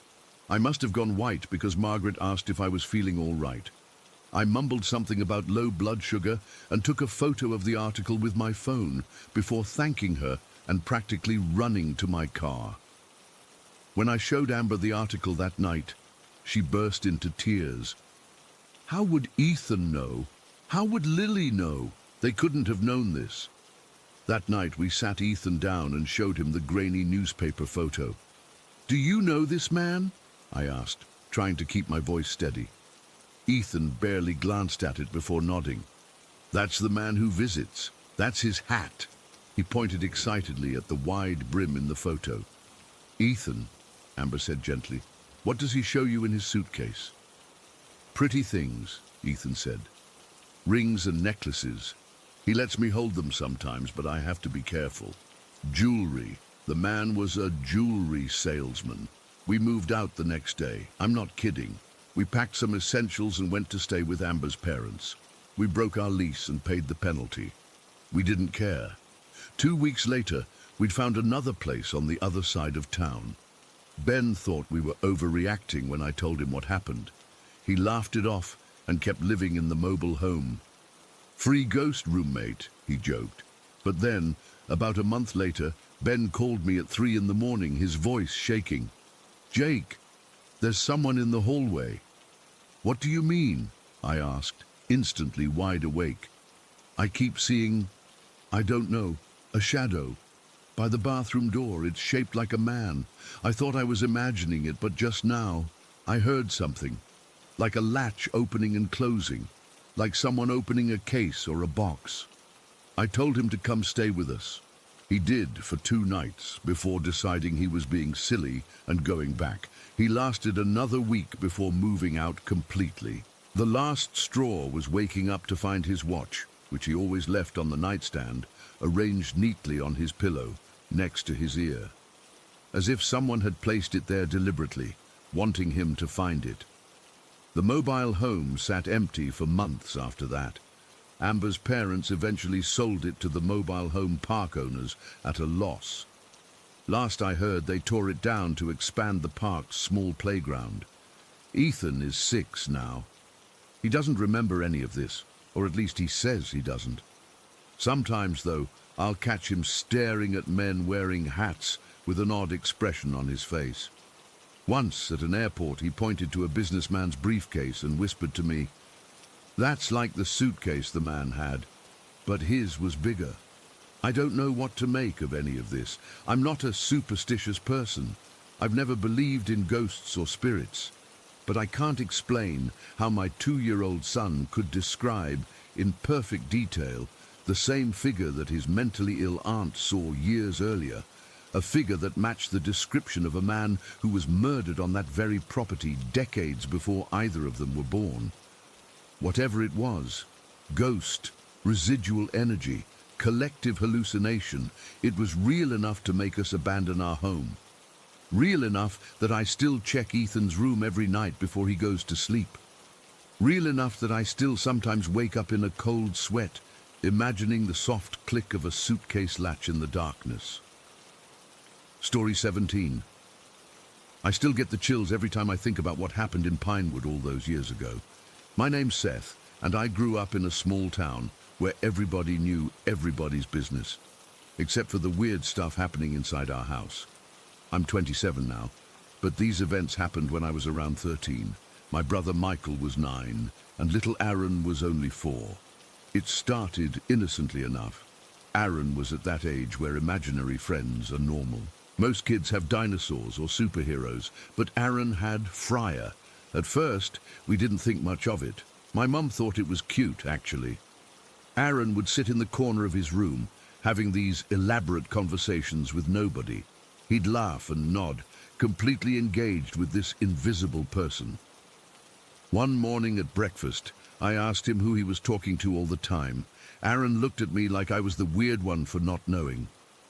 "That's Fryer," he said, mouthful of Cheerios. "He visits my room a lot."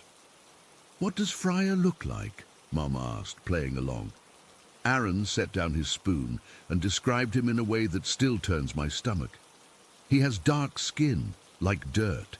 He doesn't wear shirts like Daddy does. Just some clothes here." He pointed to his waist. "He likes to hunt in the wilderness. That's what he calls the woods behind our house." Mom and I exchanged looks but didn't think too much of it. Kids have wild imaginations, right? But a few days later, things took a turn that I can't explain.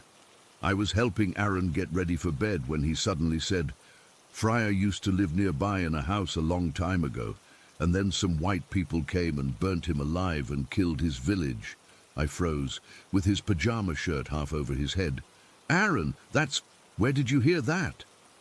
Fryer told me. He said it hurt a lot. Aaron said it so matter-of-factly, like he was telling me what he had for lunch. I told Mom about it later that night, and she brushed it off as something he must have seen on TV. But we didn't have cable, and this was before streaming services. We had a few Disney VHS tapes, and that was it. Over the next few weeks, I started noticing a pattern. Aaron would be alone in his room, talking away like he was having a full-blown conversation. The weird part was, as soon as I got near his door, complete silence, every single time. Like he knew I was coming or something told him. One time I quietly approached his room and peeked around the corner. Sharon was sitting cross-legged on the floor in mid-sentence. The moment my face appeared, he went silent and slowly turned his head to look at me. Not like a kid caught doing something wrong, more like someone interrupted during an important meeting. His expression was blank, emotionless, not like my little brother at all. "Aaron, who were you talking to?" "Nobody now. Fryer doesn't like to be watched. He goes away when other people come." That summer, our middle brother Michael was coming back from visiting his dad. He's our half-brother. Aaron and Michael didn't always get along.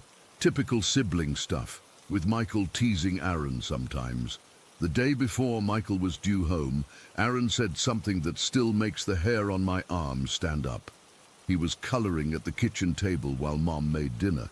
Without looking up from his drawing, he said, "Fryer does not like it when Michael is mean to me. He's gonna scare him." Mom tried to use it as a teaching moment. "Honey, we don't say things like that. We're excited for Michael to come home, right?" Aaron just kept coloring, a weird little smile on his face. "Fryer doesn't like Michael. He says Michael needs to learn." That night, Michael came home. Everything seemed normal. We had pizza, watched a movie, and then went to bed. Michael and Aaron shared a bunk bed in their room, with Michael on top and Aaron on the bottom.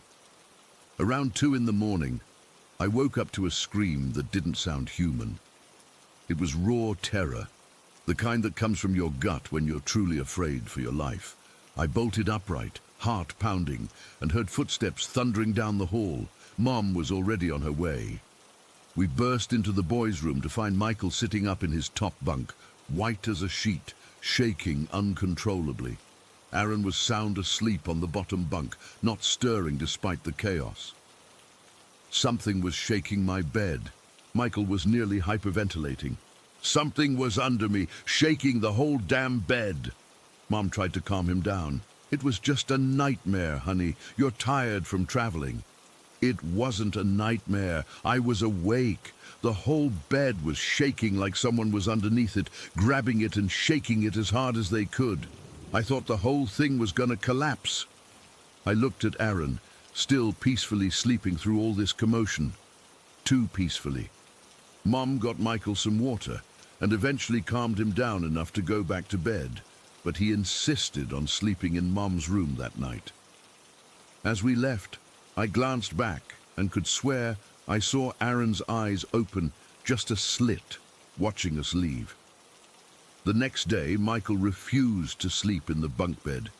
He dragged his mattress into my room and slept on my floor for a week. When Mom finally convinced him to go back to his room, we had to check under the bed, in the closet, everywhere, while Aaron watched with this weird, detached expression. Things were tense but quiet for about a month. Then Aaron had an accident. He was climbing on the playground at school and fell, cracking his skull on the concrete below. I remember rushing to the hospital with Mom, terrified we were going to lose him. The doctors said he was lucky. Any harder and he could have had permanent brain damage or worse. After that day, Aaron never mentioned Fryer again. It was like he completely forgot about him. We thought maybe the knock on his head had cleared out his imaginary friend, and honestly, we were relieved. But then the sleepwalking started. Aaron had occasionally sleepwalked before, but after the accident it became almost nightly. We'd find him in the strangest places, standing in the kitchen pantry, sitting at the bottom of the stairs, or once, creepily standing over Michael's bed, just staring down at him. We put a bell on his bedroom door so we'd hear if he wandered at night. It helped, but nothing prepared me for what happened in January, about 3 months after his accident. It was around 4 in the morning when I heard the front door open and close. Not just the inside doors, the actual front door to our house. The bell hadn't rung, which meant Aaron hadn't gone out his bedroom door. I jumped out of bed, panic flooding through me. It was the middle of winter in Pinewood, with temperatures well below freezing and snow piled high. I ran downstairs, not even bothering to put on slippers, and flung open the front door. There, at the far end of our yard, was Aaron, standing barefoot in the snow, wearing nothing but his Spider-Man underwear. The porch light cast just enough glow to see him, a small silhouette against the darkness of the woods beyond our property. "Aaron!" I shouted, ready to rush out and grab him. But then he turned around and I felt my entire body go cold in a way that had nothing to do with the winter air. He was facing me directly, completely still, not shivering despite being practically naked in sub-zero temperatures. And then, slowly, deliberately, he raised his hand and waved at me. Not the excited wave of a 4-year-old, a slow, adult-like gesture, like he knew exactly what he was doing. I forced myself to move, running out and scooping him up. His body was ice cold, but he wasn't shivering. He should have been in the early stages of hypothermia, but he seemed completely unaffected by the cold. "Aaron, what are you doing out here? You're going to freeze!" I wrapped my coat around him and carried him inside. He looked at me with those big eyes of his, completely alert, not groggy or confused like someone who'd been sleepwalking. Fryer wanted to show me something in the woods. My blood ran cold. I thought Fryer was gone. Aaron shook his head. "He's never gone. He's just quiet sometimes." The next day, I did something I probably should have done months earlier. I went to the Pinewood Historical Society. Our house wasn't super old, built in the 1970s, but the land had a much longer history. The elderly volunteer seemed surprised when I asked about the history of our property, but she helped me look through some records. What we found made me physically ill. Our subdivision had been built on land that was once part of a Native American settlement. In the early 1800s, white settlers had massacred the inhabitants and burned their homes to the ground.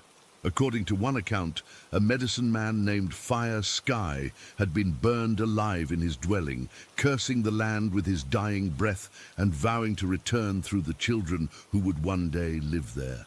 Children like my 4-year-old brother, who somehow knew details of a historical event that happened 200 years ago. Details no preschooler should know. I didn't tell Mom what I found. What would I say? Hey, turns out Aaron's imaginary friend might be the vengeful spirit of a murdered medicine man. She was already stressed enough dealing with Aaron's sleepwalking and recovery from his accident. But I did start locking my bedroom door at night. The final incident happened about a week later. I woke up around 3 in the morning to the sound of scratching at my door. Not knocking, scratching, like animal claws dragging down the wood. "Aaron!" I called out, my voice cracking. "Is that you?" The scratching stopped, then in Aaron's voice, but somehow not quite right. "Let me in, Seth. I'm scared." Every instinct told me not to open that door. "Go back to bed, Aaron, or go get Mom." A pause, then, "Fryer says you're being rude. He says to let us in." I lay frozen in my bed, staring at the door, watching the handle jiggle slightly. Then I heard a different sound, a low humming or chanting in a language I didn't recognize. It didn't sound like anything Aaron could produce, certainly not the voice of a 4-year-old boy. The temperature in my room plummeted. I could see my breath clouding in front of my face, even though it was warm when I went to bed.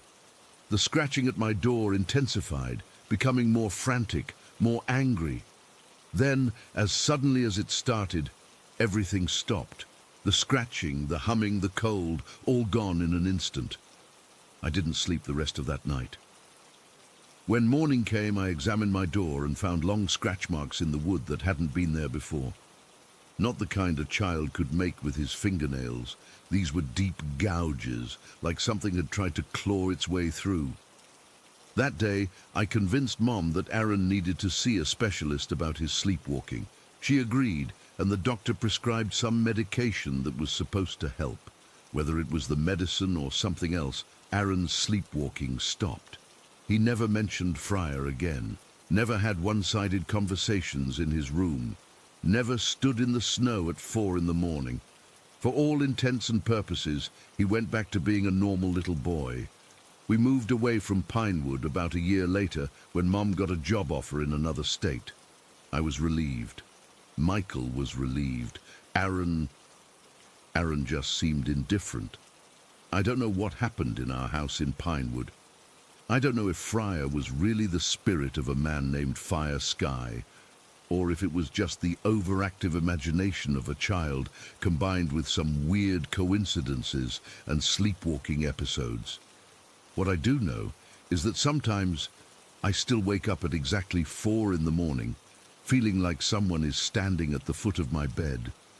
And occasionally when I visit my mum's house where Aaron still lives, he's 16 now, I'll catch him staring out at the woods behind their new home with that same blank expression I remember from when he was 4. Once, I asked him if he remembers anything about Fryer or his sleepwalking episodes. He shrugged and said he didn't, but there was something in his eyes, something knowing, something secret. And sometimes I swear I can hear him talking to someone in his room late at night. When I ask who he's talking to, he just smiles and says, "Nobody you can see." I still haven't told him what I learned at the Historical Society that day. Some secrets are better left buried, like the remains of a village long gone, but not forgotten. Not by everyone, anyway. Story 18.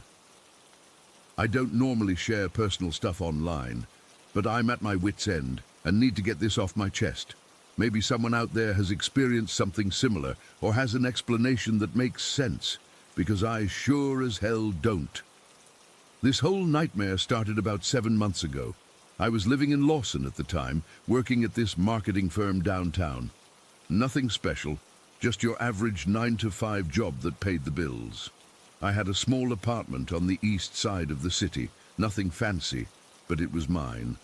Life was normal, boring even. I had no idea how much I'd miss boring after what happened. It began with a phone call. I remember the first one clearly because it jolted me out of a deep sleep. My phone was on my nightstand, and the harsh ringtone cut through the silence of my bedroom at exactly 2:13 a.m. I know the exact time because I checked my phone as I answered it, groggy and disoriented. "Hello," I mumbled, expecting maybe a drunk friend or a wrong number. What I heard instead, God, even now it makes my skin crawl remembering it. It wasn't a voice, it was this horrible sound, like static but worse, mixed with what sounded like screaming, not movie screaming, not fake.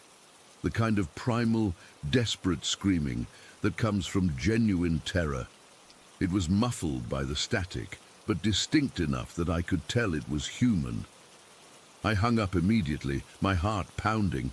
I figured it was just a prank call or some weird connection issue. I managed to fall back asleep after about an hour of staring at the ceiling, trying to convince myself it was nothing. The next night, same thing. 2:15 a.m. Same noise, same static scream combination that made my blood run cold. I hung up faster this time, but sleep didn't come back easily. By the third night, I was expecting it. The call came at 2:14 a.m. I let it ring a few times, debating whether to answer, but curiosity got the better of me. Same thing. That awful guttural screaming buried under layers of crackling static. I hung up and blocked the number. Fat lot of good that did. The next night, a different number called. Same time frame, same horrific sound. I blocked that one too. Then another the next night, and another. It was like whatever was calling me had an endless supply of phone numbers to use. After 2 weeks of this, I wasn't sleeping well. I'd lie awake at night, waiting for the call I knew would come. I started turning my phone off before bed, but then I'd just lie there wondering if it would have called. It was messing with my head. My work started to suffer. I'd doze off at my desk, miss deadlines, snap at co-workers. My boss noticed, gave me a couple warnings. After a month of this hell, I'd had enough. I went to my carrier's store and changed my number entirely. The customer service rep probably thought I was nuts. The way I kept asking if they were sure, absolutely sure, that no one could connect my old number to my new one. They assured me it was completely separate. For a glorious week, nothing happened. No calls. I started sleeping again. I felt like myself for the first time in a month. I even went out for beers with some friends from work, something I hadn't done since this whole thing started. Then it happened again. 2:16 a.m. My phone lit up the dark room, its ringtone shattering the peace I'd briefly reclaimed. I felt sick as I checked the screen. Unknown number. I answered, hoping against hope it was just a wrong number. It wasn't. The same static scream greeted me, maybe even louder and more desperate than before. I hung up and threw my phone across the room. How? No one had my new number except my mum, my boss, and a couple close friends. None of them would do this. The next day, I called each of them asking if they'd given my number to anyone. They all said no, looking at me like I'd grown a second head when I tried to explain why I was asking. I couldn't blame them. It sounded crazy even to me. I became obsessed with figuring out who was behind this. I installed one of those call tracing apps and waited for the next call. When it came, 2:15 a.m., right on schedule, I answered and immediately hit the trace button. The trace led me to a number registered to a guy named Harold Simmons. After some online digging, I found his address on the other side of town. The next day, I called in sick to work and drove out there, feeling like a complete stalker but desperate for answers. Harold turned out to be this frail old man, probably in his 80s. When I confronted him about the calls, showing him the records on my phone, he seemed genuinely confused and a little frightened of me. His daughter came out and nearly called the cops. I backed off, apologizing, feeling like an idiot. That night, the call came from a completely different number. I was at my breaking point. I terminated my contract with my carrier, paying a ridiculous fee to get out of it, and switched to a new provider altogether. New phone, new number, new everything. I told absolutely no one about this number. Not my mum, not my friends, not my boss. I used my old phone for daily communications and kept the new one secret just to see if the calls would follow me. 3 days of blessed silence. Then at 2:13 a.m. on the fourth night, the new phone rang. Unknown number. I didn't even answer. I just sat there in the dark, watching it vibrate on my nightstand, tears of frustration and fear running down my face. By this point, I was falling apart. I couldn't sleep, I couldn't focus, I'd lost weight. My boss had given me a final warning about my performance. I was jumping at shadows, convinced someone was watching me, following me, somehow knowing everything about me. Then I got fired. Budget cuts, they said, but I knew better. I'd become unreliable.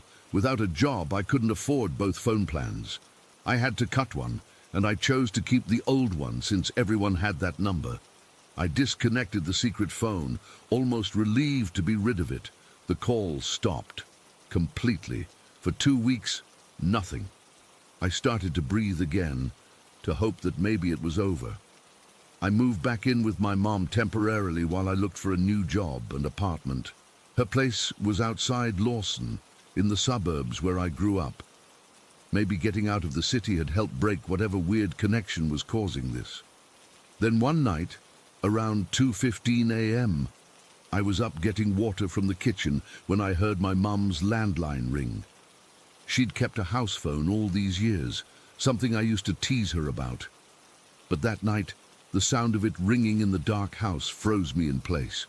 I heard her answer it from her bedroom, then silence, then a clatter as she dropped the phone. When I ran to her room, she was sitting up in bed, pale and shaking. "What was it?" I asked, though I already knew. "Some horrible noise," she said, "like someone screaming through a bad connection." My blood turned to ice. I checked the caller ID on her phone. An unfamiliar number, but one that sparked something in my memory. I wrote it down, not telling my mom why. The next day, while she was at work, I called the number. An automated voice informed me that the number had been disconnected and was no longer in service. I tried using a trace app, but it came back with nothing, as if the number had never existed. For whatever reason, that was the last call. Nothing since then, not to my phone or my mom's. It's been a few months now, and I've started to rebuild my life. New job, new apartment, even started dating someone. But I can't shake the feeling that it's not over, that whatever was reaching out to me is still out there, waiting. Last weekend, I was at my mom's house helping her clean out some old storage boxes. We were going through family photos when I found an envelope of pictures I'd never seen before. Photos of my grandfather, my mom's dad, who died before I was born. I'd heard stories about him, but never really knew much. As I flipped through the black and white images, I came across one of him standing proudly in front of a house I didn't recognize. On the back, in faded ink, someone had written his name, the date, June 1965, and a phone number. It was the same number that had called my mom's house that night. My hands shaking, I asked her about it. She took the photo, looked at the number, and her face went blank, like she was seeing a ghost. "That's odd," she said quietly. This was Dad's number at the old house, the one that burned down. I asked her what happened to him. She hesitated, then told me he died in that house fire when she was just 10 years old. He'd been trapped in the attic where he'd gone to check on what he thought was an electrical problem. The fire spread too quickly.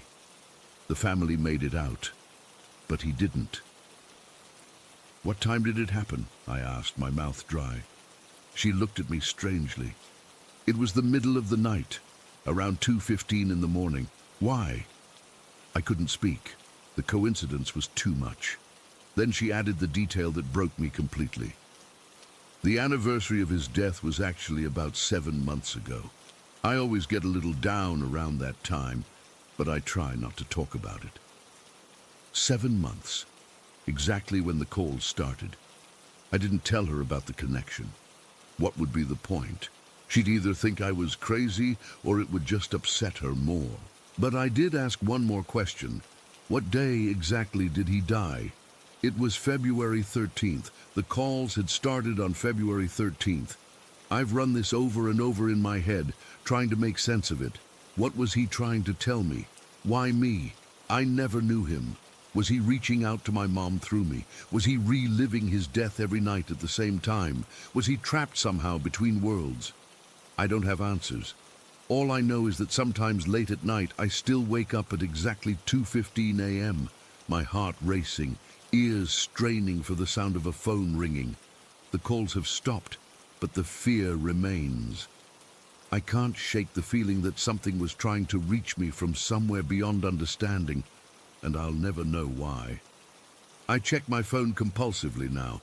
I've got this wild theory that maybe he was trying to warn us about something. Sometimes I think I should call that disconnected number myself at 2:15 a.m. just to see what happens. But then I come to my senses. Some doors are better left closed. I don't know if anyone here will believe me. I barely believe it myself. But it happened. Those calls were real. That static screaming was real. And whatever was on the other end of that line was trying desperately to tell me something. I just don't know if I want to find out what it was. Story 19. I need to get this off my chest because I can barely sleep anymore. I keep finding myself walking past my daughter's room at 3 a.m., listening for whispers that shouldn't be there. My husband James thinks I should see someone, but how do you explain this to a therapist without sounding completely insane? It started about 7 months ago. We'd moved to Bayview the previous summer, a quaint little coastal town with good schools and safe neighborhoods, perfect for raising our 3-year-old daughter Lily. We found this beautiful 2-story with a fenced backyard at a price that seemed too good to be true. The previous owners were eager to sell, mentioning something vague about needing a fresh start and too many memories. Red flags, I know, but we were first-time home buyers and it was within our budget. That particular day in April is burned into my memory. James had left for work around 7 in the morning. He's an accountant at a firm downtown, and tax season had him working longer hours than usual. Lily was finally recovering from a nasty bout of flu that had kept her miserable and feverish for almost a week. After settling in with breakfast and her favorite cartoon, she seemed almost back to her normal, energetic self. "Mommy, can we go outside? Please," she begged, pressing her little hands together. After being cooped up inside for days, I couldn't say no to those big brown eyes. "Just for a little while, sweetie." "You're still getting better," I replied, helping her into her light jacket. The spring air was warm, but carried that slight chill that lingers through April in this part of the coast. Our backyard isn't huge, but it has this cute wooden play set the previous owners left behind. A small slide, a swing, and a little climbing platform. Lily made a beeline for it while I settled on the back steps with my coffee, enjoying the first real sunny day we'd had in weeks. I was scrolling through my phone, half watching Lily as she climbed up and slid down the slide repeatedly, giggling with that infectious laugh of hers. I remember thinking how good it was to hear her happy again after the miserable week we'd had with the flu. I didn't initially notice when she stopped sliding. When I looked up, she was standing perfectly still at the bottom of the slide, staring intently at the empty space beside it. "Lily, everything okay, honey?" I called out. She turned to me with her head tilted slightly, something she does when she's curious.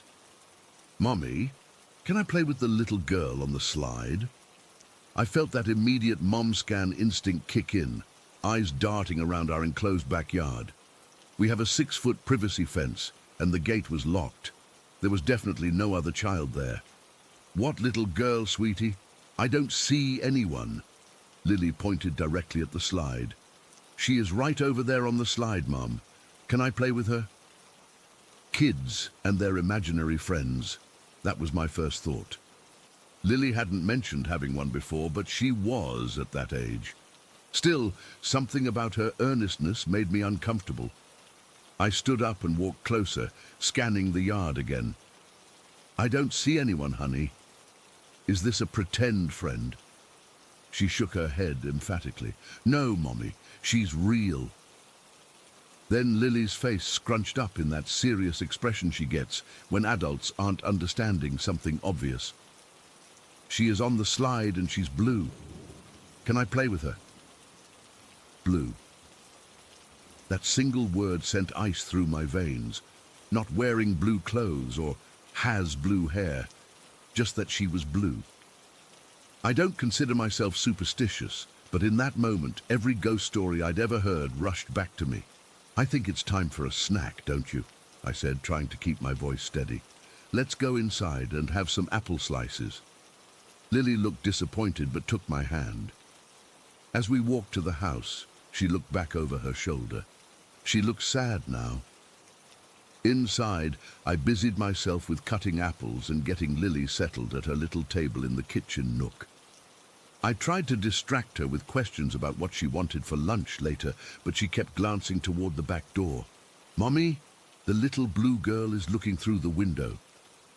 I nearly cut my finger as I whipped around to look. There was nothing there that I could see, just the sunlight reflecting off the glass. But Lily waved, as if greeting someone. "Honey, why don't we watch another episode of Bluey?" I suggested, desperate to redirect her attention. For a while, the TV worked as a distraction. I used the time to text James about what had happened, trying to sound casual. "Lily has an imaginary friend in the backyard. Kind of creepy. Come home early if you can." He replied almost immediately, "Tax season. Sorry, babe, kids do that. Maybe she's still a bit feverish." I felt her forehead, normal, and she seemed fine otherwise, laughing at the cartoon and eating her snack. But throughout the afternoon, Lily kept returning to the back door, standing on her tiptoes to peer out the window. Each time she'd report, "The little blue girl is still there, Mommy," or "She's on the swing now," or, most unsettlingly, she says she's lonely. By evening, I was a nervous wreck. I'd closed all the blinds and curtains and tried to keep Lily occupied with indoor activities. When James finally got home around 7:30, I practically ambushed him at the door. After Lily was in bed, I told him everything. "It was so weird, James. She was so insistent. And why blue? What kind of imaginary friend is blue?" James listened, his expression transitioning from tired amusement to slight concern. "Actually, when we bought the house, Mr. Reeves did say something odd. Remember how they seemed eager to sell? He mentioned something about a tragedy with their niece, but clammed up when I tried to ask more." "A tragedy? With a child? And you didn't think to mention this?" My voice rose despite my effort to keep quiet. James looked defensive. It seemed like they just had a bad memory here. People move for all sorts of reasons, and he specifically said it wasn't in the house. That night I barely slept. I kept thinking about Lily's conviction, the way she described the blue girl looking through our window. Around 2 in the morning, I heard Lily talking in her room. Not unusual, she often babbles in her sleep. But when I peeked in, she was sitting up in bed, waving at an empty corner of her room. "Hi again," she whispered. "Mummy said I have to sleep now." I must have made a sound because she turned to me. "The blue girl came to my room, Mummy. She says she can't sleep either." I took Lily to bed with us that night. The next day, while Lily napped and James was home to watch her, I drove to the local library. Bayview is small enough that people know each other's business, and the librarian, Mrs. Castillo, had lived here all her life. When I asked about the previous owners of our house, the Reeves, her expression changed. "Such a tragedy," she said, lowering her voice. "Their niece was staying with them for the summer. Sweet little thing, not even 5 years old." My stomach knotted. "What happened to her?" Mrs. Castillo glanced around as if checking who might overhear. "Drowned in one of those inflatable pools. In the backyard. Mr. Reeves had just stepped inside to answer the phone. By the time he realized she wasn't making noise anymore," she trailed off, shaking her head. "Do you remember the child's name?" I asked, my mouth dry. Sophie Miller." She pulled out her phone and after a moment showed me a local newspaper article on the screen. It was about 5 years ago now. The headline read, "Local family mourns drowning of 4-year-old niece." Below was a photo of a smiling little girl with blonde pigtails. I felt sick as I read the details. Sophie had been playing on the slide in her blue swimsuit just before the accident occurred. The family's statement mentioned how she loved the color blue. I thanked Mrs. Castillo and left, my hands shaking so badly I could barely start my car. Back home, I didn't tell James what I'd found. Not yet. I needed time to process it myself. That evening, as I was giving Lily her bath, she suddenly looked past me at the bathroom door and smiled. "Sophie doesn't like baths anymore," she said casually, splashing the water. I froze. "Who's Sophie, honey?" "The blue girl. She told me her name is Sophie." Lily continued playing with her bath toys, as if she hadn't just confirmed my worst fears. "Lily, what else does Sophie tell you?" I asked, trying to keep my voice steady. She shrugged. "She's lonely and cold sometimes. She says she used to live here, but now she can't find her mommy and daddy." That night, I showed James the article.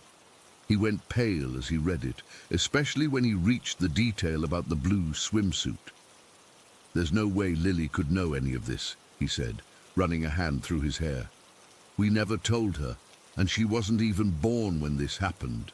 Over the next few weeks, Lily continued to interact with Sophie. She'd wave at empty spaces, leave spots open for Sophie at her tea parties, and sometimes wake in the night to chat with her unseen friend. We'd hear her through the baby monitor. "I know you're sad, Sophie.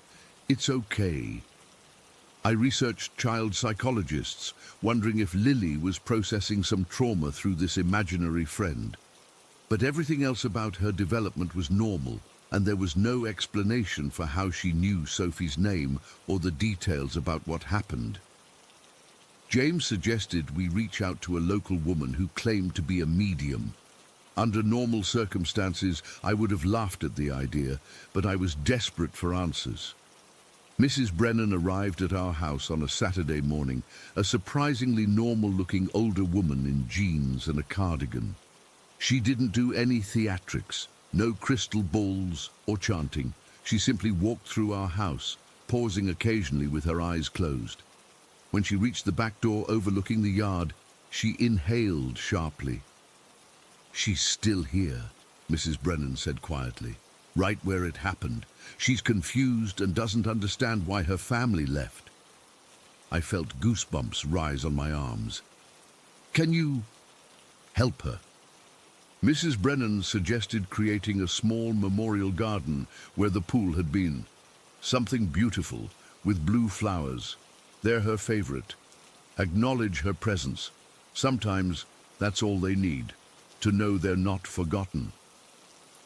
That weekend, James and I planted blue hydrangeas, forget-me-nots and bluebells in a small corner of the yard. Lily helped, chattering happily about how Sophie will love the pretty flowers. We placed a small stone angel among the plants, and even added a little bench where Lily could sit. The first night after we planted the garden, Lily slept through the entire night for the first time in weeks. When I checked on her in the morning, she told me, "Sophie says, thank you for the flowers. They make her happy."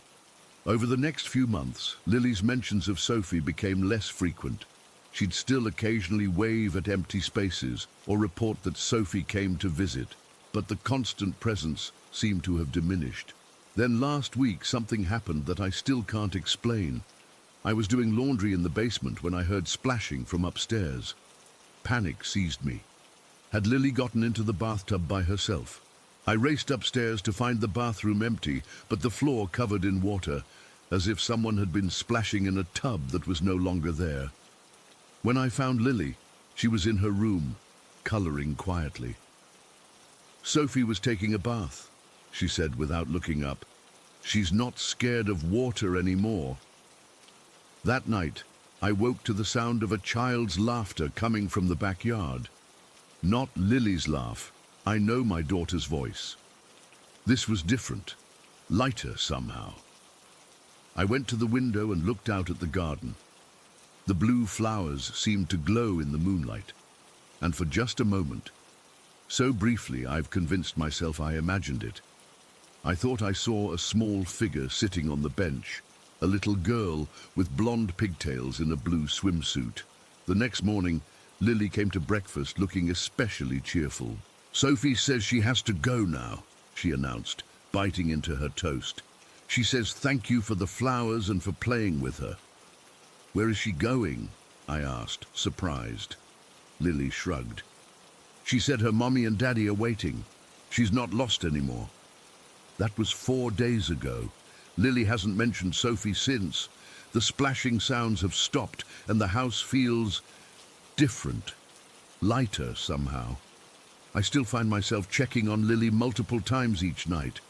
I still get chills when I look out at that garden in the moonlight. But now, there's something peaceful about it too. I don't know if we helped a little lost soul find peace, or if this was all an elaborate coincidence mixed with a child's vivid imagination. What I do know is that my daughter saw something I couldn't see, knew things she couldn't possibly know, and somehow, through her innocent acceptance, might have brought comfort to a tragedy that happened before she was even born. The blue flowers are thriving in the garden. Sometimes, when the light hits them just right, they seem to shimmer with a life of their own. And sometimes I swear I can hear the faintest echo of a child's laughter carried on the breeze. Story 20. I've been hesitant to write this down for months, but I need to tell someone who might understand. I still don't know how to explain what happened, and sometimes I wonder if grief was playing tricks on my mind. But I know what I saw. I work in the education department at Blackwood University in South Carolina. It's a beautiful campus with red brick buildings and ancient oak trees, the kind of place where everyone knows each other. Our department is especially close-knit. We're all passionate about teaching and research, spending long hours together in meetings, collaborating on projects, and sometimes just venting over coffee in the break room. Jennifer Adams was one of us. She was 32, with short dark hair that she was always tucking behind her ears when she got excited talking about her research. She had this infectious enthusiasm about literacy education that drew everyone in. Students adored her. She had this way of making even the most reluctant readers fall in love with books. She would read passages from The Giver aloud to her undergraduate classes, and students would mention it in their evaluations every semester. Jennifer moved here from Ohio about 4 years ago after finishing her PhD. She was brilliant, published in all the right journals, always had innovative teaching methods, and was genuinely kind. Not the fake academic kind where they're nice to your face, but tear you down behind your back. Jennifer was real. She remembered birthdays, brought coffee when you looked tired, and actually listened when you talked. I wasn't as close to her as some others were, but we'd chat whenever we ran into each other. Our offices were in different buildings back then. She was in Hawthorne Hall, while I was finishing my dissertation in the Graduate Student Warren in Ellis Building. We joke about the terrible lighting in our workspaces and how we were both becoming vitamin D deficient from all the hours spent indoors. 3 months ago, everything changed. Jennifer was murdered by her boyfriend. I still have trouble typing those words. It doesn't seem possible. She'd been dating this guy, Mark, for about 8 months. I'd met him at a department holiday party. He seemed charming, worked in finance downtown. Nobody saw any red flags. But apparently, there had been problems. Jennifer had told a couple of close friends she was thinking of ending things. The police report said they argued, and he lost control. Strangled her in her own apartment. The news destroyed our department. Students were sobbing in hallways. The administration brought in counselors. We had emergency meetings about how to cover her classes and support her students. But underneath all the logistics, we were all just broken. By some twist of fate, I had just accepted a position in the same graduate student office where Jennifer had spent her doctoral years. It's what we call the fish bowl. 10 desks grouped in the middle of a larger office suite with glass walls on 2 sides. The outer suite doors stay locked, and you need a key code to get in. The lights are motion activated to save energy, which means if you're the first one in or the last one out, you're either greeted by sudden brightness or left sitting in dimness until you move enough to trigger them again. What happened occurred exactly 17 days after Jennifer died. Her body had been released to her family in Ohio the previous day. I remember because our department chair had just returned from helping her parents with arrangements. It was a Wednesday, unusually cold for South Carolina, and I had come in early, around 6:30, to prepare for my morning class. The main building was empty and quiet, just the hum of heating systems and the occasional ping from the elevators. Our department takes up half of the 3rd floor, with faculty offices lining the hallway and the graduate suite tucked at the back corner. As I walked down the hallway with my coffee thermos and bag, I wasn't thinking about anything specific, just mentally reviewing my lesson plan and wondering if I should have worn a heavier coat. I approached the outer door of the graduate suite, the one with windows looking in, and that's when I saw her. A woman with short dark hair walking away from me inside the office. She was wearing a navy blue cardigan and moving toward the interior door that connects to the faculty offices. I remember being confused because I could see the lights were off inside the suite, which meant no one should have been in there. The motion sensors would have kicked on. My first thought was practical. Maybe the sensors were broken, or maybe someone had been sitting very still while working and the lights had timed out. I didn't immediately think it was Jennifer. I just registered someone was inside. I walked around the corner to the keypad door, punched in the code, and pushed open the heavy door. As soon as I stepped inside, the lights flickered on, illuminating the entire suite in harsh, fluorescent brightness. And there was no one there. I stood frozen, my coffee getting cold in my hand. The suite isn't large, and there's nowhere someone could hide. The interior door leading to the faculty offices requires another code, and it was still locked. I checked under desks, even looked behind the tall filing cabinets, feeling ridiculous as I did so. It was only after I sat at my desk, still puzzled, that I realized who I'd seen. The navy cardigan, the short dark hair, the specific way she held her shoulders when she walked. It had been Jennifer. I'd seen her countless times walking ahead of me in hallways, and this was unmistakably her. My skin went cold, and I felt dizzy. I'd never believed in ghosts or anything supernatural. I'm a pragmatic person. I deal with educational assessment data and teaching strategies, not spirits. But I knew what I'd seen. I sat there for nearly an hour, unable to focus on my work, repeatedly turning to look at the spot where I'd seen her walking. Eventually, other graduate students started arriving, chatting about everyday things, completely unaware of what had happened. I didn't tell anyone. How could I? We were all grieving, and I didn't want people to think I was losing my mind. At lunch, I went to Jennifer's old office. Someone had already packed most of her things into boxes that sat stacked in the corner. Her bookshelves were half empty, personal photos removed, but her presence still lingered. Post-it notes with reminders stuck to the computer monitor, a half-used pad of paper with her handwriting, a shelf of literacy research books arranged by topic rather than author, the way she always preferred. I wasn't sure what I was looking for. Confirmation. Some sign that she was still somehow present? I stood in her doorway feeling foolish, then whispered, "I saw you this morning." The empty office offered no response. That night I couldn't sleep.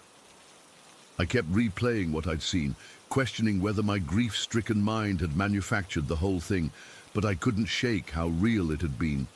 Not a transparent apparition or something from a movie, but Jennifer looking solid and real, walking through our office.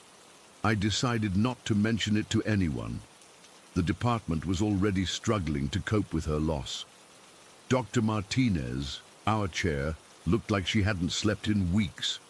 Jennifer's students were writing heartbreaking tributes and leaving flowers outside her office door. It didn't seem right to add my bizarre experience to everyone's emotional burden. But then others started mentioning things. 2 days later, Kayla, another grad student, came into the office looking shaken. "Did someone use Jennifer's mug this morning?" she asked, pointing to the desk near the window. There it was, Jennifer's distinctive ceramic mug, with a quote from Toni Morrison on it, sitting on the edge of the desk, steam still rising from what looked like black coffee. Nobody claimed it. The mug had been packed away with her other belongings days ago. "It was still warm when I touched it," Kayla said quietly. We all just stared at it, nobody wanting to move it or drink from it. Later that same week, Dr. Thompson came into our graduate suite looking pale. "Did any of you hear laughing in the east hallway?" he asked. Jennifer had a distinctive laugh, a kind of musical chuckle that always made others smile in response. Dr. Thompson said he'd heard it clearly while walking alone down the hallway past her empty office. Then there were the books. Jennifer specialized in adolescent literacy, with a particular focus on how identity formation impacts reading comprehension. Her dissertation had been on that topic, and she'd published several articles extending that research. One morning, I came in to find 3 books on literacy education open on different desks in the graduate suite, all open to passages that Jennifer had cited frequently in her work. When I asked who had been using them, everyone denied it. The books had been shelved in the department library after being retrieved from her office. No one admitted to bringing them to our suite or opening them to those specific pages. These incidents continued for weeks. The motion-activated lights in her old office would turn on when no one was inside. Her name would sometimes appear on the digital sign-up sheet for the conference room, then disappear before anyone could take a screenshot. Once, during a department meeting discussing who would take over her classes permanently, the PowerPoint presentation suddenly switched to slides from Jennifer's teaching portfolio, slides that weren't even part of the original file. I finally confided in Dr. Martinez about what I'd seen that morning. I expected skepticism, but instead, she nodded slowly. "I keep feeling like she's not gone," she admitted. "Yesterday I was alone in my office and smelled her perfume, that light citrus scent she always wore. It was so strong I turned around expecting to see her standing there. We talked for a long time about Jennifer, about grief, about the unfathomable idea that someone so vibrant could be gone so suddenly. Dr. Martinez mentioned that before the funeral in Ohio, Jennifer's parents had requested that some of her ashes be scattered on campus near the oak grove where she liked to read on nice days. Perhaps she's not ready to leave, Dr. Martinez suggested gently. This place meant so much to her. Her work, her students, all of you, this was where she felt most accomplished. The department decided to create a scholarship in Jennifer's name and hold a memorial service in the building atrium. We all contributed memories for a tribute video, and students designed a plaque that would hang outside the literacy lab. The day of the memorial was cold but sunny, with light streaming through the glass ceiling of the atrium. Nearly 200 people attended, faculty, students, staff, even administrators who usually only appeared for fundraising events. Jennifer's parents came down from Ohio, looking shell-shocked and aged beyond their years. They thanked us repeatedly for loving their daughter, for appreciating her work, for giving her a community. During the ceremony, something strange happened. As one of Jennifer's closest friends was speaking, the podium microphone, which had been working perfectly, suddenly went silent. Technicians rushed to fix it, but nothing they did resolved the issue. After a minute of awkward silence, the microphone abruptly came back on by itself. And in that moment, the same overhead lights that had been causing shadows on the speaker's face shifted, becoming softer, more flattering. Exactly the kind of lighting Jennifer always tried to create for her presentations because she hated harsh overhead lights. After the memorial, as people were mingling and sharing stories, I slipped away to the graduate suite. I don't know what compelled me to go there. Maybe I was hoping for one more glimpse of her, one last chance to say goodbye properly. The suite was dark when I entered, the motion lights flicking on as I stepped inside. I stood in the center of the room, feeling slightly ridiculous, but needing to do this anyway. "Jennifer," I said out loud, my voice sounding strange in the empty room. "We all miss you so much. But we're going to be okay. Your work will continue. Your students will remember you. We're making sure of that." Nothing happened. No flickering lights, no sudden appearance, no books falling from shelves like in the movies. Just silence and the soft hum of the heating system. As I turned to leave, the lights suddenly shut off, plunging the room into darkness despite me standing there in plain view of the sensors. I froze, my heart pounding. Then, just before I could fumble for my phone flashlight, they came back on, a single, deliberate cycle of off and on. I stood there, tears streaming down my face, somehow knowing that was it. That was goodbye.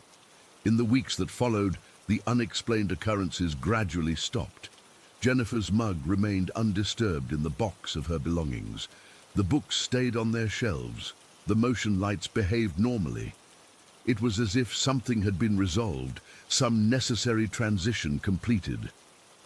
I still think about her often, especially when I'm alone in that graduate suite early in the morning. Sometimes I catch myself glancing toward the door, half expecting to see a woman with short dark hair walking away from me. But I never have, not since that day. I don't know if what I experienced was real or a manifestation of collective grief. I don't know if Jennifer's spirit lingered to say goodbye to the place and people she loved. All I know is that for a brief time after her death, it felt like she wasn't completely gone, and in some ways she never will be. Her research continues through her publications. Her teaching methods have been adopted by others in the department, and the Jennifer Adams Literacy Scholarship will support students for years to come. But sometimes, when I'm working late and the office is quiet, I still whisper good night before I leave, just in case.